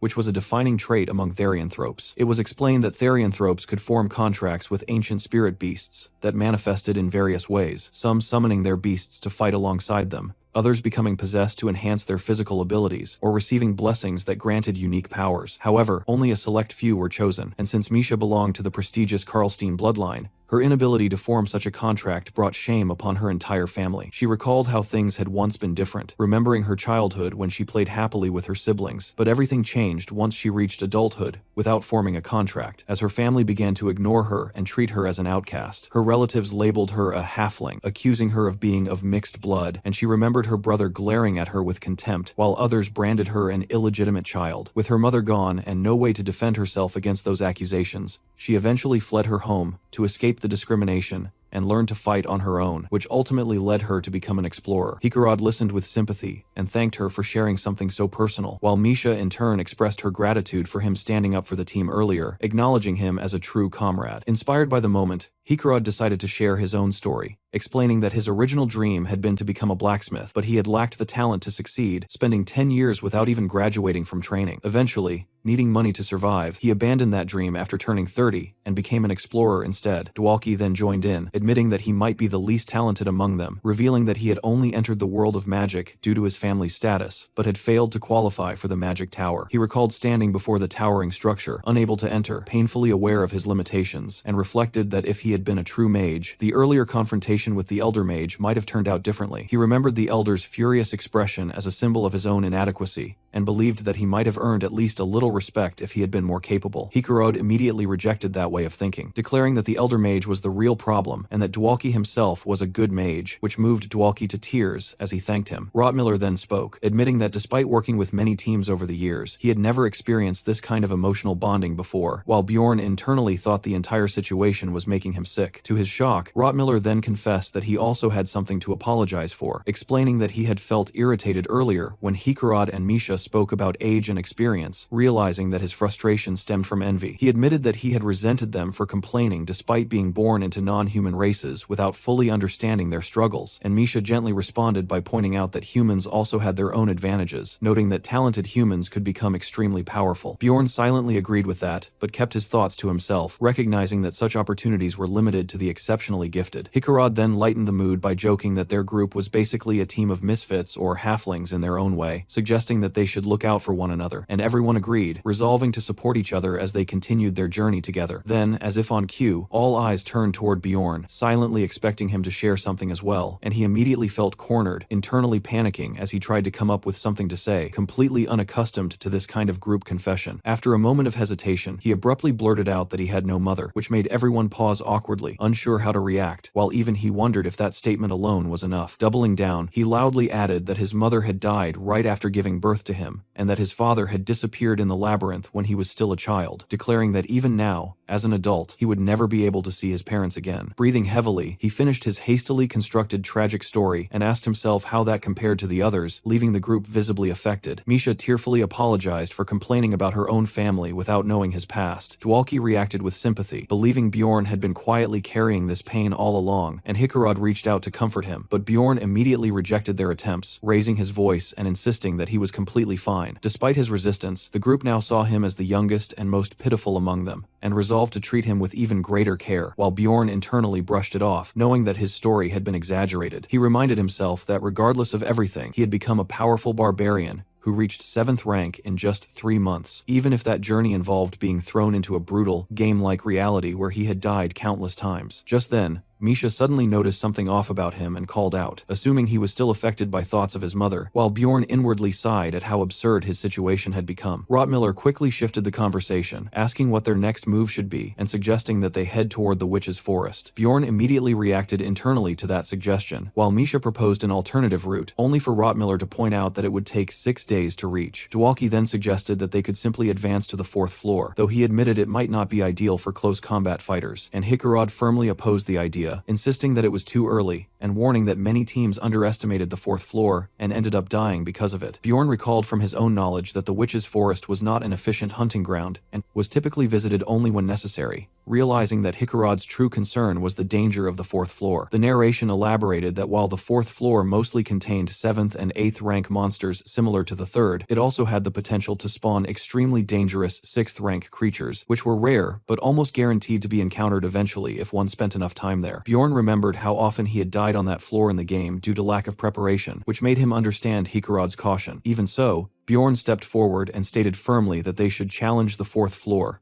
arguing that their current team, with 2 strong tanks, was capable of handling it. He believed that with his newly acquired vampire essence and their overall composition, they could at least survive an encounter with a 6th rank monster, and although he acknowledged that their damage output was not ideal, he trusted that the mage and the experienced members could make up for that weakness. Misha and Dwalki exchanged uncertain looks, clearly nervous about following a barbarian's judgment. But after some discussion, they admitted that his reasoning made sense, which prompted Bjorn to snap that he could hear everything they were saying. Hikarad still looked uneasy, but eventually suggested settling the matter with a group vote, and as the narration skipped ahead, it was revealed that a decision had been reached. In the end, the party agreed to take the risk and move forward together to challenge the 4th floor. On the 3rd day inside the labyrinth, Rotmiller told the group it was time to make camp for the night, but Hikarad suggested pushing forward, since they still had energy left, only for Rotmiller to explain that a better campsite was still hours away, making it more efficient to rest where they were. Bjorn noted the time was exactly 9 p.m., the same as the previous nights, and realized that Rotmiller had been carefully pre-planning each stop by calculating distance and travel speed in advance, which impressed him deeply. Later, when Bjorn asked about the plan for the next day, Rotmiller replied that they should reach the witch's forest before noon, and Bjorn mentally compared him to a human GPS, finding his consistency and experience reassuring, as Rotmiller advised everyone to get proper rest before the difficult day ahead. Around the campfire, Misha volunteered to take the first watch and wished everyone good night as the rest of the group settled down. Sometime later, Bjorn was suddenly awakened by Rotmiller calling his name, and still half asleep, he assumed it was his turn for watch. But Rotmiller immediately clarified that wasn't the case, and warned him that trouble was approaching, not just from monsters, but from other people as well. As Bjorn focused, he realized that both monsters and explorers were indeed drawing near, and faint screams for help echoed through the forest as if someone was fleeing from danger. Rotmiller acknowledged that the situation might seem genuine, but reminded Bjorn of the earlier incident near the portal, where monsters had been used as bait, implying this could be another trap, and a quick flashback reinforced the memory of how plunderers had staged such a scenario before. Rotmiller then confirmed that the scents he detected now were identical to those from that previous encounter, concluding that whoever was approaching was deliberately targeting their party and pretending to be victims in order to infiltrate them. As the sounds grew closer, Misha began to panic and asked what they should do, but Bjorn quickly made a decision, seeing this as an opportunity to act on his own plan, and stepped forward alone to intercept the approaching group. Standing firmly in their path, he ordered them to stop and warned that he would crush their skulls if they took another step, completely blocking their advance. The approaching explorers immediately claimed that all their companions had been killed and begged for help, promising rewards as a group of orcs loomed behind them, but Bjorn ignored their pleas entirely and instead ordered them to drop their weapons, carefully observing their reactions. He noticed that the orcs behind them weren't attacking and were simply watching, likely reassessing the situation now that more people were present, which only made Bjorn more certain of his suspicions and simplified his strategy. He gave the group a final ultimatum: disarm or leave, and after a moment of tense hesitation, the leader panicked and agreed, quickly throwing down his sword and pleading for assistance. Bjorn calmly instructed Rotmiller to collect all their weapons, and Rotmiller complied without hesitation, while one of the orcs clicked its tongue in visible frustration before the entire group of monsters began to withdraw silently into the forest. Shortly after, a blonde, beautiful woman stepped forward and formally thanked them, introducing herself as Elisa and claiming that Bjorn had saved their lives, while the artist highlighted her revealing outfit as Hikarad awkwardly cleared his throat in response. Hikarad introduced himself politely and expressed sympathy for their situation, clearly affected by her presence, While Bjorn internally noted that the dwarf had already fallen for her appearance, the two men accompanying her introduced themselves as Tayson Irita and Hans Argot, and upon hearing the name Hans, Bjorn recalled that a plunderer from his very first labyrinth expedition had shared the same name, finding the coincidence unsettling. Hans casually remarked that his name was common, and asked if Bjorn had known someone else with it, and Bjorn simply replied that he had, while thinking to himself that the man he once knew was already dead. Elisa then thanked Bjorn again with emotional sincerity, claiming that they would have died without his help, and attributing their survival to the protection of the god Leetless, which caught Rotmiller's attention as he asked if she was truly a priestess. She proudly confirmed that she served the light goddess, who governed exploration and relationships, speaking confidently about divine guidance. But despite this, Bjorn remained unconvinced and inwardly dismissed her as a plunderer, pretending to be something she wasn't. Hans then politely asked Elisa to examine his injury, and she readily agreed, and as Bjorn watched the scene unfold, he was shocked to realize that she was genuinely using divine healing magic, something that immediately threw the group into confusion. Misha panicked, wondering if they had misjudged her, while Rotmiller insisted that his earlier assessment had been accurate, though even Bjorn acknowledged that in this world, priestesses were regarded as truly sacred figures, making the situation far more complicated than expected. Elisa, smiling confidently, stated that her healing should be proof of her innocence, and asked for their confiscated weapons to be returned, but Bjorn bluntly refused, leaving her visibly stunned. He explained that her status as a priestess might matter to humans, but barbarians followed their ancestors and were not bound by the same reverence, making it irrelevant to him. Instead, he demanded that they pay the reward for being saved first, seeing no reason to change his stance, even if she truly possessed divine power. And when Elisa nervously asked how much he expected, Bjorn calmly declared that their lives were worth 2 million stones. When she protested that they didn't have that kind of money, he forced her to promise repayment after leaving the labyrinth, making it clear that he trusted no one outside his own kind. He then added that, if they lacked money, they could repay him with valuable items instead, specifically demanding the high-quality armor worn by her male companions, which left them visibly shaken, and after a moment of hesitation, Hans reluctantly agreed, admitting that their armor was worth far less than their lives, and accepting Bjorn's terms. After stripping the defeated enemies of their armor and weapons, Bjorn decided he had taken enough for now, clenching his hand as a reminder to himself that no matter how much he gained, he needed to stay sharp and alert in this world where danger never gave warnings. Nearby, Elisa calmly turned to the others and offered to heal anyone who was injured, her voice steady as if nothing was wrong. But in the very next instant, Bjorn moved.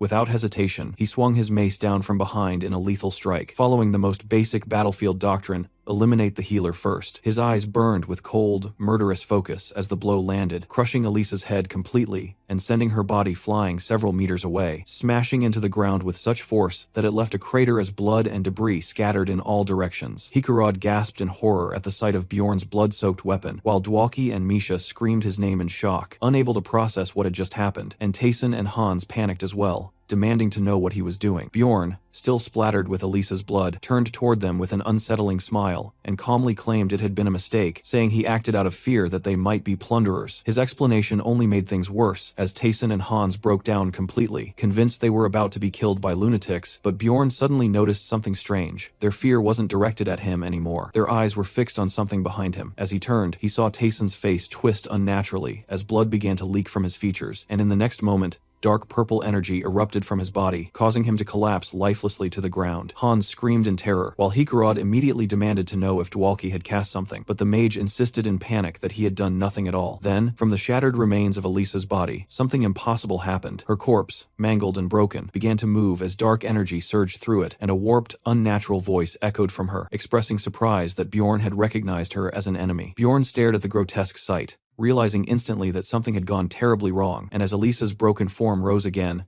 twisted and soaked in blood, she demanded to know how he had discovered her true nature. Her body convulsed with dark power as she shrieked that it was already too late for them, and Bjorn could only grit his teeth in frustration, thinking bitterly that nothing in his life ever went smoothly. Rotmiller and Misha stood frozen in fear at the horrifying scene, but Bjorn quickly snapped at everyone to calm down, declaring that he would handle it, before immediately stepping forward and smashing Elisa's head again with even greater force. Her body collapsed once more, lying motionless as smoke rose from it, but Hikarad shouted in disbelief, accusing Bjorn of desecrating a corpse, unable to understand his brutality. Bjorn, still tense, admitted that he had acted out of fear, and argued that sometimes the best defense was overwhelming offense, knowing that if she came back again, there would be no room for hesitation. At that moment, a narration revealed the truth. Elisa belonged to a hidden class known as Karui's Priest, a rare class that could only be obtained by priests who reached the 5th floor. This class granted access to both divine abilities and cursed magic, but came with severe consequences, as Karui was an evil god, and anyone discovered to be his priest was executed immediately. To maintain such power, the user had to regularly sacrifice living beings, which explained why Elisa had become a plunderer, hunting others within the labyrinth. As if to confirm this, Elisa rose once more, her body now fully enveloped in dark energy, and she retaliated by casting a curse on Hans, black energy wrapping around him and choking the life out of him as he collapsed dead at her feet. Standing there with a distorted face, partially fused with a skeletal mask of dark power, she lamented the loss of her two trusted subordinates, blaming Bjorn for their deaths. Bjorn responded coldly, mocking her even in that state, saying she was still blaming others for her own actions and concluding that her parents must have raised her poorly, then angrily pointing out that Hans and Tayson had died because of her and that she should have stayed dead the first time he crushed her skull. At the same time, he theatrically declared that he would avenge them as if they were comrades, even while internally feeling a twisted excitement at the thought of looting their gear afterward. Elisa then activated another ability, Death's Calling, causing the corpses of Hans and Tayson to twitch and rise once again, reanimated as undead servants. Hikarod panicked as he watched the transformation unfold, and the narration explained that while this skill usually summoned weak undead, using the bodies of her own subordinates created far stronger minions. With dark energy swirling around her, Elisa gave her command without hesitation, ordering the resurrected corpses to attack Bjorn's party, as the situation spiraled into a far more dangerous battle than before. One of the undead lunged forward, instantly forcing the battle into motion as Misha reacted without hesitation, darting in with glowing daggers, while Bjorn braced behind his shield and felt the sheer weight of the creature crashing into him like a relentless wave, and at the same time another undead slammed into Hikarod from the side, splitting their formation under pressure. Misha activated her poison attribute and carved through one of them with precise, flashing strikes, while Dwalki followed up with Ice Spear, launching sharp spikes that pinned an enemy in place, and for a brief moment, Bjorn noticed how smoothly the team was coordinating without even speaking, everything flowing naturally in the chaos. That brief confidence shattered immediately as Bjorn realized the problem and called it out, understanding that undead were highly resistant to both poison and ice, which meant their main sources of damage were being heavily reduced, and even clean hits were barely making a difference. He shouted to Rottmiller for support, and Rottmiller responded that he was almost ready before suddenly yelling for everyone to get back, then hurled a flaming bottle forward that smashed directly into Tayson's face and ignited him instantly, flames spreading across his undead body. Bjorn recognized at once how effective fire was against undead as the enemy burned, but before they could capitalize, Elisa calmly absorbed all the surrounding flames into herself, dark fire spiraling around her as she activated Fire of the Dead, and Bjorn watched in disbelief as every trace of fire vanished into her spell, instantly realizing their strongest counter had just been neutralized, and worse, divine power wasn't an option either, leaving them in a far more dangerous situation. He immediately switched tactics, ordering everyone to focus attacks on the priestess, while he and Hikarod held off the resurrected subordinates, knowing their earlier move of stripping the enemy's gear was the only reason they could even stall them now. Misha rushed past them toward Elisa, while Bjorn and Hikarod locked down the undead, their bodies straining under the pressure, and Elisa responded by summoning more magic to block Misha, but she kept advancing anyway, refusing to slow down. Then Elisa raised her hand and summoned a Shadow Guardian, causing dark, shifting forms to rise from the ground as Bjorn shouted a warning, his instincts flaring as the shadows began moving like living creatures, and Elisa's twisted voice commanded them to bring her enemies' heads as the mass surged forward. The battlefield turned chaotic as Misha slashed through shadows. Rottmiller fired supporting magic to weaken them, and Dwalki struggled behind an ice barrier trying to hold the line, while Elisa laughed and unleashed even more cursed power, and suddenly, Misha froze for a split second as her expression twisted in shock, realizing she had been cursed, while multiple shadow beasts converged on her at once. Before they could overwhelm her, Hikarod stepped in with lightning bursting from his weapon, cutting through the shadows and saving her, while Bjorn continued holding off both undead almost entirely on his own, pushing his body to its limit as Elisa,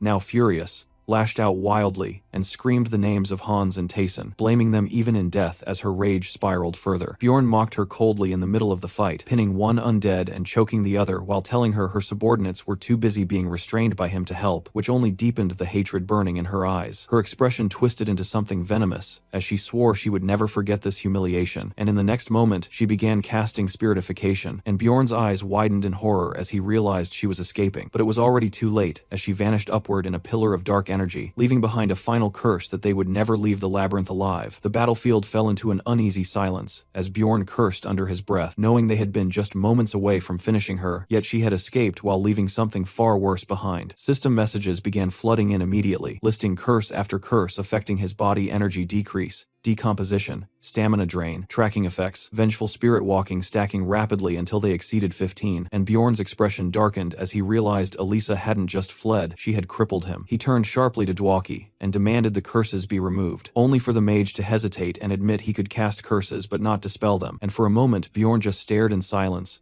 before rage exploded inside him as warnings continued flashing that his stats could suffer permanent damage. Without wasting another second, Bjorn began running, forcing his weakened body forward despite the constant drain on his stamina, brushing off Hikarod's concern while privately feeling close to collapse, realizing he had already been running for over 5 hours under these conditions, and that only the vampire essence was keeping him alive through its resistance to dark effects. While the others were only lightly affected, he alone carried the full weight of Elisa's curse, more than 15 stacked effects draining him relentlessly, and he calculated he had maybe 30% stamina left before his body would give out entirely. Rottmiller urged him to hold on, saying they were almost there, and through his blurred vision, Bjorn finally saw their destination ahead, a corrupted region marked by faint purple lights and an eerie atmosphere, with an ominous crow perched nearby as if watching them, and the boundary revealed itself as the Witch's Forest. A memory from earlier resurfaced, back when they sat at the campfire and discussed Elisa, when Bjorn explained that a Kurui's priest possessed power comparable to a fifth-floor explorer and could have wiped them out if not for their earlier preparation, and he had already concluded then that she would come after them again before they could escape. He had warned them about the danger of being ambushed from behind while fighting monsters, and made his decision without hesitation, and now, with curses eating away at his body, and no time left to hesitate, that decision became reality. They had no choice but to move forward into the Witch's Forest.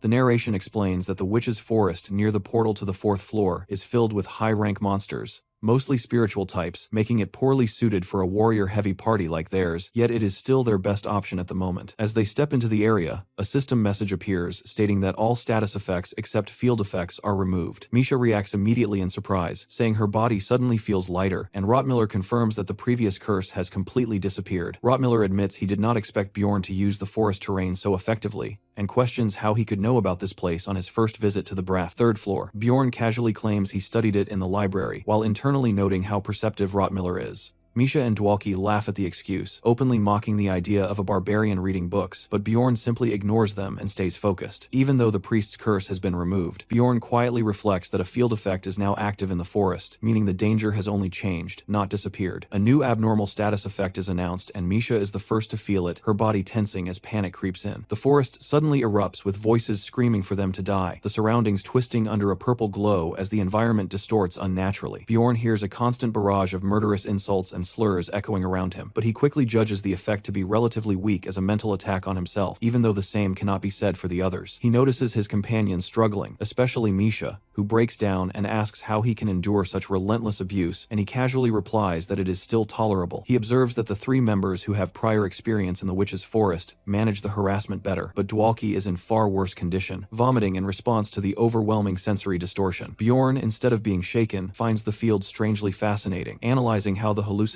and warped perception make the world bend like a convex mirror, distorting both direction and depth. Even so, he checks whether Dwalki can still cast spells, and the mage weakly insists that he can, though Bjorn can't help but internally complain that mages always seem to have fragile stomachs. Rottmiller suggests they take a short break to adjust and recover, since they are already exhausted from the previous night, and Hikarod offers to stand watch while the others rest. As Bjorn lies down, he curses under his breath at how rough the situation has become, only for Hikarod to hesitantly bring up Elisa, whom Bjorn immediately refers, "Bitch Elisa." The dwarf awkwardly agrees the insult and begins explaining, recalling that when he went to the Explorers Guild to recruit teammates, a woman had persistently questioned him, and now he realizes that woman was likely Elisa. He reveals that during a previous rupture with Bjorn, he had obtained a valuable numbered item called the Guardian's Wrist Guards. This is a rare high-level item from ruptures above the 4th floor, and suspects Elisa overheard him mentioning it. Hearing this, Bjorn inwardly fumes, thinking about how he struggled for essences while Hikarod casually walked around with something worth a fortune, and demands to know why he failed to recognize Elisa earlier. Hikarod explains that her different priest outfit confused him, and then awkwardly admits that she had been wearing a revealing outfit at the time, implying he had been too distracted by her appearance to properly notice her face. Bjorn bluntly summarizes that Hikarod was too busy staring at her body instead of paying attention, and the dwarf lets out a guilty laugh, which only irritates Bjorn further. Putting the pieces together, Bjorn realizes that their earlier planning session at the bar must have allowed Elisa to eavesdrop and set up the ambush using other explorers. Hikarad sighs that treasure always brings trouble, but Bjorn sharply states that the real problem was Hikarad's carelessness. The dwarf defensively insists he couldn't have predicted this and urges everyone to get some rest, while Bjorn silently trembles with irritation, thinking the dwarf is pathetic and questioning whether this party is truly reliable. Suddenly, someone shouts for Bjorn to wake up, and Rottmiller tells him he somehow slept deeply despite the constant noise of the forest. Clearly amazed that a barbarian could rest under such conditions. Still groggy but unfazed, Bjorn immediately asks where the monster is, and Rottmiller points it out. Bjorn sharpens his gaze and prepares for combat, spotting glowing winged spirits hovering ahead and identifying them as fairies. Fairies are 9th rank non-combat monsters that release stimulant-laced poisonous dust. Hikarad quickly warns that such a large gathering means a stronger creature they follow must be nearby. Hikarad decides to draw the hidden enemy out. A system message appears as he casts lightning, unleashing powerful electricity, then follows it with unleash, amplifying the attack as lightning rains down on the fairies, making them shriek as they're struck. Somewhere unseen, something watches the scene and reacts, and moments later, the hidden monster charges toward them through the forest. A massive deformed hand slams into the ground as it approaches, revealing itself as a 7th rank half-troll, a creature known to appear only in the witch's forest and often stalk groups of fairies. The half-troll rushes in with its claws and club raised, and its weapon crashes down near Hikarad, the impact shaking him as he groans in pain. Bjorn immediately notices how much more it affects Hikarad compared to himself, and the forest's field effect amplifies pain for frontliners, making it especially difficult for warriors. While many monsters here resist physical attacks and rely on mental abilities, further complicating things as Dwalki continues casting. Finally, Dwalki completes his support spell, Freeze, Intensify, greatly boosting his next attack before casting an 8th rank Ice Spear. The empowered spell strikes cleanly, freezing and killing the half-troll, earning them 3 experience points. As they inspect the corpse, they're disappointed to find no essence drop despite the effort, and Rottmiller quickly urges the group to move and leave the witch's forest for the 4th floor. But just as they prepare to leave, Rottmiller notices something unusual reflected in his eye and spots another group of explorers approaching through the forest. At the front, Elisa immediately recognizes Bjorn's party and loudly accuses them of murdering her comrades, rallying her escort of priests and warriors. Bjorn curses internally as the situation worsens instantly, realizing they have no chance of winning this fight. Without hesitation, he calls out to Hikarad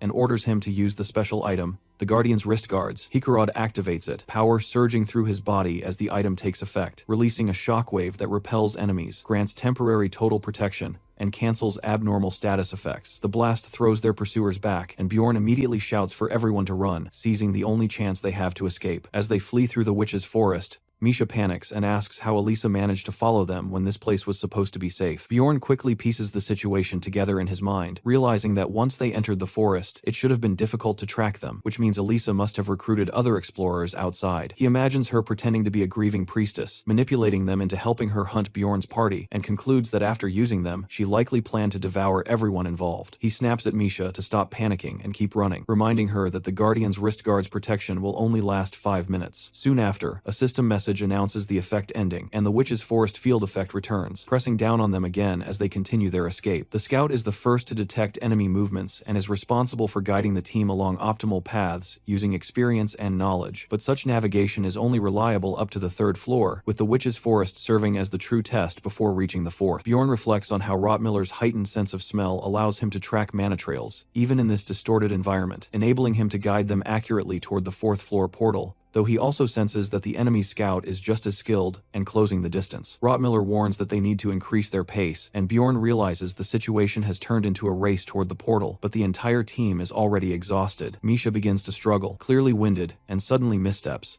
twisting her ankle badly before collapsing with a cry. Bjorn checks on her, and although she tries to brush it off as a cramp, he immediately realizes the injury is serious and that her ankle is broken. Without hesitation, he lifts her onto his back despite her protests and orders her to stay still, and she reluctantly agrees. Moments later, Bjorn notices that Rottmiller is no longer in sight and realizes they have become separated from the rest of the group. Misha panics, fearing they may have been split up permanently, and yells at him for not following the others, but Bjorn firmly refuses, telling her to stay quiet. He explains that in their current situation, moving blindly would only make things worse, and that it is safer to stay put and wait for Rottmiller, who will likely come back for them. Bjorn senses just how dangerous their situation has become, knowing that without a scout, navigating the witch's forest is nearly impossible. As they hide, Misha anxiously asks how long they have to wait, but before he can respond, a distant scream echoes through the forest. Bjorn immediately recognizes it as Hikarad's voice and realizes their team has been attacked. Misha begs him to go help, But Bjorn quickly shuts the idea down, reasoning that chasing the sound in this warped forest would only lead them astray, and that the others, if engaged in battle, would not be able to search for them anyway. He concludes that their priority must be survival above all else. The narration raises the question of what matters most in a catastrophic situation, listing things like food, water, stamina,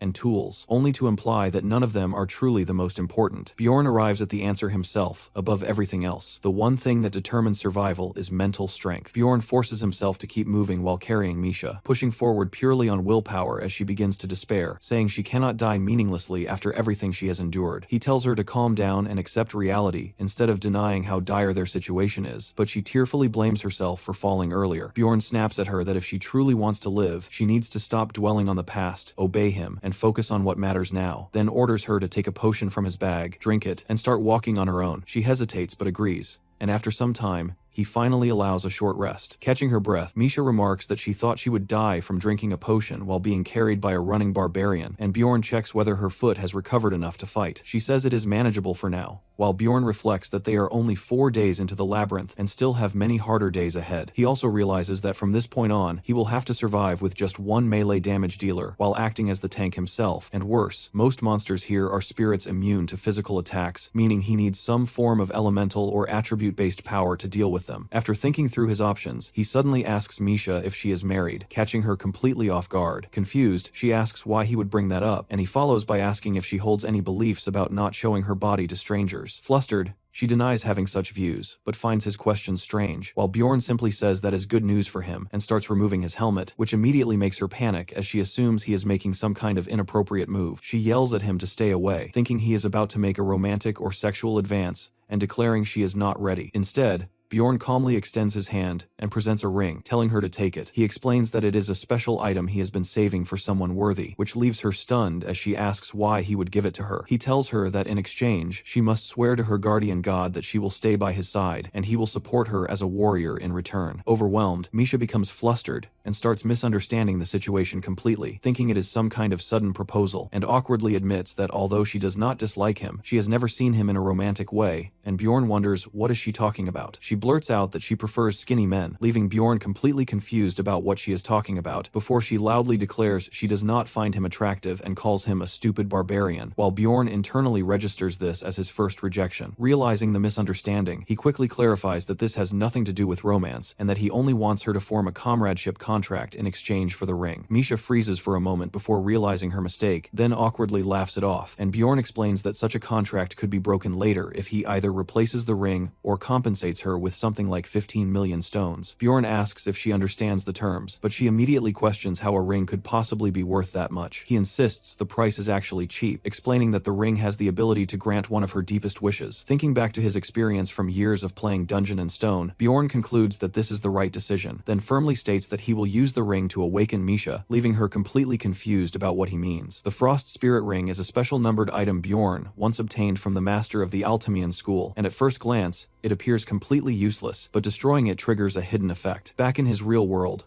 our MC had tested it multiple times until he finally uncovered its conditions, learning that if a Therianthrope without a Spirit Beast contract wears it, a special event is activated. As the ring is destroyed, a system message appears, announcing that the conditions have been met, and another reveals that Scadia, a glacial magical beast, has broken free from its seal. The moment unfolds, as Scadia appears and offers a spirit contract to Misha Karlstein. Nervous, yet excited, she reaches out with the ring on her hand and accepts without hesitation, and the instant she touches the spirit, a surge of icy energy explodes outward, engulfing her in blinding light as the contract forms. A system message confirms the successful completion, and as the storm of magic fades, Misha slowly descends back to the ground, stunned at how easily it all happened. She looks at Bjorn in disbelief, asking what kind of ring could do something like this and why she had never heard of it, then bitterly wonders why her father never told her such a possibility existed. Bjorn calmly suggests her father likely didn't know either, explaining that even a mage had studied the ring for years before discovering its secret, which only makes her more curious about how Bjorn knew. Before answering, Bjorn awkwardly points out that she is still naked and tells her to get dressed first, causing her to panic as she quickly notices her state. He casually casually mentions that her clothes and newly looted gear are laid out nearby, and after she dresses, she realizes he has also changed equipment. Still flustered, she asks why she had been undressed in the first place, and Bjorn bluntly explains that he removed her gear to prevent it from being destroyed during the ritual, which immediately makes her lash out, bringing up his earlier strange questions on marriage. He calmly clarifies that he only asked about her personal situation because any partner might misunderstand seeing her like that. And although she yells that he should have warned her, he brushes it off, saying there was no time. Cutting through the argument, Bjorn reminds her that she owes him something, prompting her to hesitate before finally thanking him. Though he complains, it sounds half-hearted, forcing her to repeat it more properly. As she lowers her head, her tone shifts, and she calls his name more seriously before beginning to confess something personal. She reveals that she once attempted suicide, recalling the moment her father found her bleeding and saved her life. But instead of kindness, his first words were cold, telling her that if she wanted to die, she should do it in the labyrinth instead of disgracing the family. Bjorn internally judges her family as completely deranged, while Misha explains that this is why she came to the labyrinth, not to die, but to escape that toxic environment. She admits she once hoped that by becoming a successful explorer without a spirit beast, her father might finally acknowledge her, but now, looking at her new power, she feels that desire fading. Bowing deeply, she thanks Bjorn sincerely and vows never to forget what he has done, swearing by the guardian gods to stay by his side. The story then explains that spirit beast contracts usually grant one of three types of abilities: summoning, strengthening, or special power-based skills, but in Misha's case, something unusual has happened. Instead of a standard contract, her body has been permanently infused with Scadia, giving her a strengthening type ability. She demonstrates it immediately, unleashing a powerful icy punch that shatters a wraith in front of them and grants experience. Bjorn realizes that with Misha's new ice attribute, they finally have the elemental power needed to deal with spirit monsters, though she mentions that each strike feels strange, as if her body is not entirely her own yet. He understands that she is only at the first stage of her power and cannot yet channel it into weapons, meaning while she can fight, the witch's forest is still too dangerous for her alone. As more enemies begin to appear, Misha warns that their numbers are increasing, and Bjorn immediately orders a retreat. Without hesitation, the two of them sprint deeper through the haunted forest, while Bjorn grimly realizes that their real struggle for survival has only just begun. Roughly 11 exhausting hours crawl by inside the witch's forest, and the grind feels endless as Bjorn and Misha keep pushing forward without pause. During that time, they constantly engage smaller groups, carefully evade larger ones, and end up slaughtering an insane number of monsters, including witch lamps, an owlbear, a dirotor, and several other twisted creatures, each kill giving only small bits of experience and red magic crystals that barely feel worth the effort. Eventually, Misha starts complaining about exhaustion, while Bjorn keeps moving, still stopping just long enough to gather every fallen monster's crystal, like a man obsessed with squeezing value out of pure suffering. Bjorn feels relieved they still haven't run into a 7th rank monster, notices there's been no sign of bitch Elisa, but that relief doesn't last long, because losing the Frost Spirit Ring has triggered the hidden passive from the Corpse Golem essence, and now his own acidic blood is slowly corroding his gear. His high-grade breastplate and shield are already dulled and damaged, and the thought of repair costs annoys him more than it should, especially since they haven't even found a single useful attribute essence despite all this fighting. When he looks at Misha, her breathing is getting rough, and he realizes her fatigue is becoming serious. While his own survival odds in this hellhole feel like they've dropped to barely 30%, they've now been moving for over 12 hours, and the forest itself feels worse, the field effect getting stronger, as if it's actively trying to crush them. Bjorn hands Misha a rope and tells her to tie it around her waist so they don't lose each other in the warped illusions, and she quickly understands why, securing it tightly while acknowledging the abnormal status effect she had heard about. That moment, the status Witch's Eye activates, and Bjorn immediately warns that from now on, they cannot afford to stop even for a second. The explanation is brutal and simple. If they stay still too long, a 7th rank monster called Canabaro will inevitably spawn along with flesh-hungry hounds and hunt them down, and the longer they stay in the forest,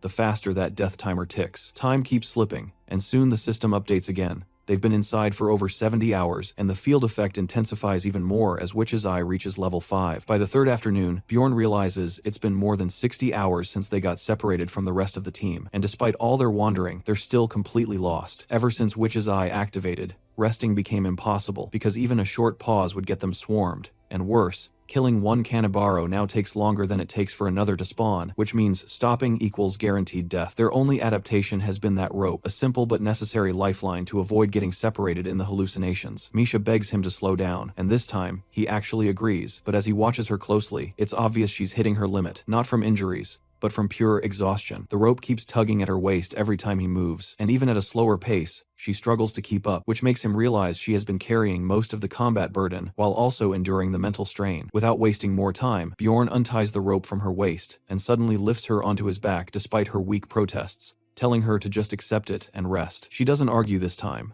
which tells him everything, and in a soft voice, she thanks him with her usual quiet Nia. Time drags forward again, and after more than 87 hours in the forest, Witch's Eye climbs to level 6, pushing everything into an even more dangerous state. For the last 17 hours, Bjorn has been carrying Misha almost non-stop, only putting her down when he absolutely has to fight, and even he can feel himself nearing his limits as the forest keeps whispering, mocking, and attacking his mind with constant hallucinations. Then suddenly, a woman's voice cuts through everything, soft, familiar, and dangerously real, questioning why he's still dragging Misha along like dead weight. Bjorn instantly recognizes the voice, and his stomach drops as the illusion takes the form of his ex-girlfriend, speaking to him like she's always been there. She tells him he's already fixed Misha's biggest problem, and doesn't need to try anymore, suggesting he abandon her, leaning into his thoughts, exposing his fears, his habits, even mocking how he never truly opens up to anyone. The illusion feels disturbingly real. Her voice, her touch, even the way she speaks lines up perfectly with his memories, and for a moment, his guard starts slipping. She presses closer, whispering that the others don't understand him, promising comfort, tempting him to let go, and Bjorn actually hesitates, even dropping his pack as the pressure builds. The illusion wraps around him, trying to pull him deeper, and for a split second, his mind starts to bend under it. But before anything happened,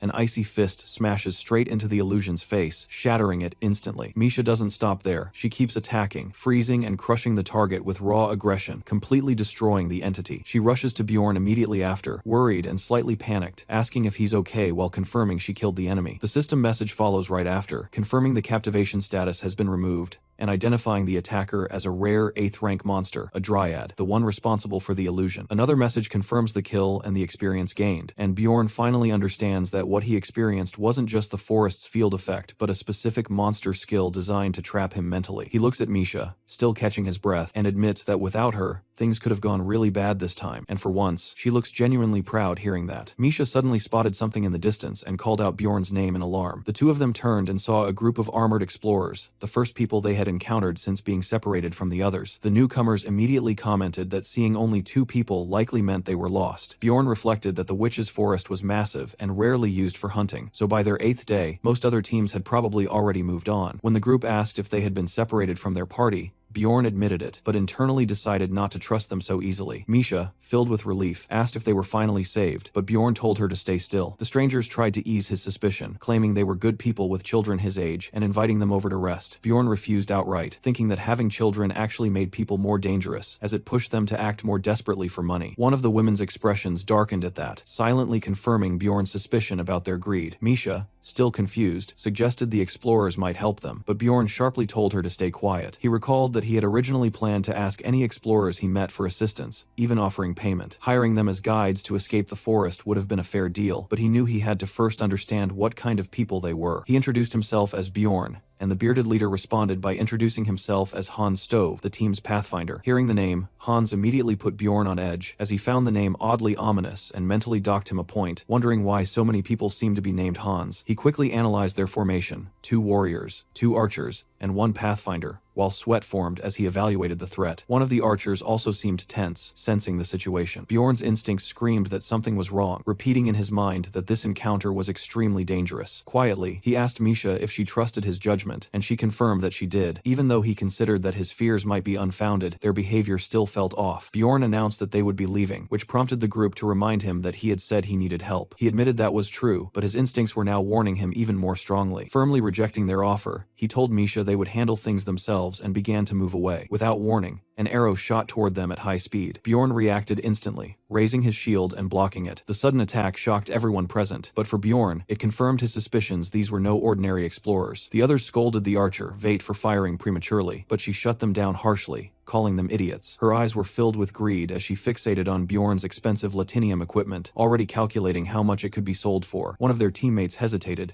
pointing out that their targets were fellow explorers, but Hans coldly told him to step aside if he didn't have the resolve. He explained that Bjorn's expandable backpack alone was worth more than they could earn in a year. The hesitant archer admitted he couldn't go through with it, and Vate bluntly ordered him out of the way. One of the heavily armored warriors stepped forward, saying this wasn't his first time doing something like this, and that poverty left no room for kindness. Misha panicked, suggesting they run since it was 5 against 2 and they were already exhausted. Bjorn quickly assessed the situation and realized that with a pathfinder among their enemies, escape was impossible. They would be caught. That left only one option. He told Misha they needed to stall for time, and she nervously agreed. Bjorn raised his voice and offered to negotiate, saying he would hand over his expandable backpack and shield in exchange for their lives. But in that moment, Misha, overwhelmed by fear, betrayed him. She begged the attackers to kill the barbarian instead and spare her, claiming she was a Therianthrope princess who could pay them. Bjorn stared at her in disbelief, struggling to process what he had just heard as she broke down crying. Hans hesitated upon hearing her claim of royal status, but Vate immediately argued that it changed nothing. They would now have to kill both of them to avoid being reported. Some of the group even grew excited, assuming that a princess would be carrying valuable items worth stealing. Shouting that finders keepers justified their actions, the group charged forward. Bjorn braced himself, realizing he could no longer stall. Just as the situation reached its breaking point, something unexpected appeared. A 6th-rank monster, Kanabaro, a skeletal creature with glowing red eyes, suddenly spawned between them. Hans cursed, realizing that the group's commotion had attracted it and that they had already been lost in the forest for 5 days. Bjorn immediately told Misha to hold on to him tightly. He knew that once Kanabaro locked onto prey, it would chase relentlessly without stopping. Without hesitation, he lifted Misha and sprinted straight toward the monster. Instead of engaging it, he slipped past it at the last moment and ran directly toward Hans's group. Seeing Bjorn and Misha rushing toward them with the monster in pursuit, the group panicked. Bjorn swung his mace at Hans as he passed, fully committing to his plan, using them as bait. Without stopping, he dashed past them, leaving the Kanabaro to redirect its focus onto the other group. As Bjorn and Misha fled, he realized the monster had now aggroed onto Hans's team, making it their problem. A system appeared, stating that Kanabaro had activated a skill called Mana Mines. The creature slammed its weapon into the ground, causing glowing purple mines to spread across the area. Hans's group,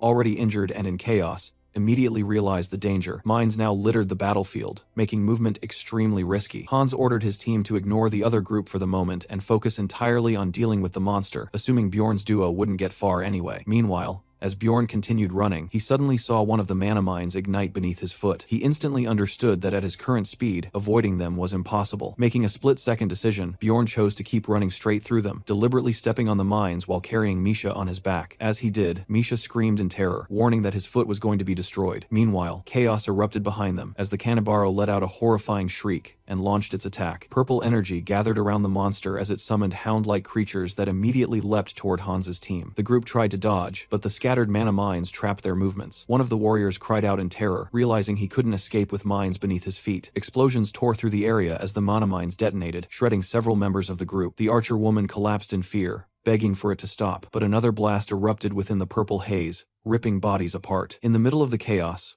one snarling hound broke away and sprinted toward Bjorn and Misha, its jaws wide open. It clamped down on Bjorn's leg as more hounds closed in. Without hesitation, Bjorn activated Flesh Explosion, detonating the attackers in a violent burst of red gore. The hounds were obliterated instantly, but as the aftermath settled, he realized he could no longer feel anything below his ankle. A warning appeared, stating that without immediate treatment, the damage would become permanent. For a moment, he wondered if his foot was gone entirely and if he would even be able to run anymore. Adapting instantly, he changed his plan. Bjorn told Misha that he was now relying on her. Instead of panicking, she responded with an almost absurd confidence, telling him to throw her at the Kanabaro like a Pokemon, declaring herself as the attack. Taking her at her word, Bjorn hurled her forward. Misha flew through the air, screaming as she charged straight at the monster, her dagger glowing brightly. She struck with full force, and the impact exploded in a flash of light, blasting apart the Kanabaro's upper body. As she landed, her thoughts immediately shifted to the remains of Hans's group. Looking around, she found them either dead or fatally wounded. One woman was still alive, weakly begging for help. The surviving archer pleaded desperately, asking Misha for a potion and offering money in return. Misha simply stared at her in silence. Before the woman could finish speaking, blood splattered across the ground, implying that Misha ended her life. Later, as Bjorn treated his mangled foot, the burning pain spread through him, while Misha worried aloud that even a potion might not be enough to fix such severe damage. Bjorn, however, judged the injury as manageable. A system message explained that his life force was surging due to his skill, immortal. Bjorn understood that this meant his destroyed limb would regenerate rapidly. Misha watched in shock as his foot began to heal, even with just a basic potion. Bjorn explained that this was the result of multiple factors working together: his vampire essence, the immortal seal, and his active skill. In terms of game mechanics, he estimated his regeneration stat exceeded 150, which was enough to regrow an entire limb over time even without potions. Still shaken, Misha asked what he really was, pointing out that he hadn't even reacted to the pain. Bjorn casually brushed it off, attributing it to the mental resilience typical of a barbarian. Privately, he compared it to Einar's ability to endure pain with potions, realizing his own situation was similar thanks to his stats. Once his leg had recovered, he tested it briefly, before tying the rope, connecting himself and Misha again. He then stated they should keep moving before another Kanabaro appeared. As they continued, Misha asked how he had known the explorers were dangerous. Bjorn bluntly answered that he simply didn't like the name Hans, and that alone had been enough to make him suspicious. Misha was left completely confused by that reasoning, but Bjorn dismissed it, saying it didn't matter anymore anymore since they had escaped. She then reflected on how the woman from earlier had seemed kind at first, yet had changed so quickly. Under different circumstances, she felt that woman might have remained a pleasant memory. Bjorn disagreed, explaining that if they hadn't appeared weak, hadn't been carrying valuable equipment,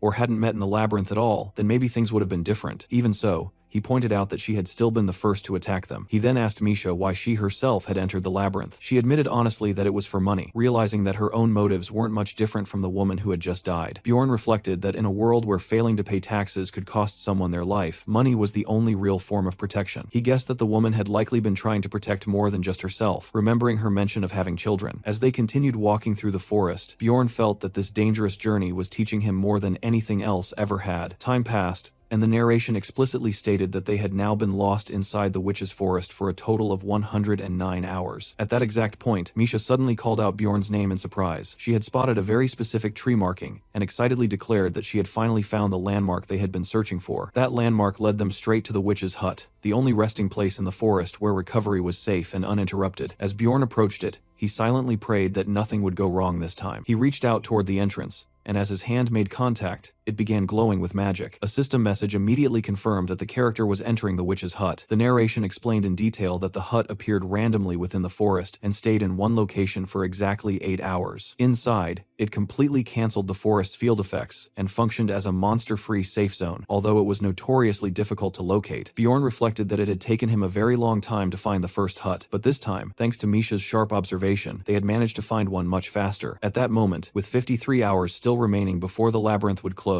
another system message appeared, again confirming entry into the witch's hut. A follow-up message stated that 5 people had already entered and that the entrance was now locked. Misha happily remarked that she had visited this peaceful place 3 times before and never got tired of it. However, while she was still talking, Bjorn abruptly told her to stay quiet. He had noticed something. He explained that others were already inside the hut as well. Since only 5 people could enter before the entrance sealed, it meant there were other individuals currently present. Misha immediately understood and agreed that they needed to locate them. As they searched, they soon found a weapon and a helmet lying among the flowers, clear signs of another group's presence. Bjorn instantly recognized the equipment and felt that something was off. Nearby, he spotted an unconscious man and identified him as the shabby-looking explorer who had previously been traveling with Elisa. Misha suggested that there must also be people inside the building and that they were likely part of the same group. Bjorn decided that before anything else, they should deal with the man outside. Without hesitation, he raised his mace and struck him brutally. Misha froze, staring at the impact in shock, realizing that the blow was far more severe than what would be needed to simply knock someone unconscious. Inside the hut, they tied the battered man up. Bjorn remarked that he was honestly surprised the man was still alive, and added that he probably wouldn't survive for long anyway. Despite that, he poured a potion onto the man's injured head. The moment it made contact, the man woke up screaming in agony as the potion took effect. Bjorn calmly asked if he was awake. The captive immediately recognized him as the barbarian from earlier and panicked. He insisted everything had been a misunderstanding and claimed that Elisa had tricked them. He began explaining that when they later chased Bjorn's group, only 3 of them remained. They had injured the person they believed to be the Pathfinder, just enough to prevent escape, only lightly wounding his shoulder. Suddenly, a mysterious light had repelled them all and knocked them unconscious. When they woke up, their real Pathfinder was already dead,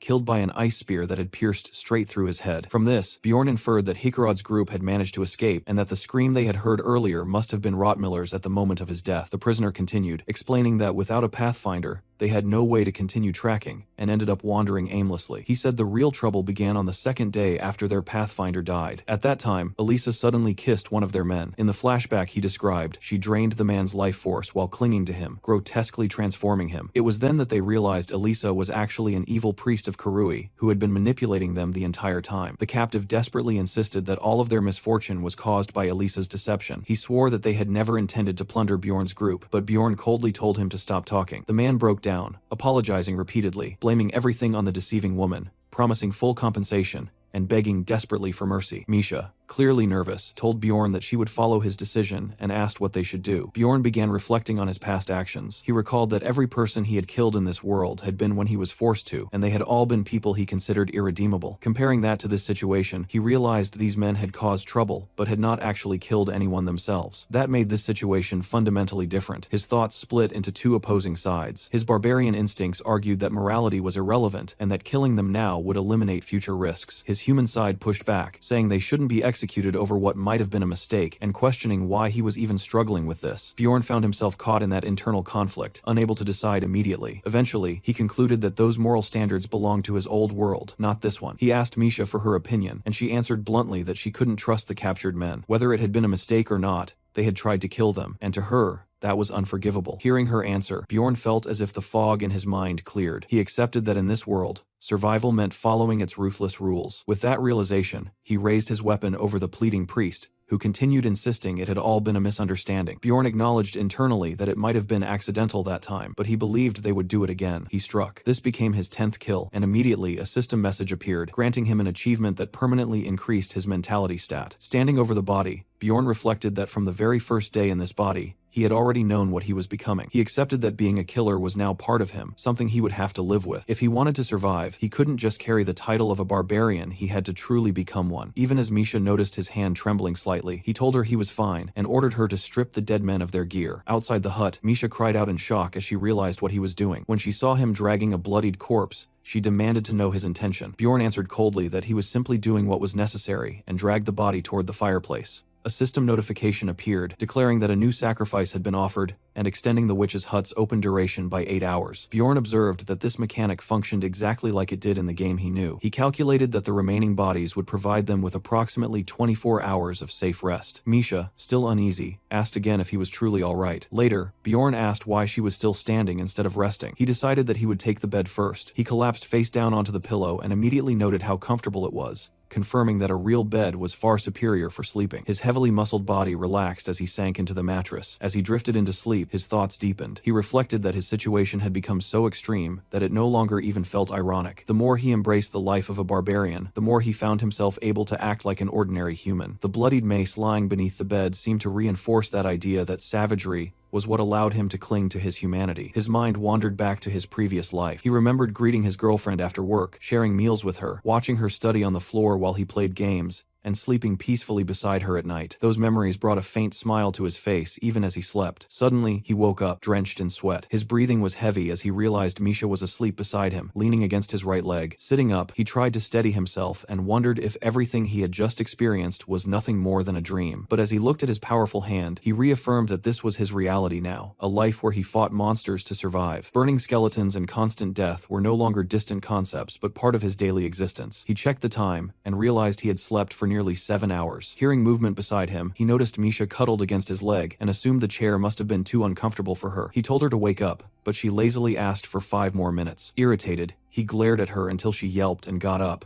calling him a stupid barbarian. Bjorn then noted that there were about 24 hours left before the labyrinth closed, and only 1 hour before the hut would shut. As they ate, he felt relieved that the final day had arrived. If they could endure just one more day, they would leave the forest and return to the city. While they were eating, Misha excitedly talked about taking a bath once they got back and asked what he planned to do in town. He admitted he didn't know yet. At that moment, a system message announced that the witch's hut had closed. Another message followed, stating that the character was being moved back to the witch's forest. A third notice warned that the forest's field effects were being reapplied. Suddenly, the surroundings twisted violently, transforming into a nightmare of red thorns. Both Bjorn and Misha were shocked. Misha panicked and asked what had happened to the forest, while Bjorn remained silent, immediately recognizing the phenomenon. He cursed inwardly, realizing what it meant. At the same time, in what felt like a completely different place, a bright monitor displayed multiple system logs related to sacrifices in the witch's hut. The logs confirmed that the 5th, 6th, and 7th offerings had been completed. Another message stated that the special condition of 7 sacrifices had been fulfilled. With that condition met, a terrifying entity was summoned, the Lord of Chaos, Ryakis, who began roaming the 3rd floor. Bjorn immediately recognized what that meant. The Floor Lord had appeared. The narration explains that a floor lord is the field boss of a floor, and Bjorn recalls from the game that every floor has one such master acting as its hidden boss monster. Misha, clearly shaken, insists that the 3rd floor was supposed to have no floor lord at all, but Bjorn explains that it was never absent, only that its summoning method was kept secret. He adds that the reason it was hidden is because anyone reckless enough to summon it would cause far more than just a few deaths. Bjorn then specifies that the master of this floor is Lord of Chaos Ryakis, and he remembers exactly what happens when it appears. Once Ryakis is summoned, all other monsters on the floor hide or flee, and it begins roaming freely across the entire floor, killing everything it encounters until it is defeated. He also explains that all portals between floors are disabled while Ryakis is active, which means escape is completely impossible, and anyone on the floor has to be prepared to die. Hearing this, Misha panics and demands to know why it had to appear now. Bjorn admits that it is most likely their fault, and reminds her about burning the corpses in the hut, explaining that burning bodies is one of the summoning conditions. He reflects that he believed adding 3 bodies after such a long time without a summon would not be enough to trigger it, but he did not realize that someone else had already burned 4 corpses earlier, meaning their actions completed the requirement. Misha immediately turns angry and blames him for summoning the monster, saying they are all going to die because of him. Bjorn sharply tells her never to speak about their involvement again, and warns that if anyone finds out they summoned the boss, they will be in serious trouble. While she continues panicking and complaining, he notes how quickly her attitude has changed from calling him a savior to blaming him. Bjorn then shifts focus back to survival, and points out that with the abnormal status effect gone, they can at least leave the cursed woods. He urges her to move quickly, and begins outlining their plan, decided to head to the orc habitat. The Jarwi clan is described as a large organization active above the 6th floor with hundreds of members, and Bjorn quickly concludes that facing the floor lord alone would mean certain death, so their best chance of survival is to stay close to this clan. He estimates that around 10 of the clan's teams are currently on the 3rd floor, which is still a significant force compared to ordinary explorers. Around them, panic spreads rapidly as a Jarwi officer shouts for everyone to calm down and follow orders, but terrified explorers ignore him, pleading for powerful mages to teleport them away, while others accuse the clan of being responsible for summoning the floor master and beg not to be abandoned. Bjorn observes that the situation has already fallen into complete chaos, with fear spreading faster than any command can control. Amid this disorder, a priest begins casting a large-scale protective spell, sweating heavily as she concentrates, and her magic expands outward into a glowing barrier that surrounds the fortress area. Seeing this, the Jarwi commander steps forward and tells everyone to calm down, explaining that the priest has activated an area protection skill while scouts are monitoring the surroundings. He assures them that the labyrinth will close within a day, and promises that the clan will do everything possible to help as many people survive until then. The surrounding explorers listen carefully, still tense, but holding on to his words, while the commander adds a strict warning that anyone who breaks the rules or causes trouble will be punished, making it clear that such individuals will be expelled from the safe zone without hesitation. Bjorn finds the speech somewhat long, but effective enough, especially because of the priest's skill supporting it. The narration explains that the priest's skill, proclamation,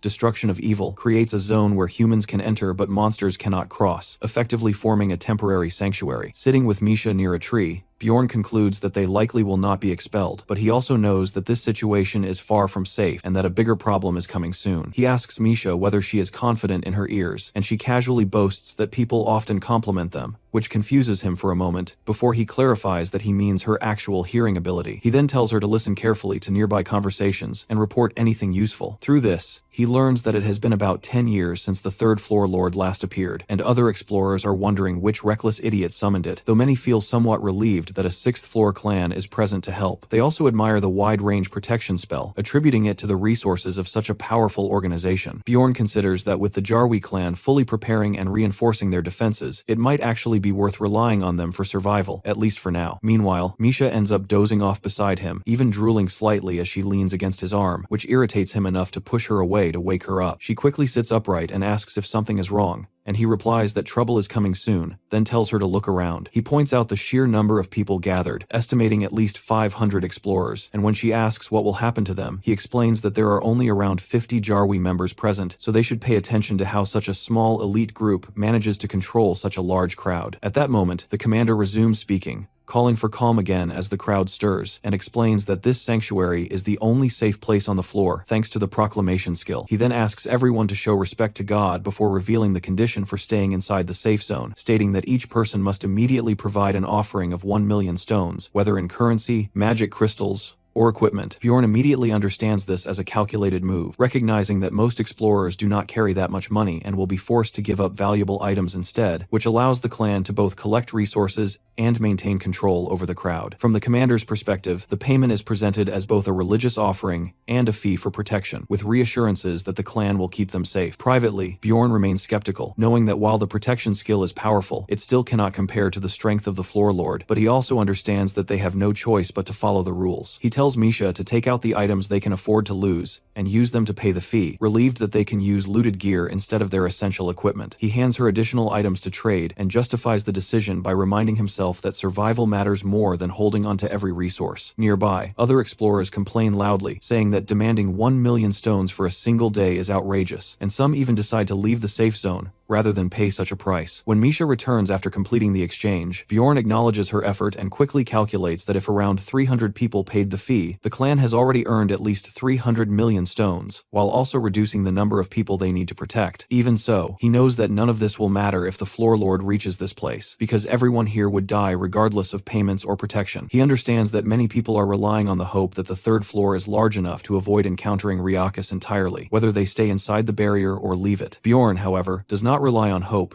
and instead prepares for the worst possible outcome, believing that assuming disaster will not happen is the fastest way to die. With about 5 hours remaining before the labyrinth closes, rain begins to fall, and as it hits his helmet, Bjorn immediately realizes that the disaster he had been anticipating has finally begun. He recognizes the strange crimson rain at once as the Rain of Despair, the passive aura of Lord of Chaos Riakis that spreads across the entire floor. System windows appear, reporting that all characters are taking continuous chaos damage, and that their mana resistance has been significantly reduced. Bjorn recalls that this effect damages everything within a wide area, cancels any field-type effects wherever it spreads, and can eventually inflict chaos status if exposure continues for too long. Misha trembles under the rain and calls out to Bjorn in fear, but before he can respond, the massive form of Riakis comes into view, towering over the fortress with its enormous, horned, dragon-like body. It lets out a deafening roar, revealing rows of monstrous fangs, and the surrounding explorers immediately panic, screaming that the Floor Lord has arrived and begging for someone to stop it. Some of them, already overwhelmed, shout angrily that they paid for protection and demand that the clan keep its promise. The Jarwi commander, however, remains composed as he faces Riakis directly, acknowledging that the situation is grim and that heavy losses are inevitable. He loudly announces the appearance of the Lord of Chaos Riakis, and orders all clan members to activate their prepared measures without hesitation. At his command, clan members begin using powerful support scrolls that enhance concentration and energy, while the commander raises a special artifact known as the Sunlord's Flag, channeling holy power into his weapon. Bjorn quickly notices that the clan is consuming large amounts of expensive items and buffs within seconds, clearly committing all their resources to this fight. The commander continues rallying his forces, shouting that they have enough supplies and must use everything freely if they want to survive and return alive. Watching this, Bjorn is surprised that they are actually planning to confront Riakas head-on, and for the first time, he feels some relief knowing that others had also prepared for a situation like this. He reflects that these clan members have reached this point through repeated, life-threatening battles, something that cannot be attributed to luck alone. The bearded commander orders everyone to take their battle positions and declares that they will stop Riakas, even as the enormous creature advances through the crimson rain. Below it, terrified explorers panic, some unable to believe what they are seeing, convinced they are about to die. As Riakis moves closer, people begin shouting warnings not to block its path and to avoid direct attacks,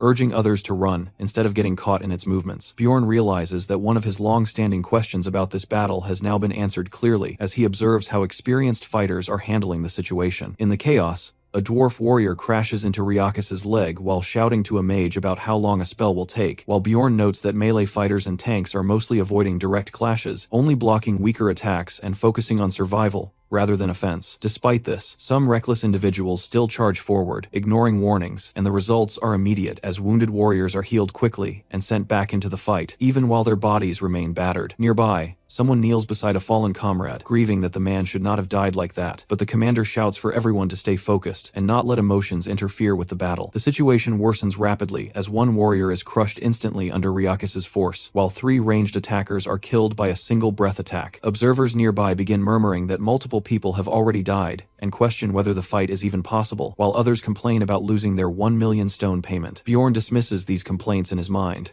recognizing that the clan is doing everything they can, holding the front line, while mages attempt to restrain Riakas. Then, Riakas begins drawing out its inherent power, signaling a dangerous shift in the battle. The commander immediately orders everyone to stop attacking the main body, and instead focus on destroying the dark orbit surrounding it. As attacks are redirected toward the floating spheres around Riakis, Bjorn understands what is happening and realizes that the clan is deliberately managing the fight to prevent the second phase from triggering. While some spectators assume the clan has stopped attacking out of confusion or poor judgment, Bjorn recognizes that they actually know the correct strategy to defeat Riakis. Seeing this, he begins to feel a small sense of hope, thinking that if they continue at this pace, there is a real chance they might survive long enough for the labyrinth to close on its own. A timestamp shows that the current time in the labyrinth is 22:37, and Bjorn notes that there is roughly 1 hour left before the labyrinth shuts down. Standing among the tense crowd of explorers, he quickly calculates the situation and estimates that around 11 fighters, nearly 20% of the clan's force, have already died, but he judges that this level of loss still does not make victory impossible. Around him, however, panic begins to spread as explorers shout that the clan is doomed and demand to know how many more have died. Bjorn identifies the real problem not as the battle itself, but as the behavior of the explorers, who are starting to lose control. He recalls that every time Ryakis entered a rage state, protected explorers ended up dying, and he bluntly thinks that it was because they stood around watching instead of acting properly. Misha, clearly nervous, urges Bjorn to do something, but he tells her to wait while he thinks through the situation. Nearby, a group of explorers tries to take initiative, shouting that everyone should stop watching and start cooperating if they want to survive, insisting that they must protect themselves because too many people have already died. Another explorer immediately argues back that the clan confiscated all their equipment earlier, leaving them unable to defend themselves. As tension rises, the crowd's attention shifts toward a visible stash of armor and weapons, revealing where all the confiscated gear has been stored. Realizing what is about to happen, Bjorn abruptly tells Misha that they need to leave immediately, which catches her off guard. At the same time, angry explorers confront the clan guards, accusing them of breaking their promise of protection and threatening to take their equipment back by force, despite warnings that doing so would put everyone in danger. The situation escalates quickly as mob grab a guard and begin pushing forward, shouting and trying to reclaim their belongings. Bjorn tells Misha to stay behind him, already expecting this kind of riot to happen because ordinary explorers do not understand how to deal with Ryakis properly. As the crowd surges toward the clan, Bjorn and Misha move away from the chaos and start heading up the burning steps. While dodging the wandering spirits of chaos,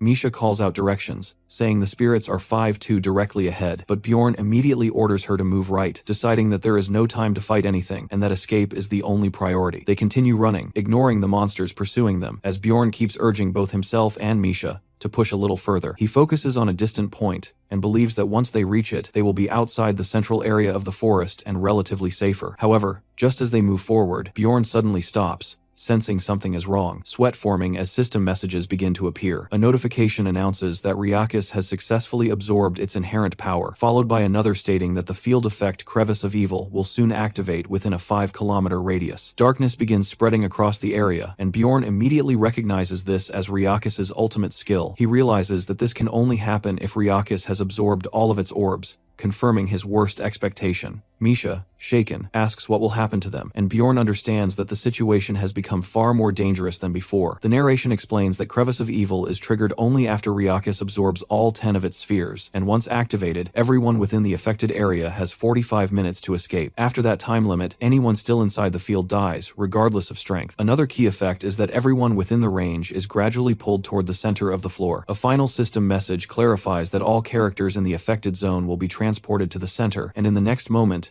Bjorn, Misha, and the other explorers are forcibly relocated. Confusion spreads immediately as people look around, unable to understand what just happened, while Bjorn quickly estimates that around 200 explorers are still alive. He also observes that only about 20 members of the Jarwi clan remain out of the original 50, calculating that 11 died earlier and many more were lost in the recent chaos, making it clear how severe the situation has become while he and Misha were away. As the crowd demands answers, a clan mage responds harshly, silencing them with threats and warning that he will attack if anyone comes closer. Another clan warrior angrily blames the explorers for causing additional deaths and warns them to stay away, while the explorers shout back, blaming the clan for confiscating their equipment and begging to be allowed back under protection, even offering to pay more. The warrior responds coldly, saying they should be grateful they are not being killed on the spot, and makes it clear that the clan will not help them anymore. The mood quickly turns desperate as people begin to curse and question what they should do next. At that moment, one explorer raises a trembling hand and claims to know something about the situation. He explains that according to an old text he once read, everyone will die if they fail to leave the area within a certain time limit, but also says that escape is possible by traveling 5 kilometers in any direction despite the presence of monsters. Bjorn quietly confirms that this information is correct. However, he also understands the real problem, which is that Ryakis' clones and the spirits of chaos will relentlessly chase anyone trying to escape,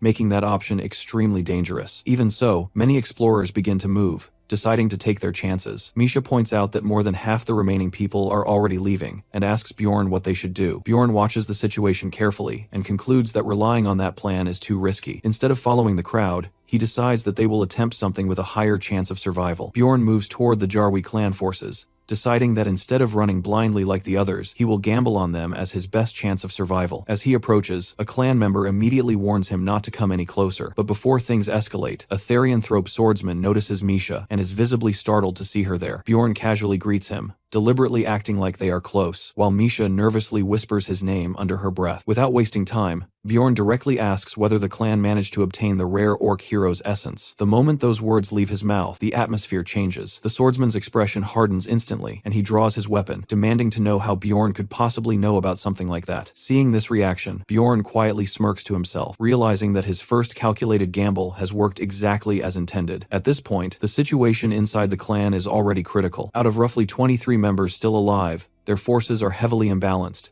consisting of 3 priests, 6 mages, 12 ranged attackers, and only 2 melee fighters left. Vice Captain Iraz Maglain repeats grimly that they are down to just 2 close-range combatants. He recalls how the earlier riot caused massive losses among their frontline fighters, and how they were forced to buy time by letting Lord of Chaos Ryakis absorb its spheres. The old geezer mage who had appeared earlier presses Iraz to make a decision quickly, reminding him that their understanding of Ryakis' behavior means they are running out of time. Iraz thinks through the situation and realizes the core problem is obvious. With only a swordsman and a spearman left as melee units, they lack a true frontline defender, someone capable of holding the line against incoming threats. He understands that without such a role, they cannot safely carve a path through the monsters surrounding them. Subordinates continue reporting that many explorers have already fled and urge Iraz to give orders before the enemy's attention shifts toward them, but the pressure makes it difficult for him to decide. The situation is slipping, and hesitation could cost everyone their lives. At that moment, Bjorn suddenly steps forward and declares that he will open a path for everyone. His voice cuts through the tension, instantly drawing attention. Iraz turns sharply toward him, surprised by the unexpected offer, while other clan members question who Bjorn even is. The red-haired Therianthrope tries to intervene, but Bjorn pushes past him, standing firm as he presents his proposal. Iraz demands an explanation, wanting to judge the situation personally. A subordinate nervously admits that they still do not know how Bjorn learned about the orc hero's essence. The clan members quickly relay Bjorn's condition, which is simple and direct. In exchange for opening a path to safety, he wants the orc hero's essence. Faced with this, Iraz activates his skill, Survival Instinct, an ability that highlights the individual most likely to increase his chances of survival. The result is immediate and unmistakable. Among everyone present, Bjorn stands out, glowing with an intensity that surpasses all others. Iraz trusts this ability completely, as it has saved him many times before. Without hesitation, he concludes that Bjorn is the key to overcoming their current crisis. Turning to his subordinates, he declares that Bjorn is essential to their survival, a statement that shocks everyone around him, especially the Therianthrope swordsman. Then, focusing fully on Bjorn, Iraz asks for his name. Bjorn understands that this moment is crucial. This is his second gamble, and just like the first one, it has worked. Iraz Maglain introduces himself as the vice captain of the Jarwi clan, and immediately questions Bjorn about how he figured out they were targeting the orc hero. Bjorn calmly answers that it was simply his own deduction, which makes Iraz narrow his eyes and ask how he reached that conclusion in the first place. Bjorn explains that a large elite clan would never monopolize something like the third floor's orc habitat unless they had a much bigger objective in mind. He points out that they did not just arrive casually, but brought a massive amount of supplies, far more than what would be needed if their goal was only to hunt great orc warriors. From that alone, he reasons that their target had to be something more significant. The orc hero is actually a 5th-rank hidden boss that can only be summoned through a specific method,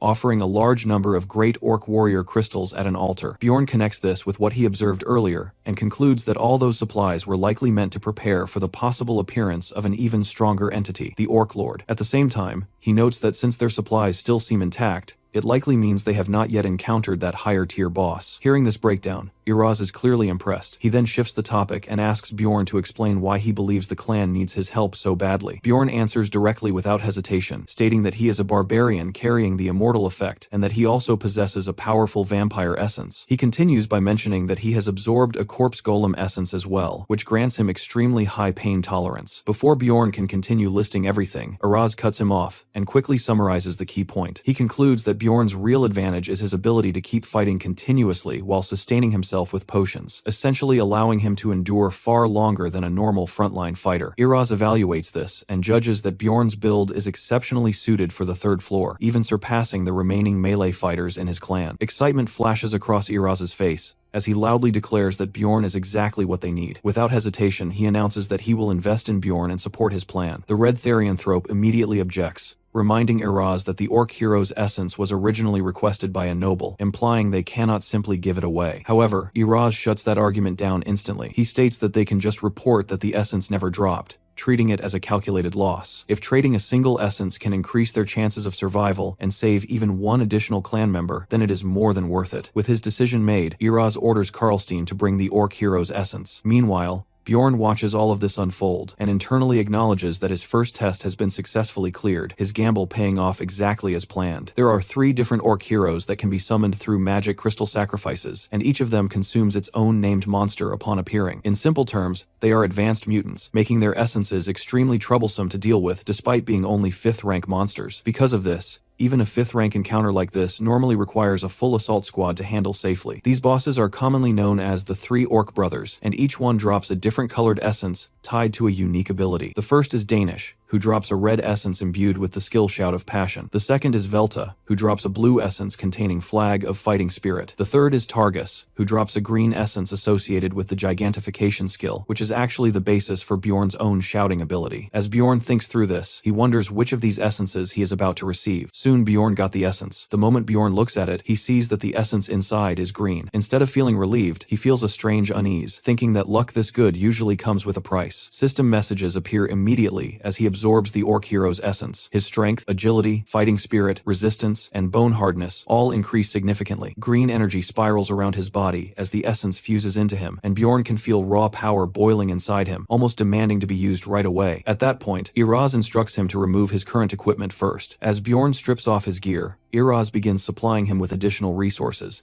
and Bjorn is honestly surprised by how generous the clan is being. He receives a large number of defensive scrolls and potions, far more than he expected. Handing his pack over to Misha, he tells her to watch their belongings while he prepares. Bjorn immediately starts activating multiple defensive and support scrolls one after another without hesitation. System messages keep stacking as he drinks strength-enhancing potions that temporarily boost his physical power. He continues consuming rare items that increase his elemental resistance and pain tolerance, layering effect after effect onto his body. At the same time, the clan's priests and mages begin casting support magic on him. Spirit protection, regeneration flames, and taunt-enhancing spells are applied in succession, amplifying his durability and drawing ability. Additional buffs further increase his regeneration and taunt level, effectively turning him into a perfect frontline tank built to endure anything thrown at him. Then Iraz gives another order. He tells Karlstein to use Owner of Blood so Bjorn can borrow his swordsmanship-related ability as well. Without hesitation, Karlstein slices his own wrist, letting blood drip out for the ritual. Bjorn drinks the blood despite the unpleasantness, and system text confirms that the skill Owner of Blood has been activated. As a result, Bjorn temporarily acquires Karlstein's passive skill, Corrupt 1. His eye glows red as the effect takes hold. Iraz observes the change and confirms that the skill is active. This ability reduces maximum stats, but significantly amplifies the power of active skills, making it extremely potent in high-risk situations like this. With all preparations complete,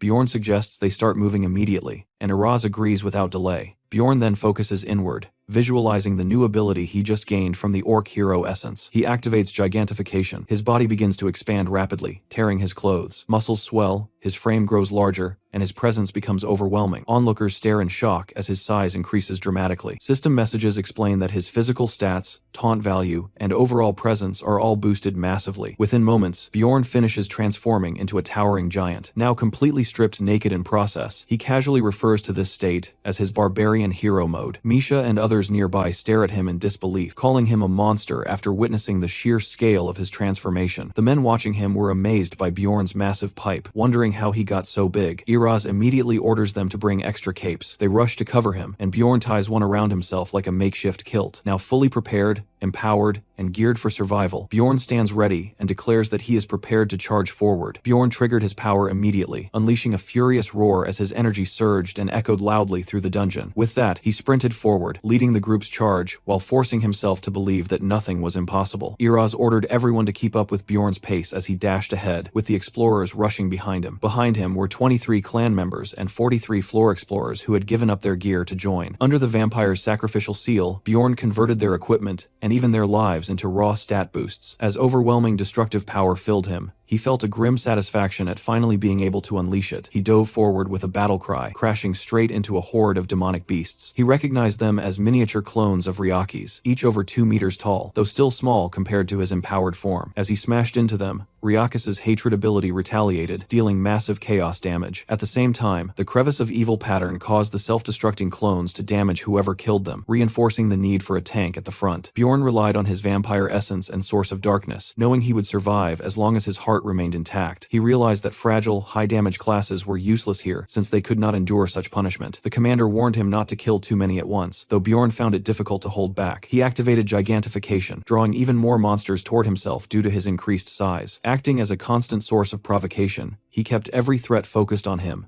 ensuring the explorers behind him remained safe. Karlstein charged in and killed a clone, only to cry out as the reflected damage struck him with equal force. Injured, he called for the priests to heal him. Bjorn immediately ordered everyone to stop taking unnecessary hits and fall back. A priest healed Karlstein while he cursed in frustration, urging the healer to hurry. Bjorn concluded that only he should remain at the front for what was coming next. He continued carving a path through the clones, and once his health dropped below half, his hero's path passive activated, increasing his resistances and tolerances. He recalled the orc hero whose skill functioned the same way, which was the reason he had sought that essence. His defenses increased significantly below 50% health and peaked near 20%, and he intended to exploit that advantage as much as possible. Bjorn ordered everyone to stay back while he handled the vanguard alone, pushing forward and leaving the others behind. Hernision observed that Bjorn had fully joined them and acknowledged his presence, agreeing it was wise to let him take the front in case new threats appeared behind. Karlstein, still in pain, realized that even attacking a single clone was unbearable, forcing him to retreat. Watching Bjorn, he began to question who he really was, no longer seeing him as an ordinary barbarian. As they continued running, the clan members admitted that no one matched a barbarian's courage and praised the vice captain's judgment in recruiting him. Other explorers speculated about Bjorn's identity, assuming he must be a well-known warrior whose absence would have doomed them. When someone asked Misha about him, she insisted she did not truly know. Hernision remarked that if the legendary barbarian hero Valkan returned, he would likely resemble Bjorn, whose presence now matched that myth. Bjorn soon spotted the zone exit ahead and urged everyone to move faster, pushing himself harder as he sensed their escape was near. A notification warned him that his soul power was running low, but they managed to break through and reach the outside. As gigantification wore off, his body shrank back to normal size, leaving him panting heavily. The system confirmed that the crevice of evil field effect was ending. Outside, the survivors cheered in disbelief, though Bjorn could still hear the agonized screams of those who failed to escape as the space behind them collapsed. A massive red explosion followed, obliterating the entire area and vaporizing the orc habitat in an instant. He noted that their timing had been miraculous, escaping just as his transformation ended. The commander agreed, but warned that they were not safe yet. Bjorn also understood that the danger was not over. He recalled that after leaving the crevice of evil, the first phase of the insta-kill ultimate would select a single survivor as prey. He calculated the odds and realized there was a 1 in 15 chance that either he or Misha would be chosen. Then he saw Misha freeze in terror. System notifications revealed that Misha had been selected as the prey and was now paralyzed. Bjorn was filled with anger as he realized that fate had chosen her. Misha sensed something was wrong, and as the realization dawned on her, the surrounding explorers looked at her with quiet sympathy. Her brother stood frozen, unable to face her. Bjorn recalled Riakis's skill, Prey, which immobilized the target and marked them for relentless pursuit until death. Iraz acknowledged the situation grimly and offered clan protection for Misha,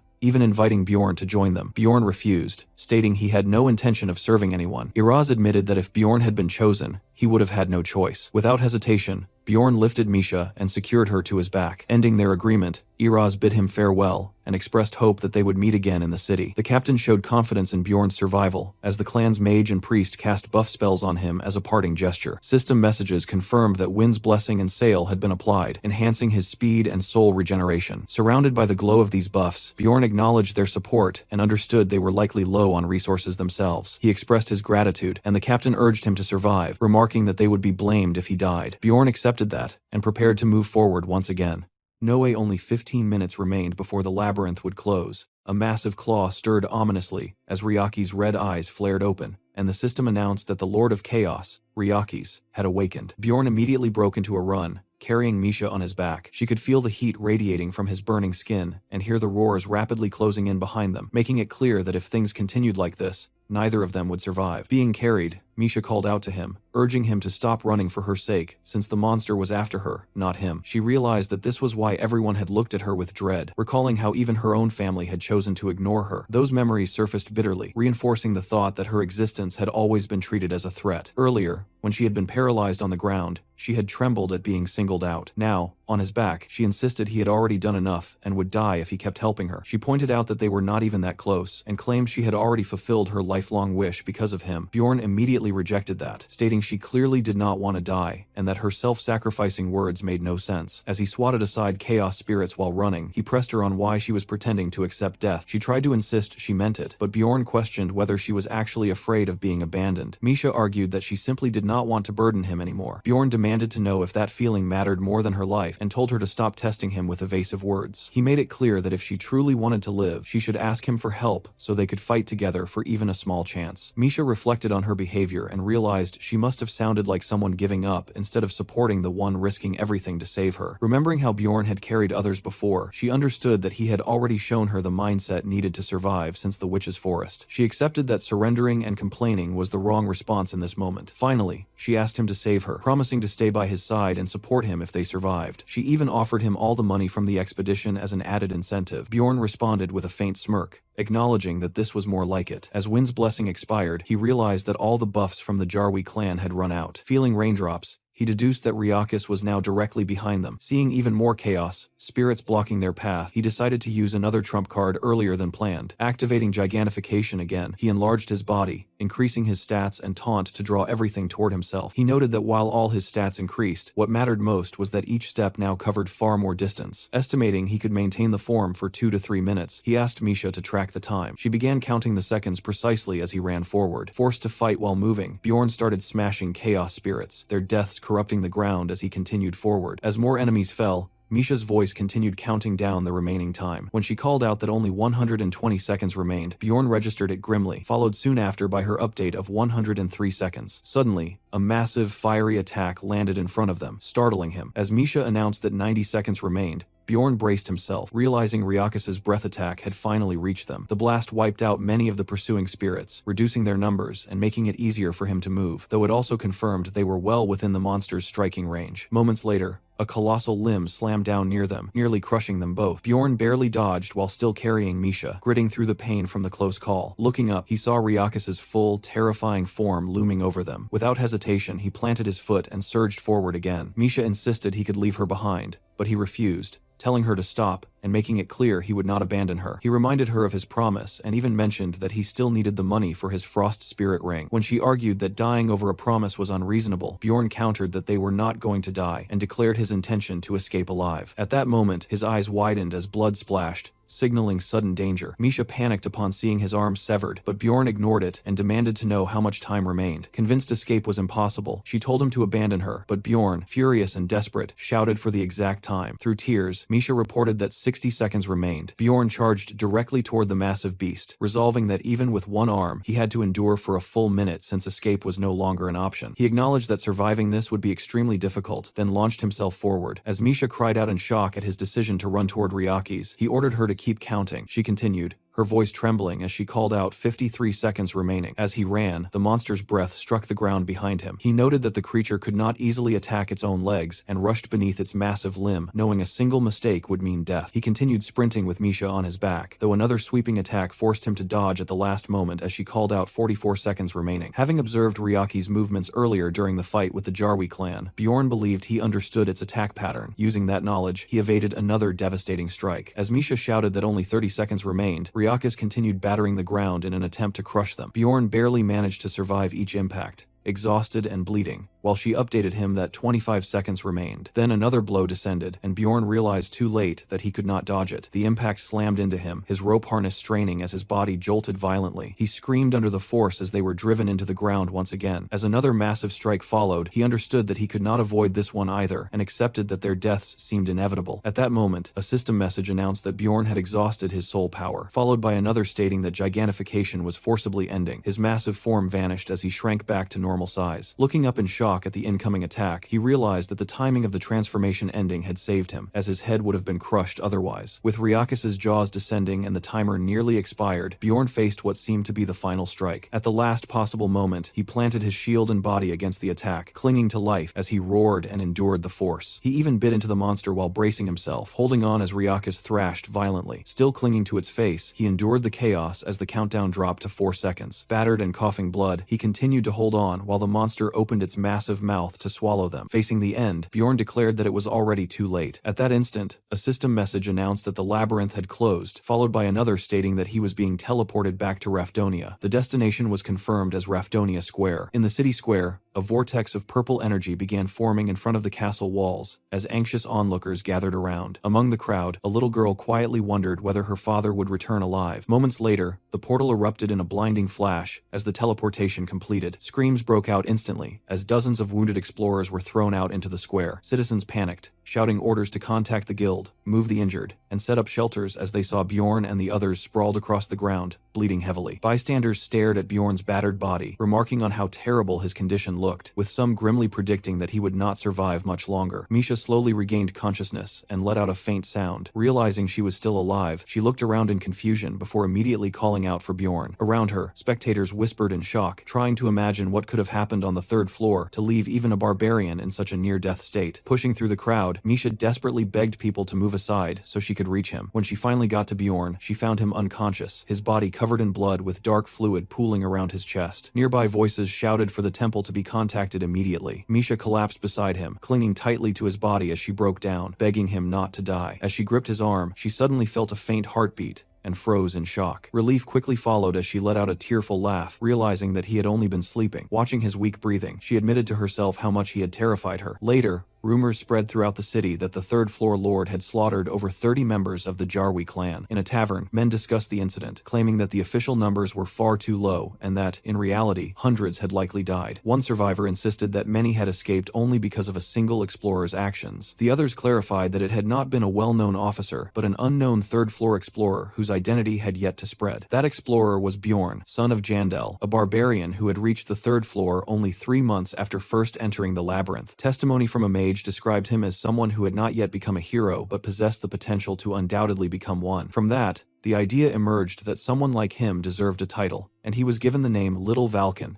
in reference to the legendary hero known for unmatched bravery. At the same time, system messages indicated that Bjorn's fame stat was rapidly increasing. Another warning followed, explaining that such rising fame would trigger more special events around him. Elsewhere, a guild official reviewed the report, finding the nickname Little Valkan interesting as he began to take notice of Bjorn. He reflected that very few explorers had ever achieved so much in such a short time, making Bjorn's case unprecedented in his experience. The report also listed the powerful enemies Bjorn had already faced, including the corpse golem and the vampire guardian, along with the fact that he possessed the rare orc hero essence. His rapid growth and the strength of his abilities went far beyond ordinary luck. The official recalled historical figures who had shown similarly abnormal development, individuals who were often remembered as heroes due to their extraordinary destinies. However, not all such figures had followed a righteous path. As he considered this, the official questioned whether Bjorn would become a hero or something far more dangerous. For a brief moment, he even wondered if Bjorn might be an evil spirit. Sometime later, Bjorn awakened under a tent with a low groan, his eyes opening slowly as sunlight struck his face. Confusion lingered for a moment before he realized he had survived. He found himself back in the city, with Misha asleep beside him, clinging tightly to his thigh. Quietly, he acknowledged that he had made it back alive, and gently patted her head, reflecting on the fact that they had both returned together. 2 days later, the entire town was still talking about the third-floor lord and the massive casualties. In taverns across the city, drinkers eagerly exchanged stories about the brave barbarian, now known as Little Valken. At the same time, Bjorn's interface continued to ping repeatedly as his fame kept increasing. Soon after, Bjorn and Misha reunited with their allies, who were visibly relieved to see them alive. Rotmiller apologized for getting injured earlier, but Bjorn cut him off and suggested they order food first.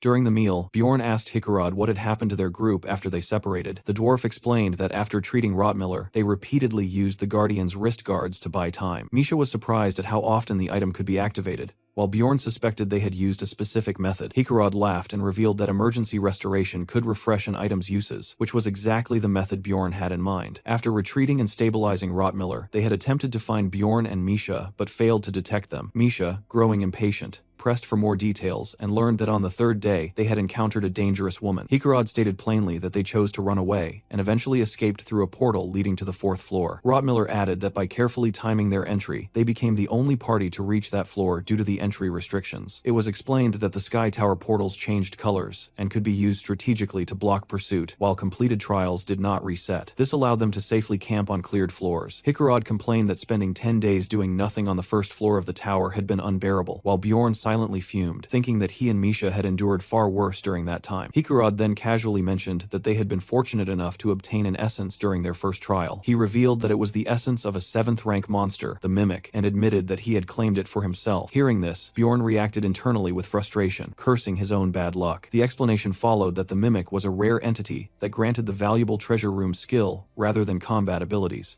Its first activation filled a private storage space with random items. When asked what they had obtained, Hikurod listed large quantities of mana stones and high-grade potions, along with 2 highly numbered special items. This revelation shocked Bjorn. Embarrassed by Bjorn's reaction, Hikurod asked him not to curse, while Bjorn wondered how the dwarf could be so absurdly lucky. Hikurod then explained that he intended to sell the numbered items and share the profits with the group, which Bjorn estimated would exceed 10 million stones. Bjorn forced himself to congratulate him, though his frustration caused him to unconsciously bend his spoon, prompting Misha to scold him. He brushed it off by blaming the uncontrollable strength granted by his orc hero essence, but Misha pointed out that he had always managed it before. Bjorn deflected the comment, stating that she had not yet seen everything about him, which left her flustered. When the others asked what had happened to Bjorn and Misha, he decided to tell the story himself, aware that there were details he needed to keep hidden. He gave a summarized version of events rather than revealing everything, covering key moments from Misha's contract with the beast to the desperate battle against Ryakis. The group listened in awe, fully grasping how intense the situation had been. Rotmiller congratulated Misha on forming a spirit beast contract and asked why she credited Bjorn for it. Embarrassed, she insisted that they would not have survived without him. Hikurod accepted her explanation and then offered Bjorn 1 million stones from their profits to compensate for the protection cost of the orc hero essence. Bjorn was taken aback by the gesture, internally comparing Hikurod to a rare source of generosity. The mage praised Bjorn's story, stating that the title Little Valken now suited him perfectly. Bjorn was surprised to learn that the name had already spread so widely, and Hikurod confirmed that it had become the common way people referred to him. The narration framed Little Valken as Bjorn's new title, likening him to the legendary barbarian hero Valken of the past. Bjorn, however, felt uneasy about gaining such recognition so quickly. He reflected that while fame had been beneficial in the original game, in this reality it only increased the likelihood of dangerous events and unwanted attention. Despite this, his companions congratulated him, confident that his new title and 5th rank essence would lead him far. Misha then shifted the discussion to how they would divide the money they had earned, including the reward for reporting the Karui priestess. She was especially pleased to hear that the bounty alone amounted to 3 million stones. The total profits and expenses were calculated, resulting in a net gain of 7.65 million stones. At that point, Bjorn reminded Misha of her earlier promise to give him everything. Instead of dividing the earnings, he claimed the entire amount. Bound by her word, Misha was left flustered and quietly regretted her decision. Later, Misha asked whether all the aftermath had finally been settled. As they walked through the city, Bjorn reflected that while the labyrinth was harsh, life outside it was not much easier. He noted that he had already taken care of most of the tasks he needed to handle, having retrieved his repaired equipment, purchased consumables, and even visited the auction house, which had clearly pleased Misha. At the same time, Bjorn found himself wondering why Misha continued to stay so close to him. He briefly suspected that she might still resent losing the money, though he ultimately decided it was better for him to manage their funds. In his mind, 7.65 million stones was only a modest amount considering his future plans. He intended to invest in essences, equipment, and most importantly, in strengthening Misha. Now that he considered her his main party member, he studied her thoughtfully, which only made her feel embarrassed. As they walked, onlookers whispered about Bjorn, referring to him as Little Valken. He eventually told Misha that he would be heading off for a while, and she mentioned that she planned to visit her family first. She spoke nervously, saying she would be gone until the next day or possibly the day after, which made Bjorn wonder why she seemed so uneasy about it. Though he felt a slight concern, he chose not to press further and simply wished her luck. Misha claimed she felt a little better, but Bjorn could tell she still seemed troubled. He encouraged her again, then suddenly punched her tail, provoking an angry reaction as she called him a stupid barbarian. Watching her respond like that, he judged that her condition had improved at least somewhat. As she prepared to leave, she promised to return and reminded him not to skip meals. He agreed, though she continued by telling him to eat more vegetables before quickly rushing off. Watching her go, Bjorn noted that she treated him like some kind of savior. At the same time, he couldn't help but think that her behavior was closer to how someone would treat a child, reminding him of how his ex-girlfriend used to act toward him. Later, while riding a wagon, he focused on his next objective, which was helping Misha grow stronger. Upon arriving at the 8th district, he considered that he now had the ability to join a stronger team, but Misha would not be able to keep up in that environment. Because of that, he decided to remain with his current group for now, allowing her time to strengthen her spirit beast contract and obtain an essence. At that moment, a public announcement declared that an execution was about to begin. Hearing the crowd's excited reaction, Bjorn cursed inwardly as he noticed that there were fewer spectators than usual. He looked toward the blood-soaked execution site, where the remains near the chopping block painted a grim picture. Some of the onlookers complained that the condemned man, labeled an evil spirit, looked completely ordinary, which caught Bjorn's attention. He soon recognized the man as Tarakan, while a nearby knight spoke disdainfully about such beings pretending to be human. Bjorn felt a pang of regret, realizing that he had not done more to help Tarakan. He recalled giving him money, and concluded that the man likely never even bought a weapon or entered the labyrinth. At that moment, Tarakan's eyes met Bjorn's within the crowd. The man reacted violently upon recognizing him, and Bjorn questioned whether he had truly been identified. Before anything more could happen, the blade fell, cutting Tarakan off mid-attempt to shout his name. Bjorn turned away from the execution, visibly shaken. Remembering that brief moment when he had handed Tarakan those coins, Bjorn realized that the man's fate could easily have been his own. From that point on, he decided he would no longer help others purely out of pity. As he walked away, a stranger suddenly addressed him as Jandel's son, Bjorn. Annoyed, Bjorn curtly told him to leave, but the blonde man hushed him, claiming they were in similar circumstances. That statement caught Bjorn off guard. The stranger casually began asking whether Bjorn came from the United States, Thailand, Europe, or somewhere else. Bjorn recalled that he had expected to encounter something like this eventually, though he had not anticipated it happening so soon. The blonde man then claimed that he himself was from the United States. Bjorn quickly decided that there was only one way to deal with someone like this, and prepared himself, mentally referring to his approach as the Einar method. Stepping closer, Bjorn loomed over the man in an intimidating manner, causing him to stammer. He demanded that the stranger stop speaking in riddles and speak clearly. The man laughed nervously, saying that Bjorn had almost fooled him and even praising his acting, assuming he had only been in this world for 3 months. Bjorn repeated his demand for straightforward answers, while the man attempted to calm him and urged him not to be so aggressive. The blonde then claimed that Bjorn was here because of something called Gwaim, which immediately triggered a sharp reaction as Bjorn internally cursed him. The man continued speaking, complimenting Bjorn for earning a title in just 3 months and comparing it to his own slower progress, which only made Bjorn more irritated. The stranger added that Bjorn did not need to reveal where he was from, since all of them were outsiders anyway. Bjorn remained silent, listening carefully. The man then began inviting him to join the Gwaim association they had formed,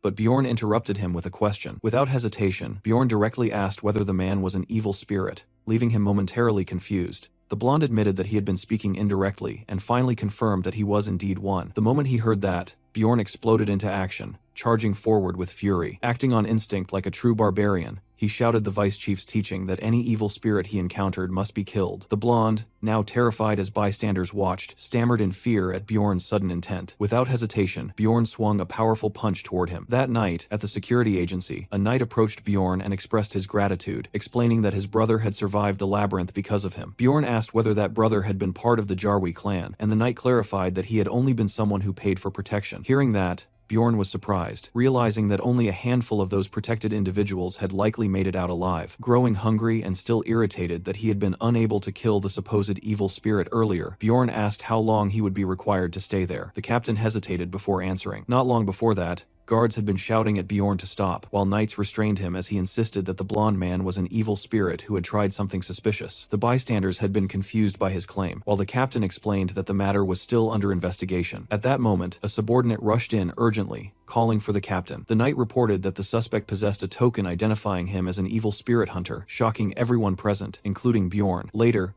Bjorn stood by as officials stated that the blonde man was not actually an evil spirit. Bjorn protested angrily, insisting that the man had clearly claimed to be one, and refusing to accept their conclusion. A high-ranking official explained that individuals who achieved rapid success were always subject to investigation, though Bjorn demanded a simpler explanation. The captain let out a nervous breath before clarifying that the authorities had, in fact, suspected Bjorn himself of being an evil spirit. This revelation caught him completely off guard. Outraged, Bjorn demanded to know who had labeled him that way, vowing to crush their skulls. As the captain tried to calm him and the superior struggled to simplify the explanation, Bjorn continued pressing for clarity until they assured him that such a mistake would not happen again. Later, as he walked through the city at night, Bjorn reflected on how much the locals seemed to know about players, far more than he had expected. He remembered how the blonde man had casually asked about Earth, proving that not everyone in this world was ignorant. The man's smiling face and deceptive manner lingered in his mind, along with the fact that he had known about the mysterious term, Gwaim. Bjorn realized he had understood it only because of its unusual pronunciation of the word game. His thoughts drifted to Tarakan's execution, which now seemed almost understandable in such a harsh world. In a city where he had no true allies, the sudden appearance of someone who knew his secrets felt deeply unsettling. The more he considered everything, the more twisted this world appeared to him. Returning to his room, Bjorn noted that at least his dealings with the security agency had ended without further complications. As he stepped inside, he noticed an envelope lying on the floor. Opening it, he found a red pill inside and sat down on his bed, reading the attached letter with growing surprise. The letter explained that it was randomly sent to explorers suspected of being players, and was intended only for those capable of reading it. It warned that anyone who could understand its contents must never reveal to others that they were a player. It further instructed that even if captured by evil spirit hunters, the letter must never be translated. The message then described a hidden community that guaranteed anonymity, stating that swallowing the pill would grant access to it. It added that refusal was acceptable, and that the pill could simply be discarded, ending with a wish for the reader's survival. The name of this community was given as Ghostbusters. A final note mentioned that Raphonia's king is motherfucker. Elsewhere, the scene shifted to the royal family's secret security agency, where a superior reprimanded an officer for exceeding his orders. He clarified that he had instructed only surveillance on Bjorn, not provocation. The subordinate explained that their agent had underestimated Bjorn due to his mere 3 months of experience. When asked about the outcome, the officer suggested reviewing the recording and activated a crystal device. The orb displayed the earlier encounter, showing Bjorn being approached in the street. As the superior watched, he remarked on how convincingly Bjorn had acted. The projection replayed Bjorn's blunt insistence on straightforward answers and his immediate hostility toward evil spirits. The kneeling officer argued that unlike a true evil spirit, who would have fled, Bjorn had attacked without hesitation, which supported the conclusion that he was not one. The superior ultimately agreed, firmly stating that Bjorn, son of Jandal, was not an evil spirit. He reflected on how Bjorn had earned a title within just 3 months without being one, and considered the possibility that the young man was destined to become a hero. With a faint smile, he concluded that this was a good outcome, as the city was always in need of more heroes. The next morning, Bjorn visited the magic tower, believing the mysterious letter was genuine and intending to investigate it further. Inside a research lab, Raven observed that he must be quite famous to have received something like that. Bjorn questioned her, and she explained that individuals who gained recognition often received such letters, assuring him that it was nothing unusual. She added that if he had come earlier, she could have examined the writing more closely, and asked whether he was not curious about the message left by the evil spirits. Bjorn repeated her words, focusing on the term evil spirits, and she clarified that the letter had indeed been sent by one. Pretending ignorance, Bjorn praised her ability to even recognize it as a letter, which pleased her, as she noted that most people would not have noticed. Raven then asked about the pill that had come with the letter, and whether Bjorn understood its purpose. He claimed that he did not, prompting her to explain that it had been crafted by a master mage skilled in psychological and dimensional magic combined with alchemy. According to her, the pill allowed the user to enter a specific spirit realm. Bjorn repeated the unfamiliar term and asked what exactly a spirit realm was. Raven described it as a separate dimension where the physical body remained behind while the consciousness was transported elsewhere. She outlined several key facts,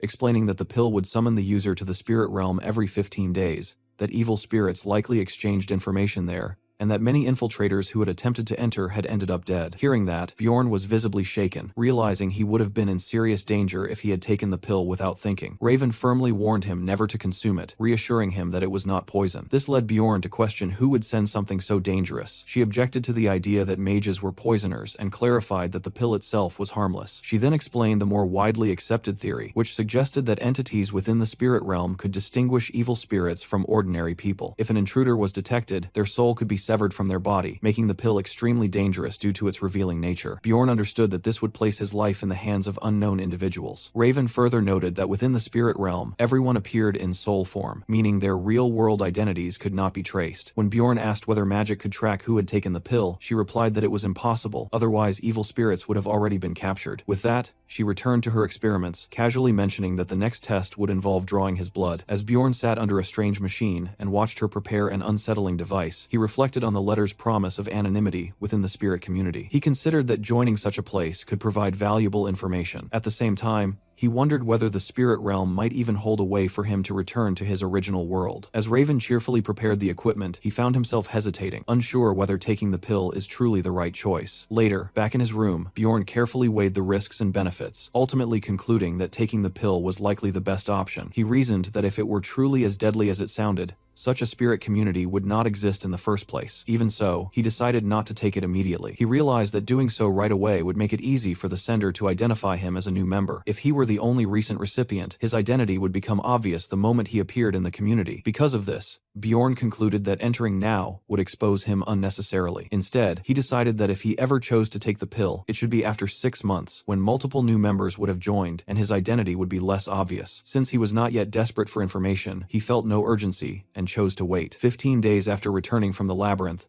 the scheduled time for the spirit summoning passed without him taking the pill. Elsewhere, in a high-floor research lab within the tower, a clock struck as another mage prepared to observe the spirit realm. Activating a blue crystal orb, the mage was asked by an unseen superior whether the expected newcomer had appeared. The robed alchemist reported that no such individual had entered the spirit realm. From this, the superior concluded that the chosen candidate was likely not a player after all. When discussing what to do with the remaining invitations, the mage instructed that letters should continue to be sent according to schedule. The hooded figure reflected with quiet disappointment, having held high expectations for this particular individual. In the end, he concluded that the mysterious person he had been searching for had yet to reveal themselves. The scene shifted to the Explorer Guild branch, where Bjorn was officially promoted to a 6th rank explorer. He reflected that he had been spending his days diligently handling necessary tasks such as assignments, which made time pass more quickly. His routine life in the city continued steadily as he took care of himself, maintaining his condition while time moved forward. Although he spent his valuable stones freely, he had no regrets, knowing they had been used on essential improvements. At a weapon shop with Misha, Bjorn purchased an enormous mace along with enchanted armor, leaving her visibly shocked by both the size and the cost. He then acquired magically enchanted pants with a shape-shifting ability, ensuring they would not tear apart when he used gigantification. This purchase embarrassed Misha, who commented on how difficult it must have been to find such an item. In return, Bjorn asked about her new equipment, noting that while it was smaller than average, it was still an improvement over what she had before. Flustered, Misha admitted she was unsure and felt it might be too much for her to handle. Later, at the training facility, a practice dummy lay completely destroyed. Misha trained with her new twin blades, explaining that she was gradually becoming accustomed to them, while also using expensive beast blood to strengthen her spirit beast. Bjorn observed that the beast blood allowed her to infuse her attacks with ice. Misha showed her progress with pride, but Bjorn pointed out that her movements were still clumsy and required more practice, which only frustrated her. At another point,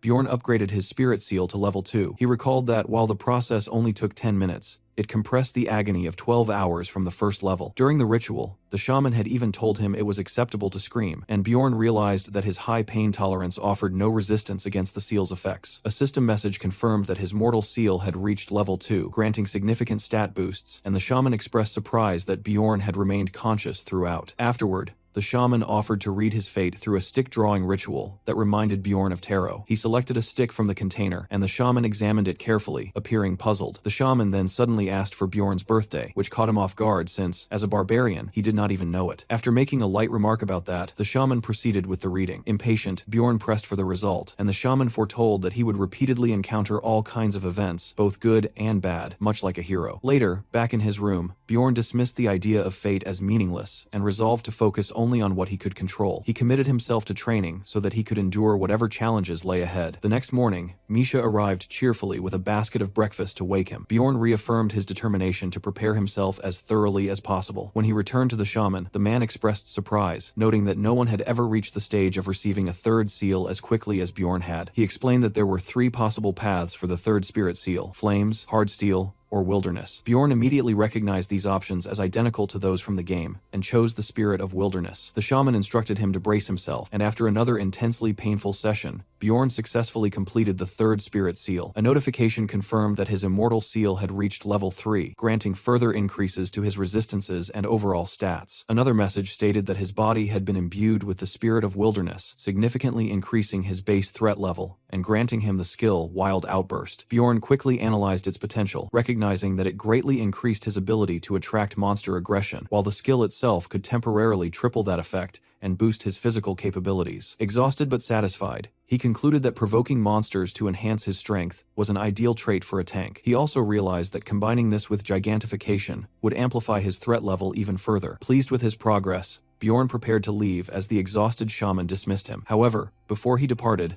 the shaman admitted that he had withheld part of Bjorn's fate. He warned that Bjorn would attract individuals filled with hatred. If he could resolve their grudges, it would benefit him, but if not, they would eventually bring him harm. Bjorn responded with irritation, insisting that such warnings should be phrased more simply, as something that would make his life easier rather than sounding ominous. With that, the consultation ended, and the shaman fell silent as Bjorn left. Stepping out of the tent, Bjorn reflected that with the level 3 spirit seal complete, only a few final preparations remained. As he moved through the forest, Einar suddenly called out to him while trying to stay hidden, urging him to keep quiet so she would not be discovered. She beckoned him over and excitedly congratulated him on earning the title of Little Valkan, immediately demanding to hear what had happened. Bjorn downplayed the events as he explained, while she listened closely. After hearing his story, she prepared to ask something else, her expression turning slightly mischievous. Once he finished, she seemed relieved to learn that he had joined Hikarod's team, reassured that he would no longer be alone. Bjorn observed that she looked thinner than before, and wondered whether the elder had been feeding her properly. Einar quickly defended herself, claiming she had been condensing her muscles. When Bjorn asked what that meant, she admitted that she did not fully understand it herself but accepted it anyway. Suddenly, a loud voice echoed from the village, angrily calling out Einar's name and demanding to know where she had gone. Startled, she said she had to leave, while Bjorn replied that he also needed to go. Before parting, Bjorn expressed concern about her harsh training, but Einar responded with fiery determination, declaring that she would simply train twice as hard and sacrifice sleep. Her words only increased his worry. As Bjorn began to walk away,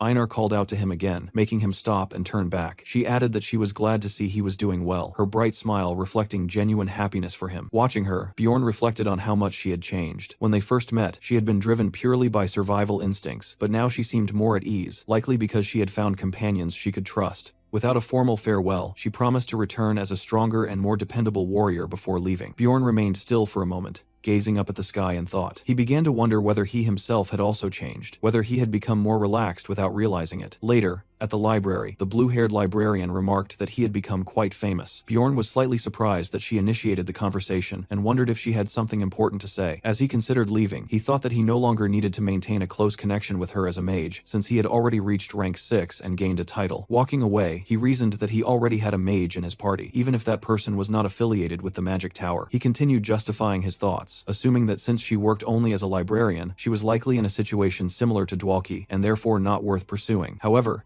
he quickly realized that this line of thinking was nothing more than rationalization. Bjorn acknowledged that his focus on survival left him with little room to consider the feelings of others. He recognized that he lacked the capacity to care deeply, recalling how this mindset had led him to constantly doubt everyone and analyze their actions coldly. In the past, he had judged people solely based on the benefits they could provide. If someone appeared threatening or unreliable, he would eliminate them first, fearing betrayal. He understood that he had always acted selfishly. Yet, Misha's willingness to sacrifice herself for him continued to linger in his thoughts. That memory made him understand why Einar had commented on his recent change, prompting him to quietly curse under his breath. He realized that he had begun to feel the urge to act in ways that were unnecessarily altruistic, which made him uneasy. It felt as though he was becoming too comfortable in this world. When he questioned how he should deal with this shift, he found no clear answer. He reminded himself that regardless of any changes, he was still a barbarian. Acting on that conclusion, he turned back toward the librarian and bluntly told her to stop staring and say what she wanted. Deciding to follow his instincts and live as a barbarian, he watched as the librarian blushed slightly, before explaining that he had spoken up because her eyes looked like she had something he wanted to say.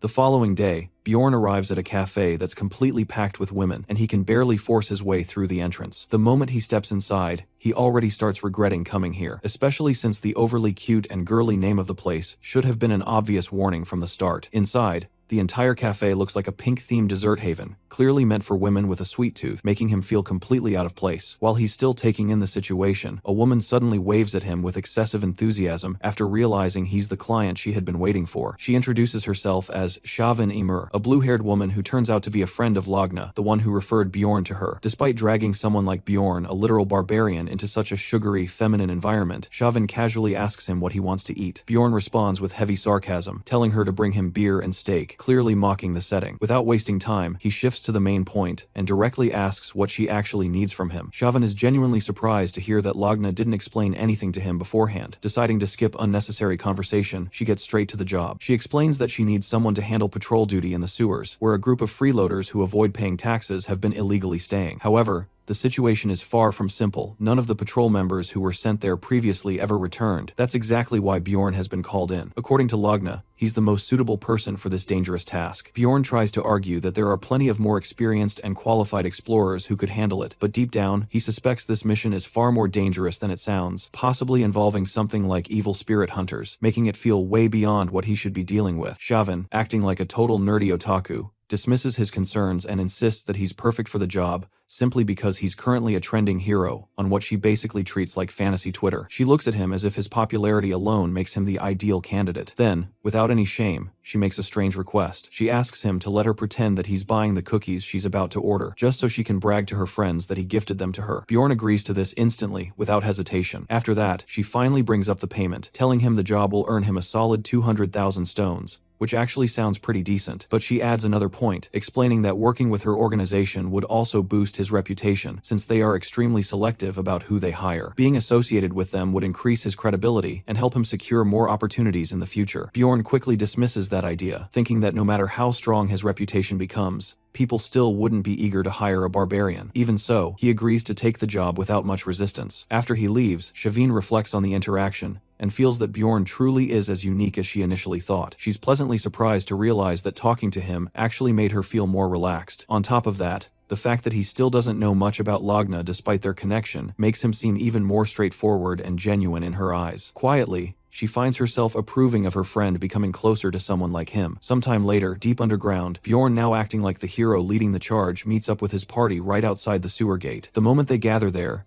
everyone immediately starts complaining about the absolutely unbearable, disgusting smell, even though they all knew exactly what kind of job they had signed up for in the first place. Bjorn doesn't pay any attention to their whining at all. Instead, he forcefully throws the gate open and walks in with an intimidating presence, carrying full main character energy. As he leads the way inside, he warns everyone not to damage their helmets, since they're equipped with GoPro cameras meant to record solid evidence. The team itself had been put together the day before. Bjorn first brought in Hikarod, who happily agreed to join without even asking for payment. Then Dwalki joined as well, mostly because doing anything at all sounded better than sitting around reading books all day. Rotmiller came along, wanting to test out a newly unlocked skill, while Misha was clearly excited to slice up criminals using her brand new Lich twin blades. Looking at this lineup, Bjorn feels like an absolute genius for assembling a full team without spending anything, and in his mind, Rotmiller stands out as the real MVP thanks to his exceptional navigation skills, which are extremely useful in a place that looks like an endless, confusing maze of filth. As they proceed deeper, Dwalki casts a light spell to illuminate the pitch-dark tunnels, but Hikarod still looks tense, practically clutching his soul as he keeps worrying that some sewer monster might suddenly jump out at them at any moment. Hearing that, Misha asks the sorcerer if there's any known information about monsters in this place. Dwalki explains that mages sometimes dump magical waste into toilets, so there's a chance that some bizarre,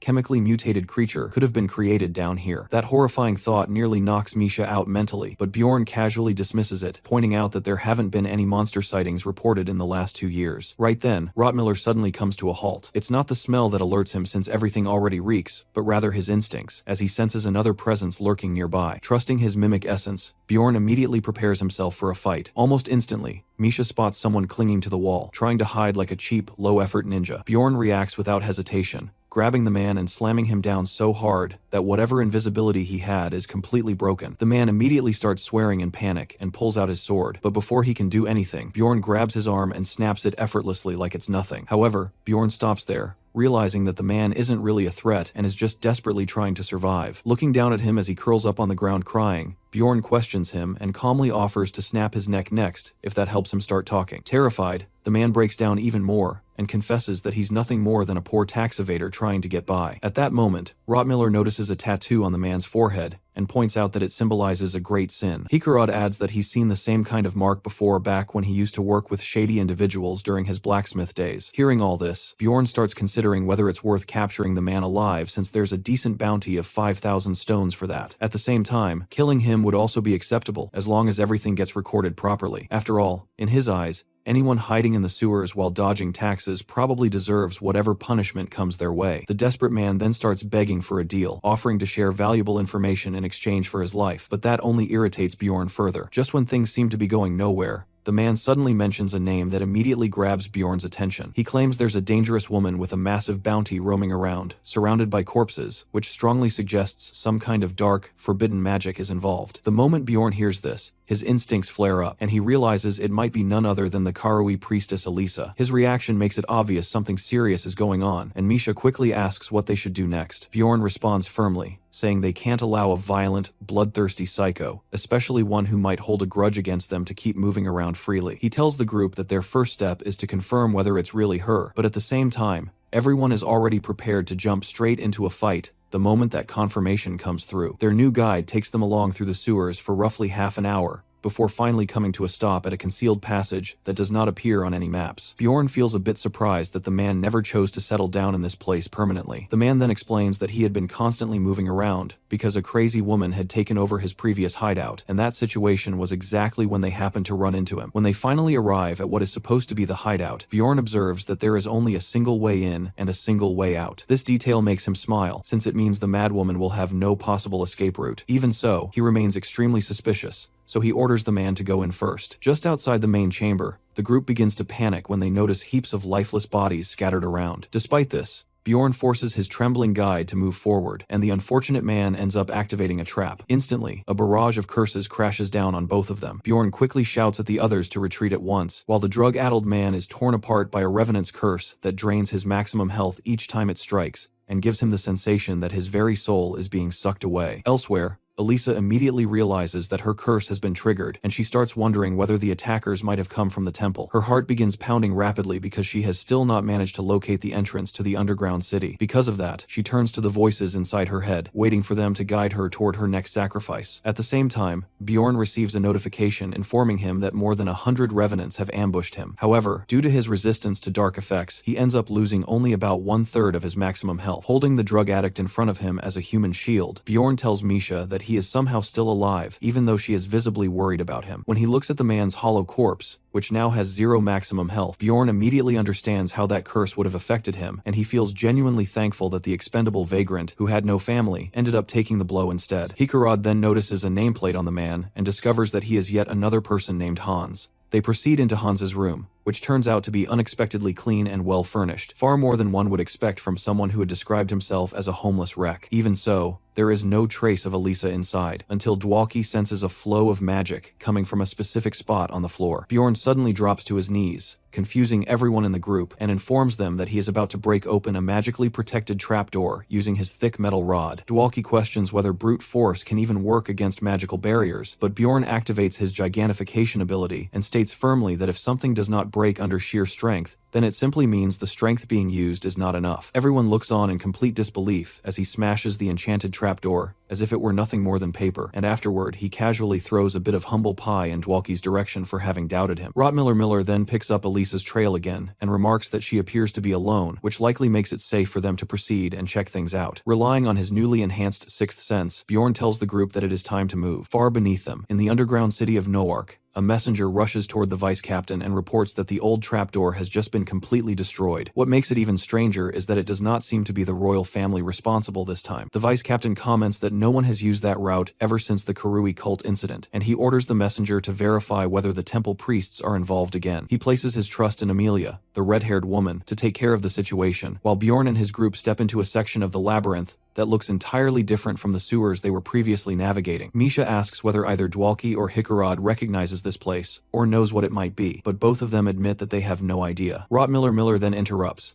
saying that Elisa's scent is growing stronger very quickly, which likely means she is heading straight toward them. At the same time, Elisa begins to move faster, filled with fear because she just heard the evil lord's laughter echo inside her head. The last time she heard that sound, things ended badly, and she has no intention of letting that happen again. Believing that her pursuers are agents from the temple, she runs as fast as she can to avoid being caught. When her scent suddenly disappears, Miller suggests that they chase after her before she vanishes again. Right then, Elisa hears Misha's voice echoing in the distance and realizes that this is not a random encounter, it is Bjorn's party. At that moment, she decides that it is finally time to eliminate them all once and for all. The Karui priestess opens what seems like the gates of hell and releases a swarm of wraiths, but Misha cuts through them effortlessly, as if they were butter, thanks to the powerful bonuses from her elemental attack buffs. Not wanting to be left out, Bjorn activates his wild outburst ability to draw the wraiths' attention toward himself and crushes them as easily as if they were nothing more than used tissue paper. Miller and Hikarad provide support from the backline, which leaves Elisa both frustrated and completely bewildered, as she cannot understand how a party she once considered trash tier has become strong enough to overwhelm her so completely. In response, she casts multiple curses, trying to ensure that Bjorn suffers the most painful death imaginable. However, Dwalki steps in at a crucial moment and uses his light magic, effectively canceling out all of her dark spells and giving her no chance to recover. Bjorn nearly smashes the priestess's head in, and then signals to Dwalki to proceed with the next step. The sorcerer looks confused at first, but Bjorn urges him to act quickly, as he rushes into close range while Elisa approaches. Thinking she is clever, Elisa makes a last-second move by turning into a spirit, allowing her to evade the physical attack. But Dwalki's materialization spell activates at just the right moment, forcing her back into her physical human form. Bjorn immediately grabs her by the collar and delivers a clearly painful strike with his shield directly to her face, then continues to beat her relentlessly. He hits her with such force that the rest of the group begins to doubt whether he even intends to leave her alive to claim the 3 million reward. After battering her face until it is completely unrecognizable, he ties her up and casually tells the group that they should move on. However, when he turns around, ready to congratulate everyone on a job well done, he realizes that all of his teammates are lying flat on the ground,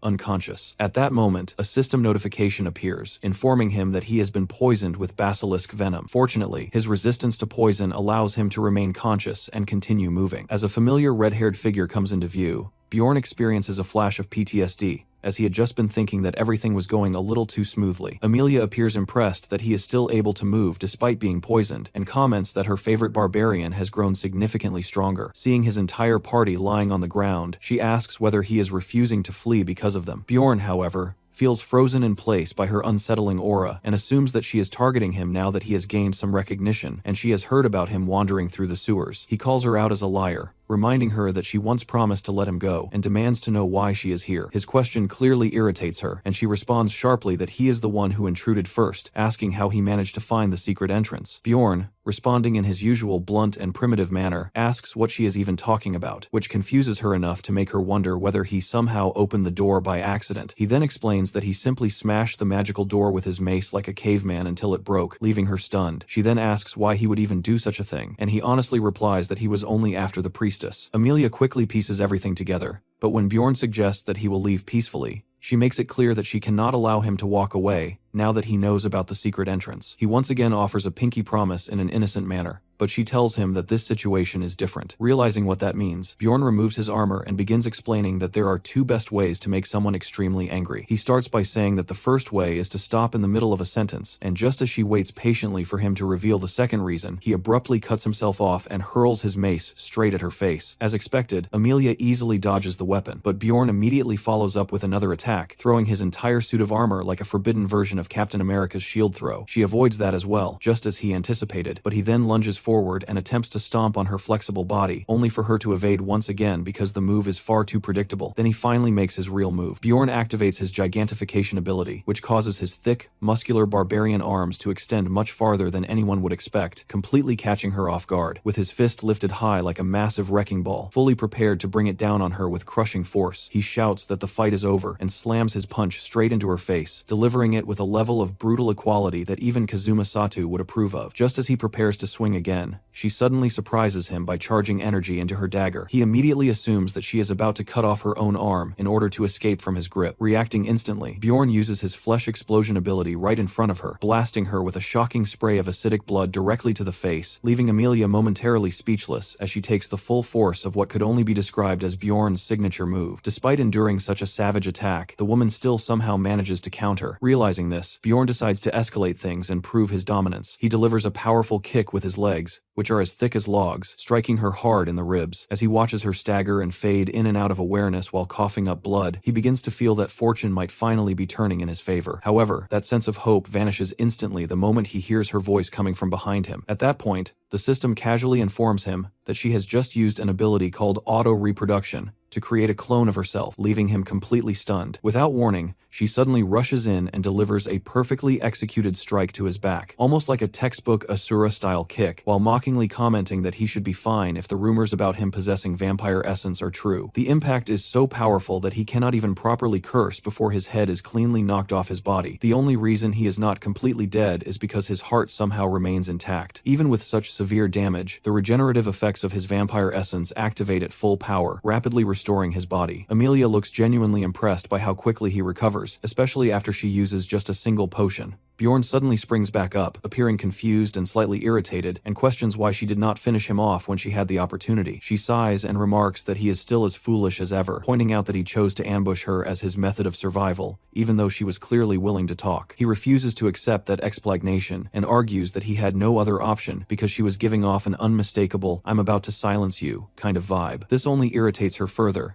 and she reminds him that she had literally allowed him to walk away freely the last time they met. When he brings up the fact that she previously said she could not let him leave, she rolls her eyes and clarifies that she only meant she would need to question him first, not kill him. He then asks what she actually wants from him, but Emilia calmly tells him to relax, as she notices his hand subtly moving toward his mace. Bjorn pretends that he was not about to go into full caveman mode again, but she clearly understands that he is simply being cautious, in case she suddenly changes her attitude. At that moment, he drops his usual line about how the best defense is a good offense. She laughs it off and pulls out a small object, explaining that it is a blessing capable of erasing the user's memories from the past hour. Naturally, Bjorn questions why she did not use such an item during their first encounter, but she explains that it is extremely expensive. He raises an eyebrow and casually asks why she would waste something so valuable on him instead of killing his unconscious party members and profiting from selling their belongings. That comment clearly strikes a nerve, and Emilia looks genuinely offended that he would think of her as that kind of person. Without saying anything further, she grabs his hand and forces the substance into his mouth, making him swallow it, and explains that it should be safe and free of side effects. She then tells him to go to sleep if he values his life, just as he begins to lose consciousness, and right before everything goes dark, when he eventually regains awareness, the system informs him that the blessing's effect has failed because it does not work on his soul, most likely because he is a player. The following day, at the administrative agency, Chauvin verifies the nameplate of Hans, the killer whose evidence Bjorn has brought in, and hands him a large pouch filled with coins as his reward. Bjorn is surprised that she does not charge him for any damages, but she explains that the higher authorities decided not to penalize him because his situation was considered extremely unusual, and he had nearly lost his life. Bjorn recalls that by the time he woke up, his own equipment was still intact, although his headlight and camera had been destroyed. Just as Emilia had said, none of the others retained any memory of what had happened after they reached Hans's hideout. This makes him wonder why his own memories remain perfectly clear, while Misha and Dwalki are completely confused, especially since they only remember Elisa mysteriously dying. Eventually,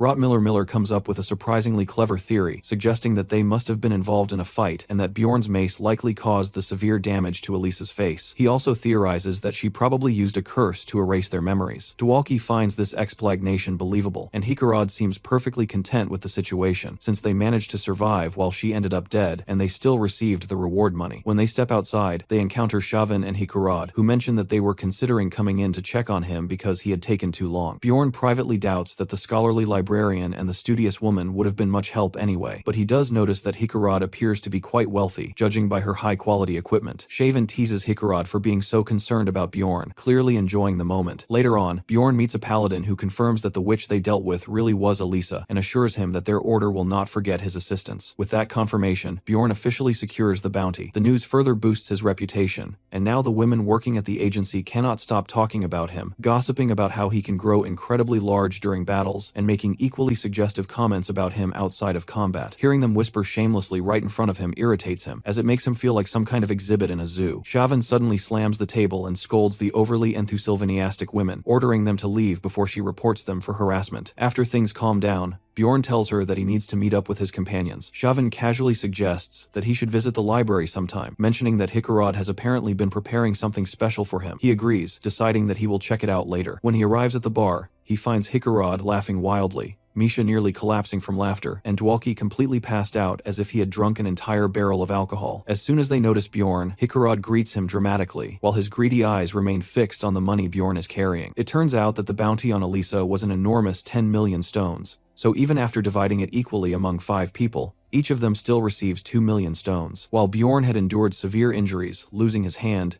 and even having his head knocked off to earn that money, the others treat it as if they simply hit the jackpot, having no idea what he actually went through. Suddenly, Misha pulls Bjorn aside, as if to share something extremely important, and quietly tells him that her father wants him to come visit their home. However, this moment is interrupted by a troublesome blonde man named Hans, who begins to bother them. Bjorn immediately tells him to go away. At that moment, 2 knights enter the tavern, and everyone wonders why the Mauslan, an elite group similar to an investigative force that only nobles can join, would be there. The knights walk directly toward Bjorn's table, making him genuinely think that he is about to be arrested for something trivial. Instead, one of them approaches the unconscious Dwalki and casually lifts him by the collar as if he were nothing more than a small animal, leaving both Bjorn and Misha confused as they watch. 3 hours later, the entire group is standing outside the city gates, waiting while Dwalki is being questioned. Hikarad looks extremely uneasy and wonders whether the poor man is being tortured, but eventually Dwalki emerges, appearing completely drained and lifeless, like a mindless zombie. Back at the tavern, Dwalki reveals that he has to leave the party because Baron Martin is actually his older brother. Bjorn is completely bewildered by this revelation, as Dwalki never gave any indication of being connected to nobility. Dwalki then explains that he is technically of noble blood, since his father was a baron, but he was born as an illegitimate child from a relationship with a maid. Because of this, he was considered a stain on the family name, and the baron's wife arranged for one of her own brothers to adopt him immediately after his birth. Despite that, Dwalki says that his life with his mother was still good. However, Hikarad asks what any of this has to do with him leaving now. Dwalki explains that his father has recently died, and the title has passed to the second son. When Miller points out that it is strange for the eldest son not to inherit, Dwalki clarifies that this is exactly the problem. The new baron is ruthless and has eliminated his own brother along with any potential threats within the extended family in a manner similar to organized crime. Because of this situation,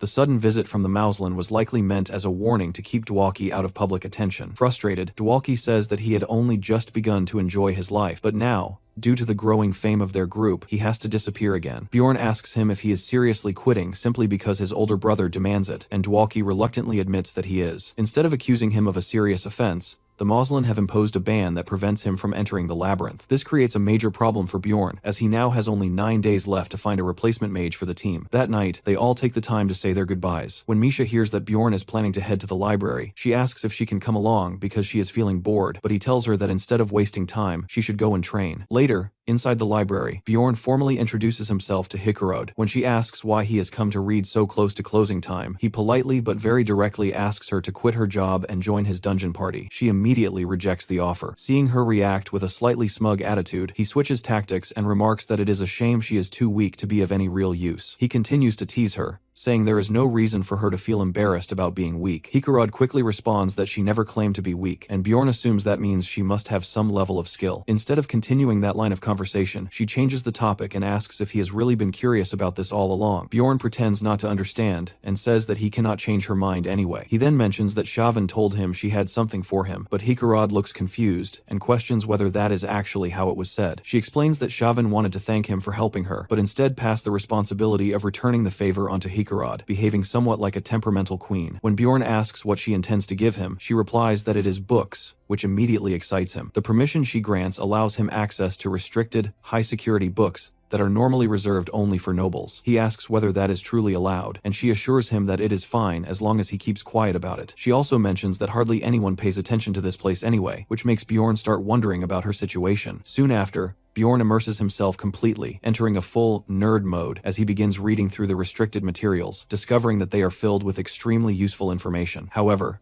since he arrived so close to closing time, he knows he will not be able to read everything. Hikarad scolds him for staying so late, but still permits him to continue reading. He goes through a text detailing Raftonia's organizational structure for public facilities, which reveals several interesting details about various agencies. Another book describes how a secret police agent barely survived a journey into the world of evil spirits and returned in a half-dead state. The Rupture book, due to limited space, documents only 4 cases. As Bjorn reads, the content feels like a perfect wiki-style guide, aligning closely with everything he learned during his 9 years of experience playing the game. What truly shocks him, however, is the name of the author Oriel Gabus, who is also listed as the developer of Dungeon and Stone. This realization immediately raises serious questions in his mind, making him wonder whether the book was written by another player or by the actual developer. If it is the latter, then it would mean that everything happening is intentional and far more complex than he initially believed. Bjorn begins to consider the possibility that the developer might be some kind of divine entity, and he feels fortunate to have discovered such an important clue. At the same time, it reminds him how little he actually understands about his current situation. He starts to think that the Abyss Gate might be the key to returning home, and he considers that tracking down information about the author could potentially help him achieve that goal in the future. For now, he debates whether he should start asking around. He goes back through the book carefully, checking if he missed any details, becoming increasingly tense as he does so. Before he realizes it, morning arrives, and he notices that Hikarad has fallen asleep in her chair. He wakes her up and asks why she stayed there quietly all night. She replies that she did not stay because of him and that she was simply tired from organizing books, which makes him suspect that she might be a bit strange. She denies that idea, and he simply nods while staring at her, prompting her to ask why he has not left yet. This interaction leads Bjorn to think that she might not be so bad after all. A few hours later, Bjorn knocks on Raven's door. She opens it while still half asleep and asks what he is doing there. He tries to recruit her again, but she immediately slams the door in his face. Bjorn then calls out that he has a task for her, and she reluctantly opens the door again after noticing that he is holding a torn piece of paper from the book, asking her to identify where it was made. She lets him inside, but makes it clear that her help will not come for free. Before anything else, she questions him about the relic he used on the vampire, and asks where he obtained it. He tells her that he broke a statue, which makes her suspicious. She demands to know how he knew about it, but Bjorn claims that he simply broke it out of boredom, and never read anything about it beforehand. She continues pressing him, asking how he figured out how to use it, and he insists that it was purely instinct. She asks him to swear that he is telling the truth, but eventually sighs in disappointment, thinking she might have finally gotten access to the rupture book. For a moment, Bjorn considers telling her that the book is in the library, but before he says anything, she changes the subject. She agrees to help him, but only on the condition that he assists her seniors with their research. She promises to give him the results the following week and warns him not to show up unannounced again. Bjorn agrees to her terms. Later on, during a team meeting, Misha suddenly bursts into dramatic tears while complaining that Bjorn had not come home. He calmly tells her that he was at the library reading books, which immediately makes her suspicious. She narrows her eyes and asks him if he is absolutely sure about that, causing him to feel a bit uneasy and start sweating slightly. Trying to avoid the situation, he quickly changes the subject and asks what she had wanted to tell him the previous day, which makes her panic. Before she can respond, the rest of the team arrives, unintentionally saving her from the awkward moment, while Bjorn quietly takes note of her strange behavior and starts by addressing Bjorn, who straightforwardly suggests that they should find a new mage. The dwarf reacts angrily to this idea, but Dwalki stops him and agrees with Bjorn. Hikarad starts going on a long rant about needing to think things through carefully, but Bjorn cuts him off and tells him to get to the point. Hikarad then explains that they should try speaking to the Baron, who frequently visits a nearby tea house and is expected to arrive soon. The dwarf becomes overly dramatic, insisting that if they miss this opportunity, they might have to wait an entire month, and he even gives a pleading expression. Bjorn grumbles, but ultimately agrees to go along with the plan. After some time, the Baron arrives at the tea house, and Dwalki recognizes him as his second brother. Misha nudges Dwalki, encouraging him to go and speak with him. Dwalki approaches nervously and requests an audience, while the bald butler informs the Baron that he is the son of Lady Carolina. The Baron asks what business he has, but Dwalki becomes so nervous that he can barely speak, forcing Bjorn to step in and apologize for the awkward situation. The Baron seems intrigued by the fact that a barbarian is addressing him and remarks that it has been a long time since he last encountered one. Bjorn then explains their situation and requests that Dwalki's ban be lifted. However, the Baron coldly responds by asking why that should concern him at all. Bjorn notices a hint of confusion on the Baron's face as the butler explains that Dwalki is an illegitimate child. Upon hearing this, the Baron dismisses the matter as a waste of time, which causes Dwalki to lose all color in his face. Bjorn tries to persuade him again, but the Baron remains unmoved until the butler quietly whispers something to him. At that moment,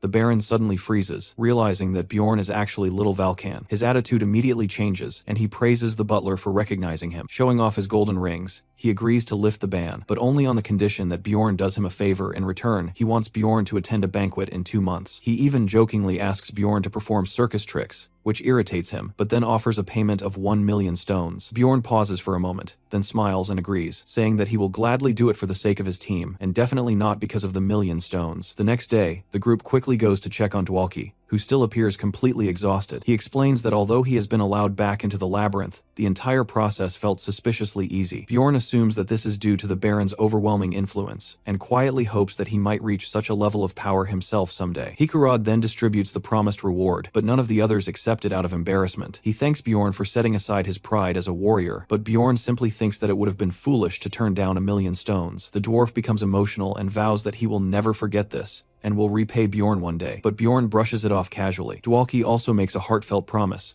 which slightly embarrasses Bjorn, while Misha laughs and teases him about it. On the day when the labyrinth opens, Bjorn leads a group of inexperienced barbarian recruits toward the portal, and they chant his name as if he were some kind of heroic figure. He gives them advice, telling them that if they follow his guidance, they will grow into strong warriors. They all agree enthusiastically and thank him for his help before heading off. The barbarians continue praising him, while Hikarad jokes that he is surprisingly kind. Bjorn shrugs it off and simply says that this approach is better than learning everything through trial and error. As he narrows his eyes, he recalls what Carrick once said about how most of their original group had died and only a few had survived. Bjorn cannot help but think that things might have turned out differently if they had received proper training. Meanwhile, Misha asks Rottmiller why he is not carrying a weapon, and he explains that he has stored it in a pocket dimension. With that, the group finally sets off. Bjorn reflects on how terrible his previous attempts in the labyrinth had been, and now that this is already his 4th run, he prepares himself for whatever challenges lie ahead. Thanks to a fortunate starting point, they manage to clear the first and second floors quickly, hunting everything they encounter and reaching the next portal within 4 days. By the 8th day, they cut their way through the Witch Forest and arrive at the Sky Towers located on the 4th floor. The area is filled with monsters everywhere, including 6th rank creatures along with a few rare, exclusive ones. Without hesitating at all, Bjorn rushes straight into the fight, seeing the place as a perfect opportunity to farm experience and quickly wipes out the monsters. After spending some time hunting, they managed to earn nearly 4 million crystals in profit. While that amount is decent, it still is not enough to truly impress the group. Hikarad jokingly comments that perhaps Bjorn's curse has finally been lifted. Bjorn looks at his share of the earnings and realizes that it is actually less than what he made during his first run, which leads him to start understanding why plunderers even exist in the first place. Over the next 30 days, he spends his time reading and also gets pulled into Raven's experiments. During this period, he discovers that the Rupture book was written 150 years ago, which coincides with the beginning of the game's timeline, as well as the death of the founding king. This realization makes it clear that many major events started happening all at once during that time. Bjorn becomes desperate to learn what exactly happened back then, but since he cannot find any answers, he decides that his only choice is to return to the labyrinth. Sometime later, when the labyrinth opens again, their profits end up being about the same as before, leaving the entire group feeling disappointed. Back in his room, Bjorn tries to reassure himself not to stress, and tells himself that things are going well. But almost immediately, he snaps out of that mindset and questions where such lazy thinking came from. He realizes that whenever things seem calm, something terrible usually follows, and he is very familiar with that pattern. Slapping his forehead, he resolves to become stronger. Anyone observing him at that moment might think he has lost his sanity, but even if he appears crazy, at least he believes he will survive. The next morning, Misha serves him food and asks if something is wrong, mentioning that he once again has that intense, almost violent look in his eyes. Bjorn realizes that he has been somewhat distant toward her lately, and although being idle frustrates him, he understands that he should not take that frustration out on others. Suddenly, Misha leans closer and asks if he wants to touch her eyes, which nearly causes him to choke on his food. She explains that this used to calm her brothers down when they were children. Bjorn's mind struggles to process this, as he wonders what kind of environment she grew up in. But he assumes that she is simply trying to be kind, and does not realize how strange it sounds. He tells her not to say things like that, as others might misunderstand, which catches her off guard. He thinks to himself that if he did not already know that Misha prefers skinny men, he might have taken her words far too seriously. Misha responds by saying that he is not like most people, though she appears slightly sad. She then quickly changes the topic and offers him more meat. After that, Bjorn heads to the library and speaks with Lagna. He is about to say something, but notices her expression and tells her to go ahead and ask whatever is on her mind. She hesitates briefly before warning him that something serious may happen soon. She explains that there is a possibility of a dimensional collapse occurring inside the labyrinth, which would be far more dangerous than even a floor lord. At that moment, Bjorn realizes that this could explain why everything has been unusually peaceful lately. However, he still looks doubtful. To support her claim, Lagna adds that the warning came from a mage at the Terrapani school who specializes in studying such collapses. Bjorn thanks her and immediately begins walking away, which surprises her. She asks why he is leaving so suddenly, but he simply waves and continues on his way, now that he feels he has a new objective. At first, he questions whether this mage even exists, but soon rumors about the collapse begin spreading everywhere, and even Misha mentions it. As people throughout the town start whispering about the possibility, Bjorn becomes suspicious that someone might be deliberately spreading this information. He feels frustrated, wishing he had access to better sources of information, but being a barbarian makes that difficult. Eventually, he finds himself holding a pill that he had originally planned to use at a later time. Deciding that using it now should be fine, even if it is 2 months earlier than intended, he swallows it. As midnight arrives, the system acknowledges his presence, and his soul begins transferring to another realm. When he wakes up, he finds himself in an unfamiliar location, but now he has returned to his original body. Meanwhile, in the real world, the police are investigating the disappearance of a man named Hans. They are focusing on leads connected to his workplace and his family, although his mother appears completely indifferent to the situation. A senior officer questions why the case has been assigned to them, and his partner explains that surveillance footage shows Hans entering his room but never leaving, with all the windows still locked. As the senior officer reviews the case file, he remarks that something about the situation feels very wrong. There is no evidence of a break-in, and there has been no use of his identification card over the past month. Even the clothes he was wearing were found, as if his body had simply vanished while still inside them. This leads the officer to suspect that the case might involve a particularly unusual serial killer. He asks whether the scene has been left untouched, and instructs his partner to contact the National Forensic Service. Before doing that, however, his partner shows him something unusual. The monitor in Bjorn's room is still powered on, despite not being plugged in. This detail immediately raises serious concerns, and both of them find it unsettling. Displayed on the screen are Bjorn's in-game achievements. The senior officer stares at it in disbelief, unable to understand what is happening, while his partner adds that there have been similar cases reported in other countries as well. Back in Bjorn's real world, he finds himself lost in deep thought,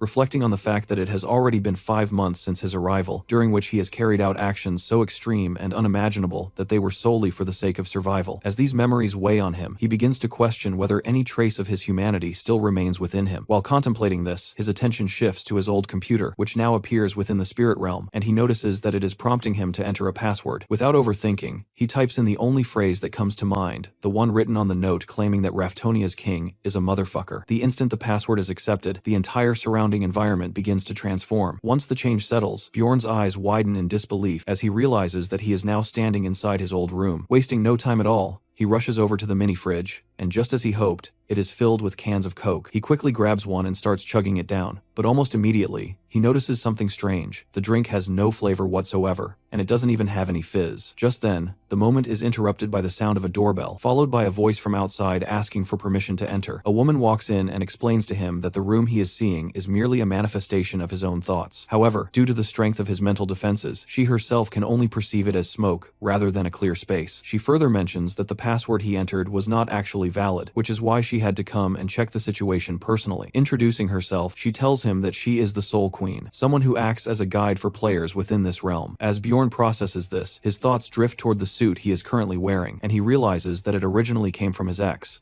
Before he can dwell on it further, the woman interrupts again, informing him that he is now officially recognized as a member. He deduces that she must have alternative ways to verify his identity, and she confirms this by stating that she is no longer capable of separating souls from their bodies, meaning he is not in any danger from her. She then proceeds to teach him how to navigate and use the forums, instructing him to create a username. However, when he attempts to do so, he receives an error message indicating that the name he chose is already taken. Thinking quickly, he slightly alters the spelling, and unexpectedly, the Soul Queen suddenly asks if he is a big fan of that particular person, catching him completely off guard. Without offering any further explanation, she simply leaves, telling him that if he needs help, he should submit a request. Exploring the community turns out to be fairly straightforward, so he decides to join a random chat room to familiarize himself with the system. The moment he does, he is instantly transported to a setting resembling a campfire, where the other users greet him in a friendly manner. The leader of the room introduces himself and asks Bjorn where he is from, to which he replies, Korea. The man then apologizes for the plain setup,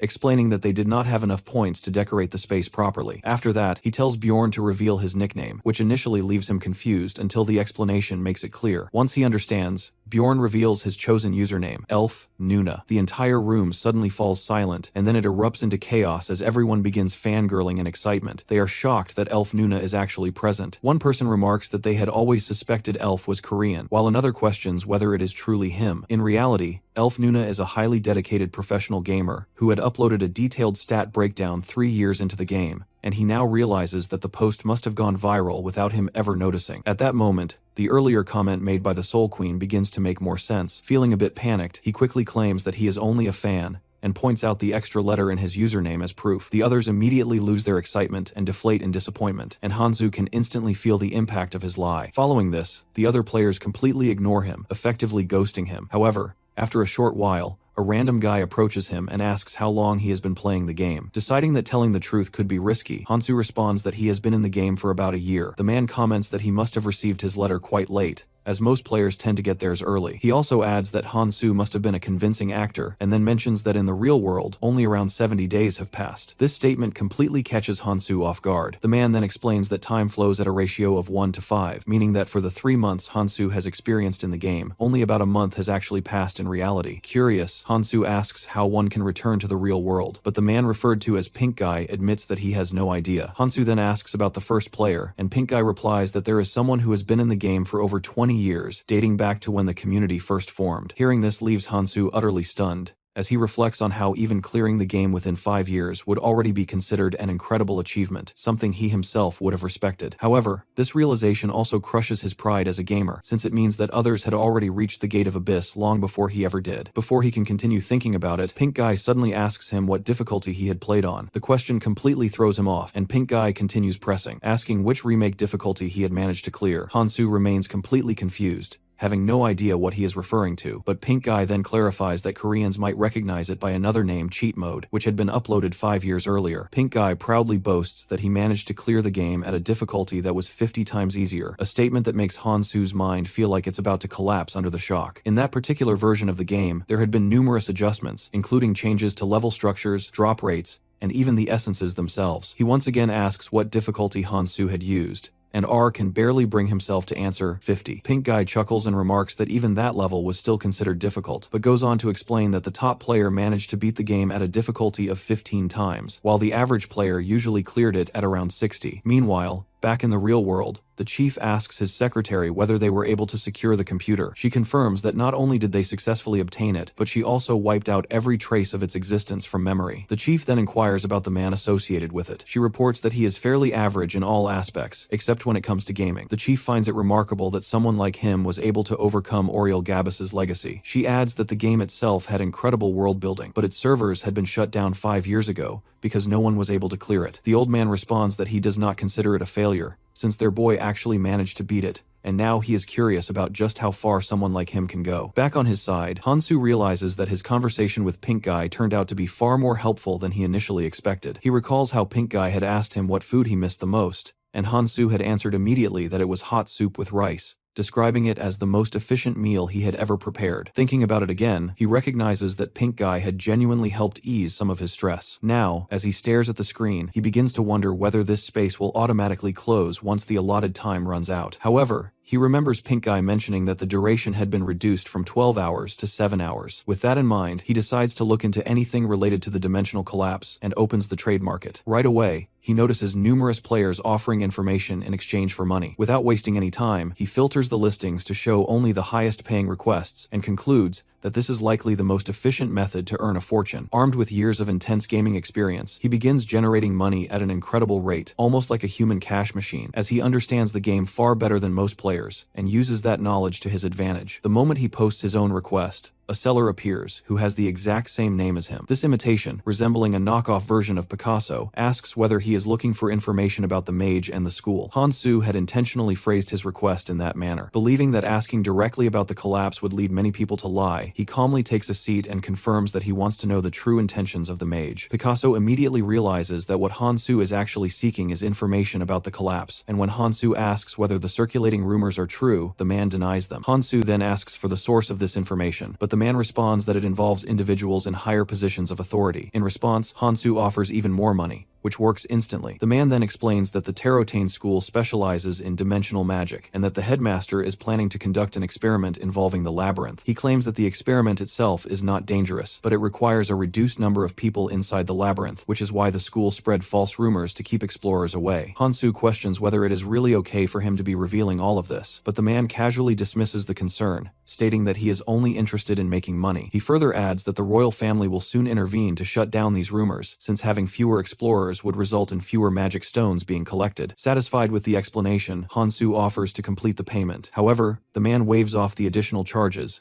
saying that he had been too harsh on a fellow fan. This makes Hansu realize that this individual is so well established that money no longer matters to him, which explains how he has access to such detailed information. At that moment, Hansu firmly concludes that the difficulty level at which someone cleared the game no longer matters. This world is no longer just a game, it is reality, governed by harsh rules where only the strongest survive, and at present, he is nothing more than a beginner. Even so, he smiles, despite knowing that there is still a long journey ahead. As a sense of excitement begins to rise within him, he thinks back to all the information he sold to other players and the years it took them to reach their current level. The thrill is undeniable, and not once does the idea of falling behind cross his mind. Meanwhile, in the real world, the chief stares at Hansu's achievements in sheer disbelief and bluntly declares that the kid is completely insane. He points out that Hansu is among the extremely rare individuals who managed to reach the second floor on his very first attempt, despite being given absolutely terrible conditions to work with. The numbers in his stats don't add up at all for someone who has only been playing for 3 months. The secretary commentary suggests that perhaps it was simply luck, but the old man immediately dismisses that idea, arguing that if it were luck, there would be many more cases like this. Instead, he insists that this is an anomaly that goes far beyond normal patterns, one of those rare instances where something seemingly impossible becomes reality. He recalls the moment when Bjorn dragged himself across 15 kilometers and still managed to defeat a vampire despite being at 0 health. As he looks deeper, he notices that Bjorn's growth rate is so absurdly high that even the system moderator took notice of it. This reminds him of the time when everyone used to call the game a failure, yet the developer remained firm and said something unusual, that even if just one person cleared the game properly and was sent through, it would be enough to shift the balance. Back in the other world, Bjorn slowly opens his eyes. In real time, only 13 seconds have passed, yet he realizes that during that brief window, he was completely defenseless. Even so, he concludes that the Ghostbusters exceeded expectations and proved to be a reliable source of information. Feeling completely drained, he decides to go to sleep and deal with the Baron the next day. By the following afternoon, he is marching through the town dressed in full barbarian gear, all the while wondering that if this isn't actually a dimensional collapse, then what exactly is going to happen? He decides that for now, he will just speed run through the day, although he can't help but think that the parade looks utterly ridiculous. At that moment, the bald man stops him and tells him to act properly in front of the crowd, prompting Bjorn to mutter under his breath that maybe they shouldn't have hired a barbarian in the first place. He ends up walking more than 6 kilometers under the scorching summer heat, all while enduring the bald man's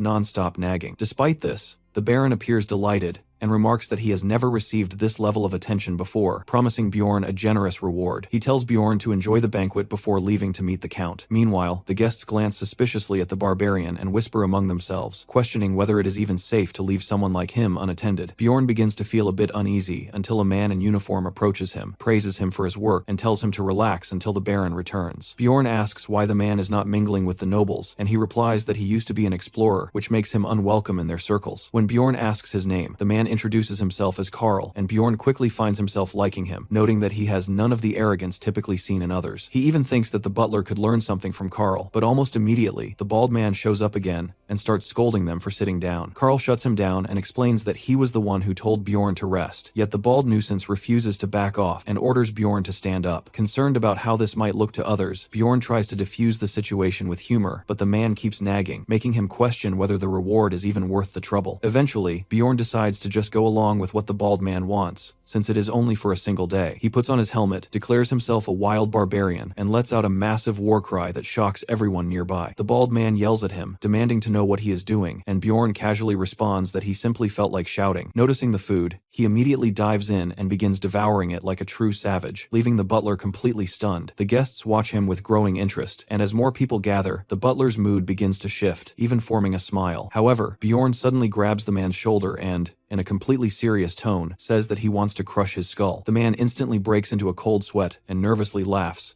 asking if it is some kind of joke, but Bjorn looks him straight in the eye and tells him that he is not joking at all. The bald man begins to panic as he recalls Bjorn's past actions, quickly comes up with a weak excuse, and runs away. Meanwhile, Carl watches the butler flee without any dignity and bursts into uncontrollable laughter. Bjorn notices this and thinks that the banquet might finally be getting entertaining. After eating a bit more, several nobles approach him, and some eccentric noble women ask if they can touch his arm. He plays along by flexing, causing them to squeal as they run their hands over his muscular, vein-covered arms. Soon, more nobles join in, asking him to shout again, and Bjorn obliges by slipping into a dramatic tone and letting out another roar so powerful that it brings some elderly nobles to tears. As more and more requests come in, Bjorn starts to feel like nothing more than a walking, talking mascot. Nearby guards begin grumbling in jealousy and make unpleasant remarks, which Bjorn overhears, causing him to grow irritated. However, before anything escalates, the Baron returns and pulls him away for a walk. The Baron proudly shows him off like a prized possession, parading him around and even introducing him to the Viscount, who has already heard of little Valkan and is curious about why he is present. Bjorn explains that he is simply repaying the Baron for a personal favor, which impresses the Viscount. The Baron continues to take advantage of the situation, making Bjorn repeat his rehearsed lines while smiling proudly. The Viscount praises Bjorn's strong sense of duty, while Bjorn internally despairs at the realization that he still has 13 more exhausting meet-and-greet interactions to endure. Even so, the outcome turns out to be quite favorable, as his fame skyrockets due to all the exposure he receives. Once all the introductions are finished, He is pushed into the role of an entertainer, where he begins bending metal bars with his bare hands while the crowd goes absolutely wild. At that moment, a familiar paladin arrives and greets the Baron, clearly surprised to see Bjorn standing in the middle of such a gathering. The Baron finds it intriguing that Bjorn knows the captain, but Kovitz humbly insists that he is not worthy of being called by such a title. The surrounding nobles strongly disagree with his modesty, while Bjorn starts wondering why a paladin captain would be involved in collecting corpses in the first place. The captain then tells Bjorn that he is welcome to visit any time, and offers his support, recalling the significant favor Bjorn once did for them. This revelation catches the Baron off guard, causing him to look at Bjorn with a noticeably intrigued expression. Around 30 minutes later, the Count finally makes his arrival, and the Baron quickly brings Bjorn over, saying that the Count has been eager to meet him, although this gives Bjorn a strange feeling. The Count greets him enthusiastically, shaking his hand with a wide grin, while Bjorn finds it unusual that someone of such high status is being so friendly toward a barbarian. The Count jokingly suggests that perhaps it is time to start calling him Big Valkan instead. Then, without any warning, he announces what he considers a brilliant idea. He plans to organize a sparring event among the knight trainees and asks Bjorn if he would like to participate. The people nearby immediately begin whispering among themselves, clearly excited at the prospect of watching the barbarian fight. Meanwhile, Bjorn recalls that the reward for winning such an event is 2 million stones, along with a numbered item known as Garpa's necklace. This item has the ability to generate random substances using a crystal, and similar to the frost ring, it also contains a hidden special event. Although Bjorn has been feeling as though something bad might be approaching, he forcefully suppresses that anxiety, realizing that trying to run away from everything would only lead to a worse outcome. He admits to himself that he is nervous, but also understands that he needs to confront his fears and move forward. The Baron asks him how strong he really is and warns him not to lose, while Bjorn confidently replies that 10 seconds is all he needs to crush a few skulls. Hearing this, the butler nearly faints, while the Baron bursts into laughter and promises to double the reward if Bjorn wins. With renewed determination igniting within him, Bjorn stands up and declares that he will give it his all. Later on, one of the knight trainees approaches him and starts talking arrogantly, mocking him for claiming he could finish a fight in 10 seconds. Bjorn immediately recognizes this person as the same individual who had previously mocked his Little Valkan. Another knight attempts to intimidate him with empty threats, and Bjorn recalls that this was the one who had insulted his pride earlier. Then,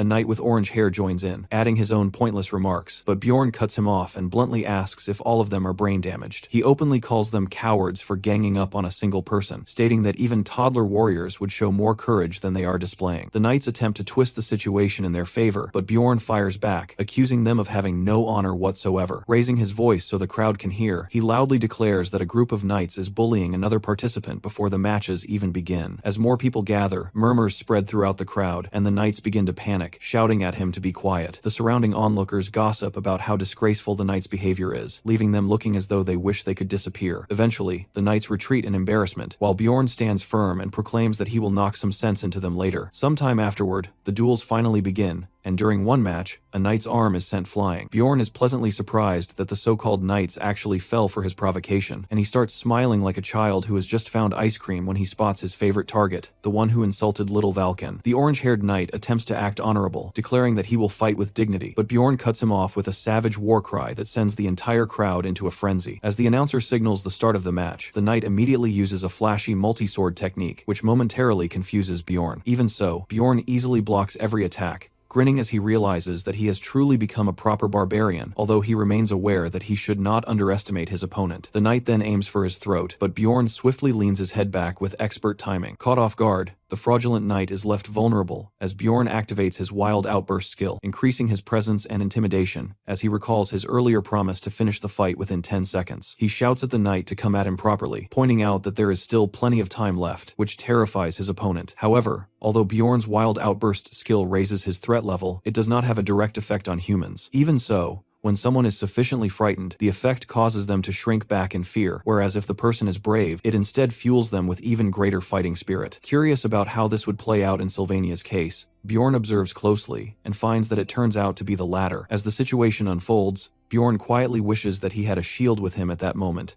while Sylvania charges in, attempting to slice open his arm with his sword. However, the attack barely manages to break the skin. The red-haired knight stares in complete disbelief, and Bjorn points out the obvious fact that he is simply far too weak. Then, as if it were nothing, Bjorn casually pulls the sword out of his own arm, causing a few drops of blood to splatter onto Sylvania's face. Trying to maintain his dignity, the redhead accuses him of using a dirty trick, while Bjorn is left wondering what exactly he had done wrong, concluding that something must be seriously off in that man's head. Bjorn then reminds him of the promise he made earlier that the next time they met, he would fix whatever was wrong with his brain. Acting on that, he grabs Sylvania by the neck with one hand and lifts him straight off the ground. Since he believes the issue lies in the head, he decides that the barbarian solution is straightforward and punches him directly in the face. Later, inside the medical tent, Bjorn asks the priestess whether Sylvania is dead. She replies that he is not, but remarks that perhaps Bjorn could have held back a little. Bjorn argues that he only used his bare hand and did not even resort to his axe, adding that he did not expect a single punch to knock the guy out completely. The priestess, clearly irritated, explains that it was not merely a knockout. Bjorn struck him with such force that some of his brain fluid actually leaked out. Bjorn quietly takes satisfaction in giving her a glimpse of what he considers barbarian-level foolishness. Suddenly, Sylvania regains consciousness and asks where he is, swearing that he had just been on his way to the duel. The priestess calmly explains that he likely suffered some memory loss due to the injury, but assures him that it will return soon, since she has already healed his body. As Sylvania thanks her, Bjorn casually steps closer and asks if he truly does not remember anything. Sylvania nervously admits that he does not, and asks Bjorn to stay back, saying that he is not comfortable with the situation at all. Bjorn can tell that he is telling the truth and says that he will leave, but before that, he wants Sylvania to do one thing. He asks him to repeat the same words he once used to mock him. The moment Sylvania says those words, everything suddenly clicks, and his memory comes rushing back instantly. However, Bjorn does not stop there. He looms over him, fully radiating intimidation, and Sylvania immediately breaks down and begins begging for mercy. Bjorn considers this a major success, believing that he has effectively fixed brain damage that even the priestess could not resolve. Shortly afterward, the Baron approaches and asks where Bjorn has been, saying that he has been searching everywhere for him. Bjorn casually shrugs and replies that he went to check on the knight. The Baron appears surprised, especially since it was Sylvania who attacked him first. Bjorn responds that if this had happened in the labyrinth, he would have used his axe instead, adding that he never expected knights to be this fragile. To his surprise, the Baron agrees, stating that it is their own fault for becoming lax in their training. Bjorn then asks whether it is truly acceptable for him to go all out against opponents who come from noble families, but the Baron reassures him that it is not a problem at all. In fact, he explains that this is the entire purpose of such events, and no one really cares even if someone dies. He adds that if any issues do arise, they can easily be covered up. All Bjorn needs to focus on is winning, and the more unrestrained and wild he acts, the more entertained the count will be. Hearing this,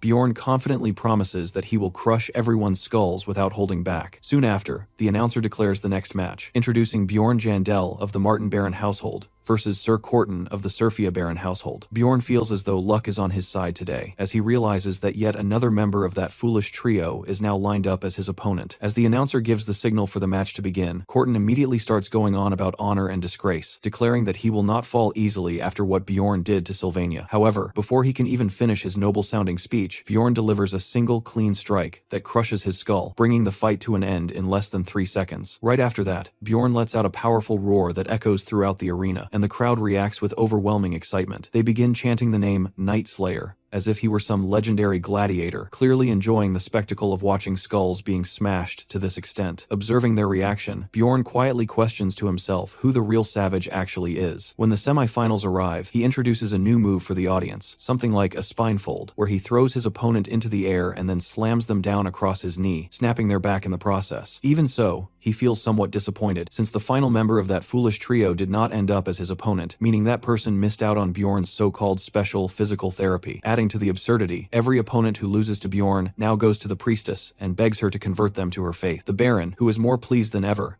asks Bjorn where he learned that last move. Bjorn simply responds that he wants to rest before the next round, prompting the Baron to leave him alone. With only one opponent remaining, Bjorn assumes that it must be the Count's knight trainee. Sure enough, the announcer soon declares the final match, Sir Albatross from the Count's side versus Bjorn representing the Baron's household. As they stand facing each other, they exchange brief greetings. Bjorn has already assessed Albatross earlier during his previous match, and notes that he possesses the essences of a great orc warrior, a giant golem, and a cyclops, a fairly standard combination focused on raw strength. From that, Bjorn feels he understands enough about the kind of person the Count is. Albatross then asks Bjorn where his equipment is, and Bjorn casually replies that it felt uncomfortable, so he got rid of it. Hearing that actually gives Albatross some confidence, making him think that perhaps the fight will not be so one-sided after all. As the announcer signals the start, Albatross invites Bjorn to make the first move, but Bjorn immediately recognizes what he is trying to do. Without hesitation, he activates both his gigantification and wild outburst skills at the same time. The instant Albatross sees this, he freezes, then suddenly panics and runs away like a frightened child fleeing the field. The announcer quickly declares him disqualified, but Albatross desperately begs for another chance, claiming that it was just a mistake. At that point, the Count steps in, clearly disgusted, and demands to know how much longer Albatross intends to embarrass his household. Meanwhile, Bjorn quietly reflects on whether using gigantification might have been a bit excessive. Meanwhile, at Erwin's place, she becomes increasingly consumed by the belief that the only way to obtain everything she desires is by growing stronger. Teresia enters her room and asks if she is doing alright, but Erwin responds by questioning why she would even think otherwise. Teresia explains that it is because Erwin was talking to herself, but Erwin immediately cuts her off, saying that she is actually communicating with her spirits and that they can talk later since she is busy. After stepping out of Erwin's room, Teresia reflects that she might be the only person in the city who does not know about Little Valken and considers that it might be a good idea to inform her. However, she also recognizes that this intense obsession has significantly boosted Erwin's strength. In a remarkably short period of time, Erwin has managed to form contracts with 4 spirits and has already awakened 3 of them. Alongside that, she has improved her abilities in archery, martial arts,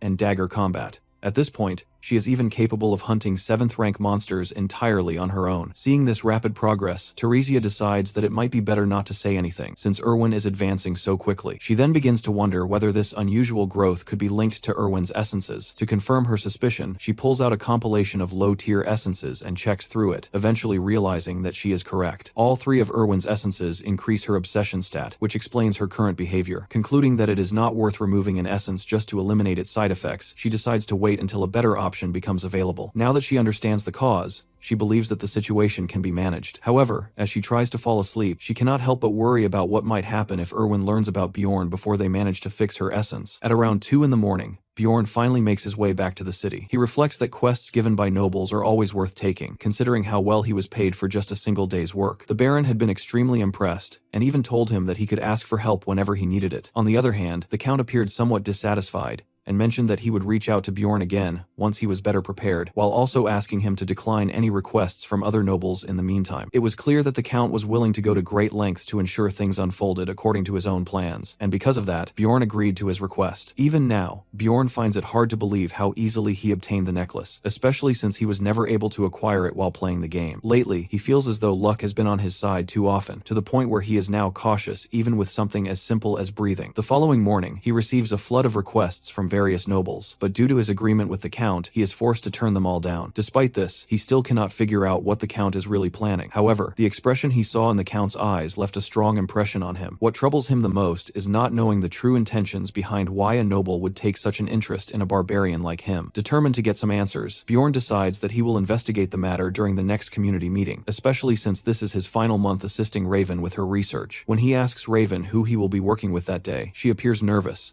and at that moment, an old man suddenly arrives. Seeing him, Bjorn becomes annoyed and remarks to Raven that when she mentioned a senior, he did not expect an actual elderly man. The blonde girl apologizes, explaining that the old man was simply too stubborn to shake off, while the mage casually adds that there is no need to feel tense. Bjorn remains convinced that the man forced his way into the situation, and his suspicion is confirmed when the old man openly states that he came because he wanted to test whether his magical tool could detect the soul of an evil spirit. Hearing this, Bjorn realizes that he needs to calm himself down and prepare for the worst. To avoid raising any suspicion, Bjorn deliberately reacts with shock toward the magical aspect of the tool rather than showing concern about the part related to detecting evil spirits. He then questions whether the device is actually safe, especially considering all the questionable experiments Raven has already put him through. The old man becomes irritated and asks if Bjorn does not trust him, reminding him that he holds an important position at the Altemian school. He then reassures him that there is absolutely no danger involved, adding that Raven herself will personally demonstrate that the tool works. Hearing this, Raven looks visibly uncomfortable, but the old man dismisses her reaction as if it is nothing significant. She responds by saying that she is only willing to verify the formulas, nothing more. As Bjorn watches the two of them argue, he concludes that Raven, being his disciple, will naturally side with her master, which means he cannot fully trust either of them. However, the expression on the old man's face suggests that even he is not entirely confident, reinforcing Bjorn's suspicion that the device probably does not work at all. Convinced that such a tool likely does not exist, Bjorn reasons that if it actually does, then the old man has probably tricked him into becoming the first test subject. At the same time, he realizes that if he tries to back out now, he will fall straight into the old man's trap. Accepting the situation, he decides to take the loss and go along with it. The old man man then asks Bjorn what he intends to do, adding that the process is not dangerous and will only take about 5 minutes. Bjorn agrees to give it a try, but suddenly the old man becomes hesitant and asks if he is truly certain. Already feeling suspicious, Bjorn questions what he means by that, prompting the old man to quickly backtrack and claim that he was merely concerned it might be risky, though he now believes it will be fine. Bjorn reminds him that he only agreed because Raven would be verifying everything and tells him to hurry up as he wants to go to sleep afterward. After Bjorn leaves, Raven turns to the old man and asks what exactly he was trying to do. The old man casually brushes it off, saying that it may have seemed odd, but it was just an old chair. Raven gives him a sharp look and asks if he truly has no intention of explaining himself, especially after she went along with his act. When he finally responds, Raven directly asks whether he genuinely believed that Bjorn was an evil spirit,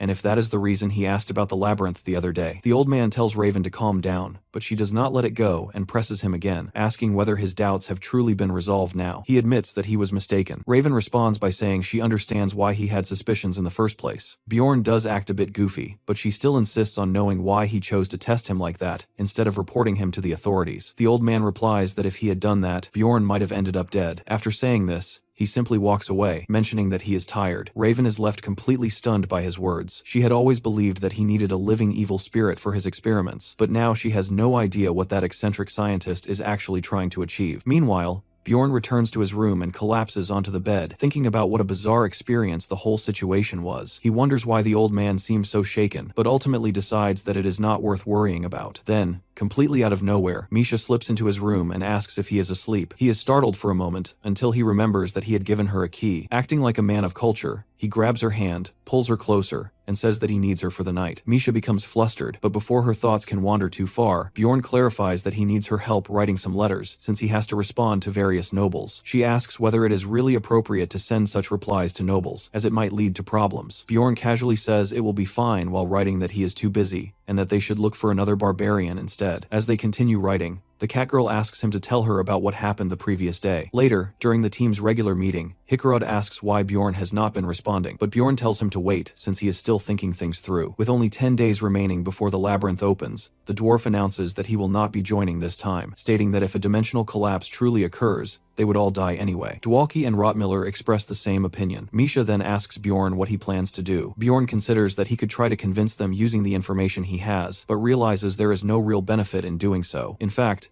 it might be better for him if things remain this way, as he can take advantage of the rupture to level up. Since he cannot reveal everything yet, he decides that he will only take Misha along with him. Bjorn then declares that it is decided this time. Only the two of them will go. Misha is surprised by this, and Bjorn asks if she really thought he would go alone. She hesitates, so he resorts to a bit of emotional pressure, saying that if she is worried, he will just go by himself. However, Misha pushes back, saying that he should have asked her properly first or at least spoken more nicely. Taking that in mind, Bjorn formally asks her to come with him, and she immediately responds that there is no way she would allow him to go alone. He is somewhat surprised by how easily that worked. In the end, Bjorn confirms that it is settled this time. It will be just him and Misha,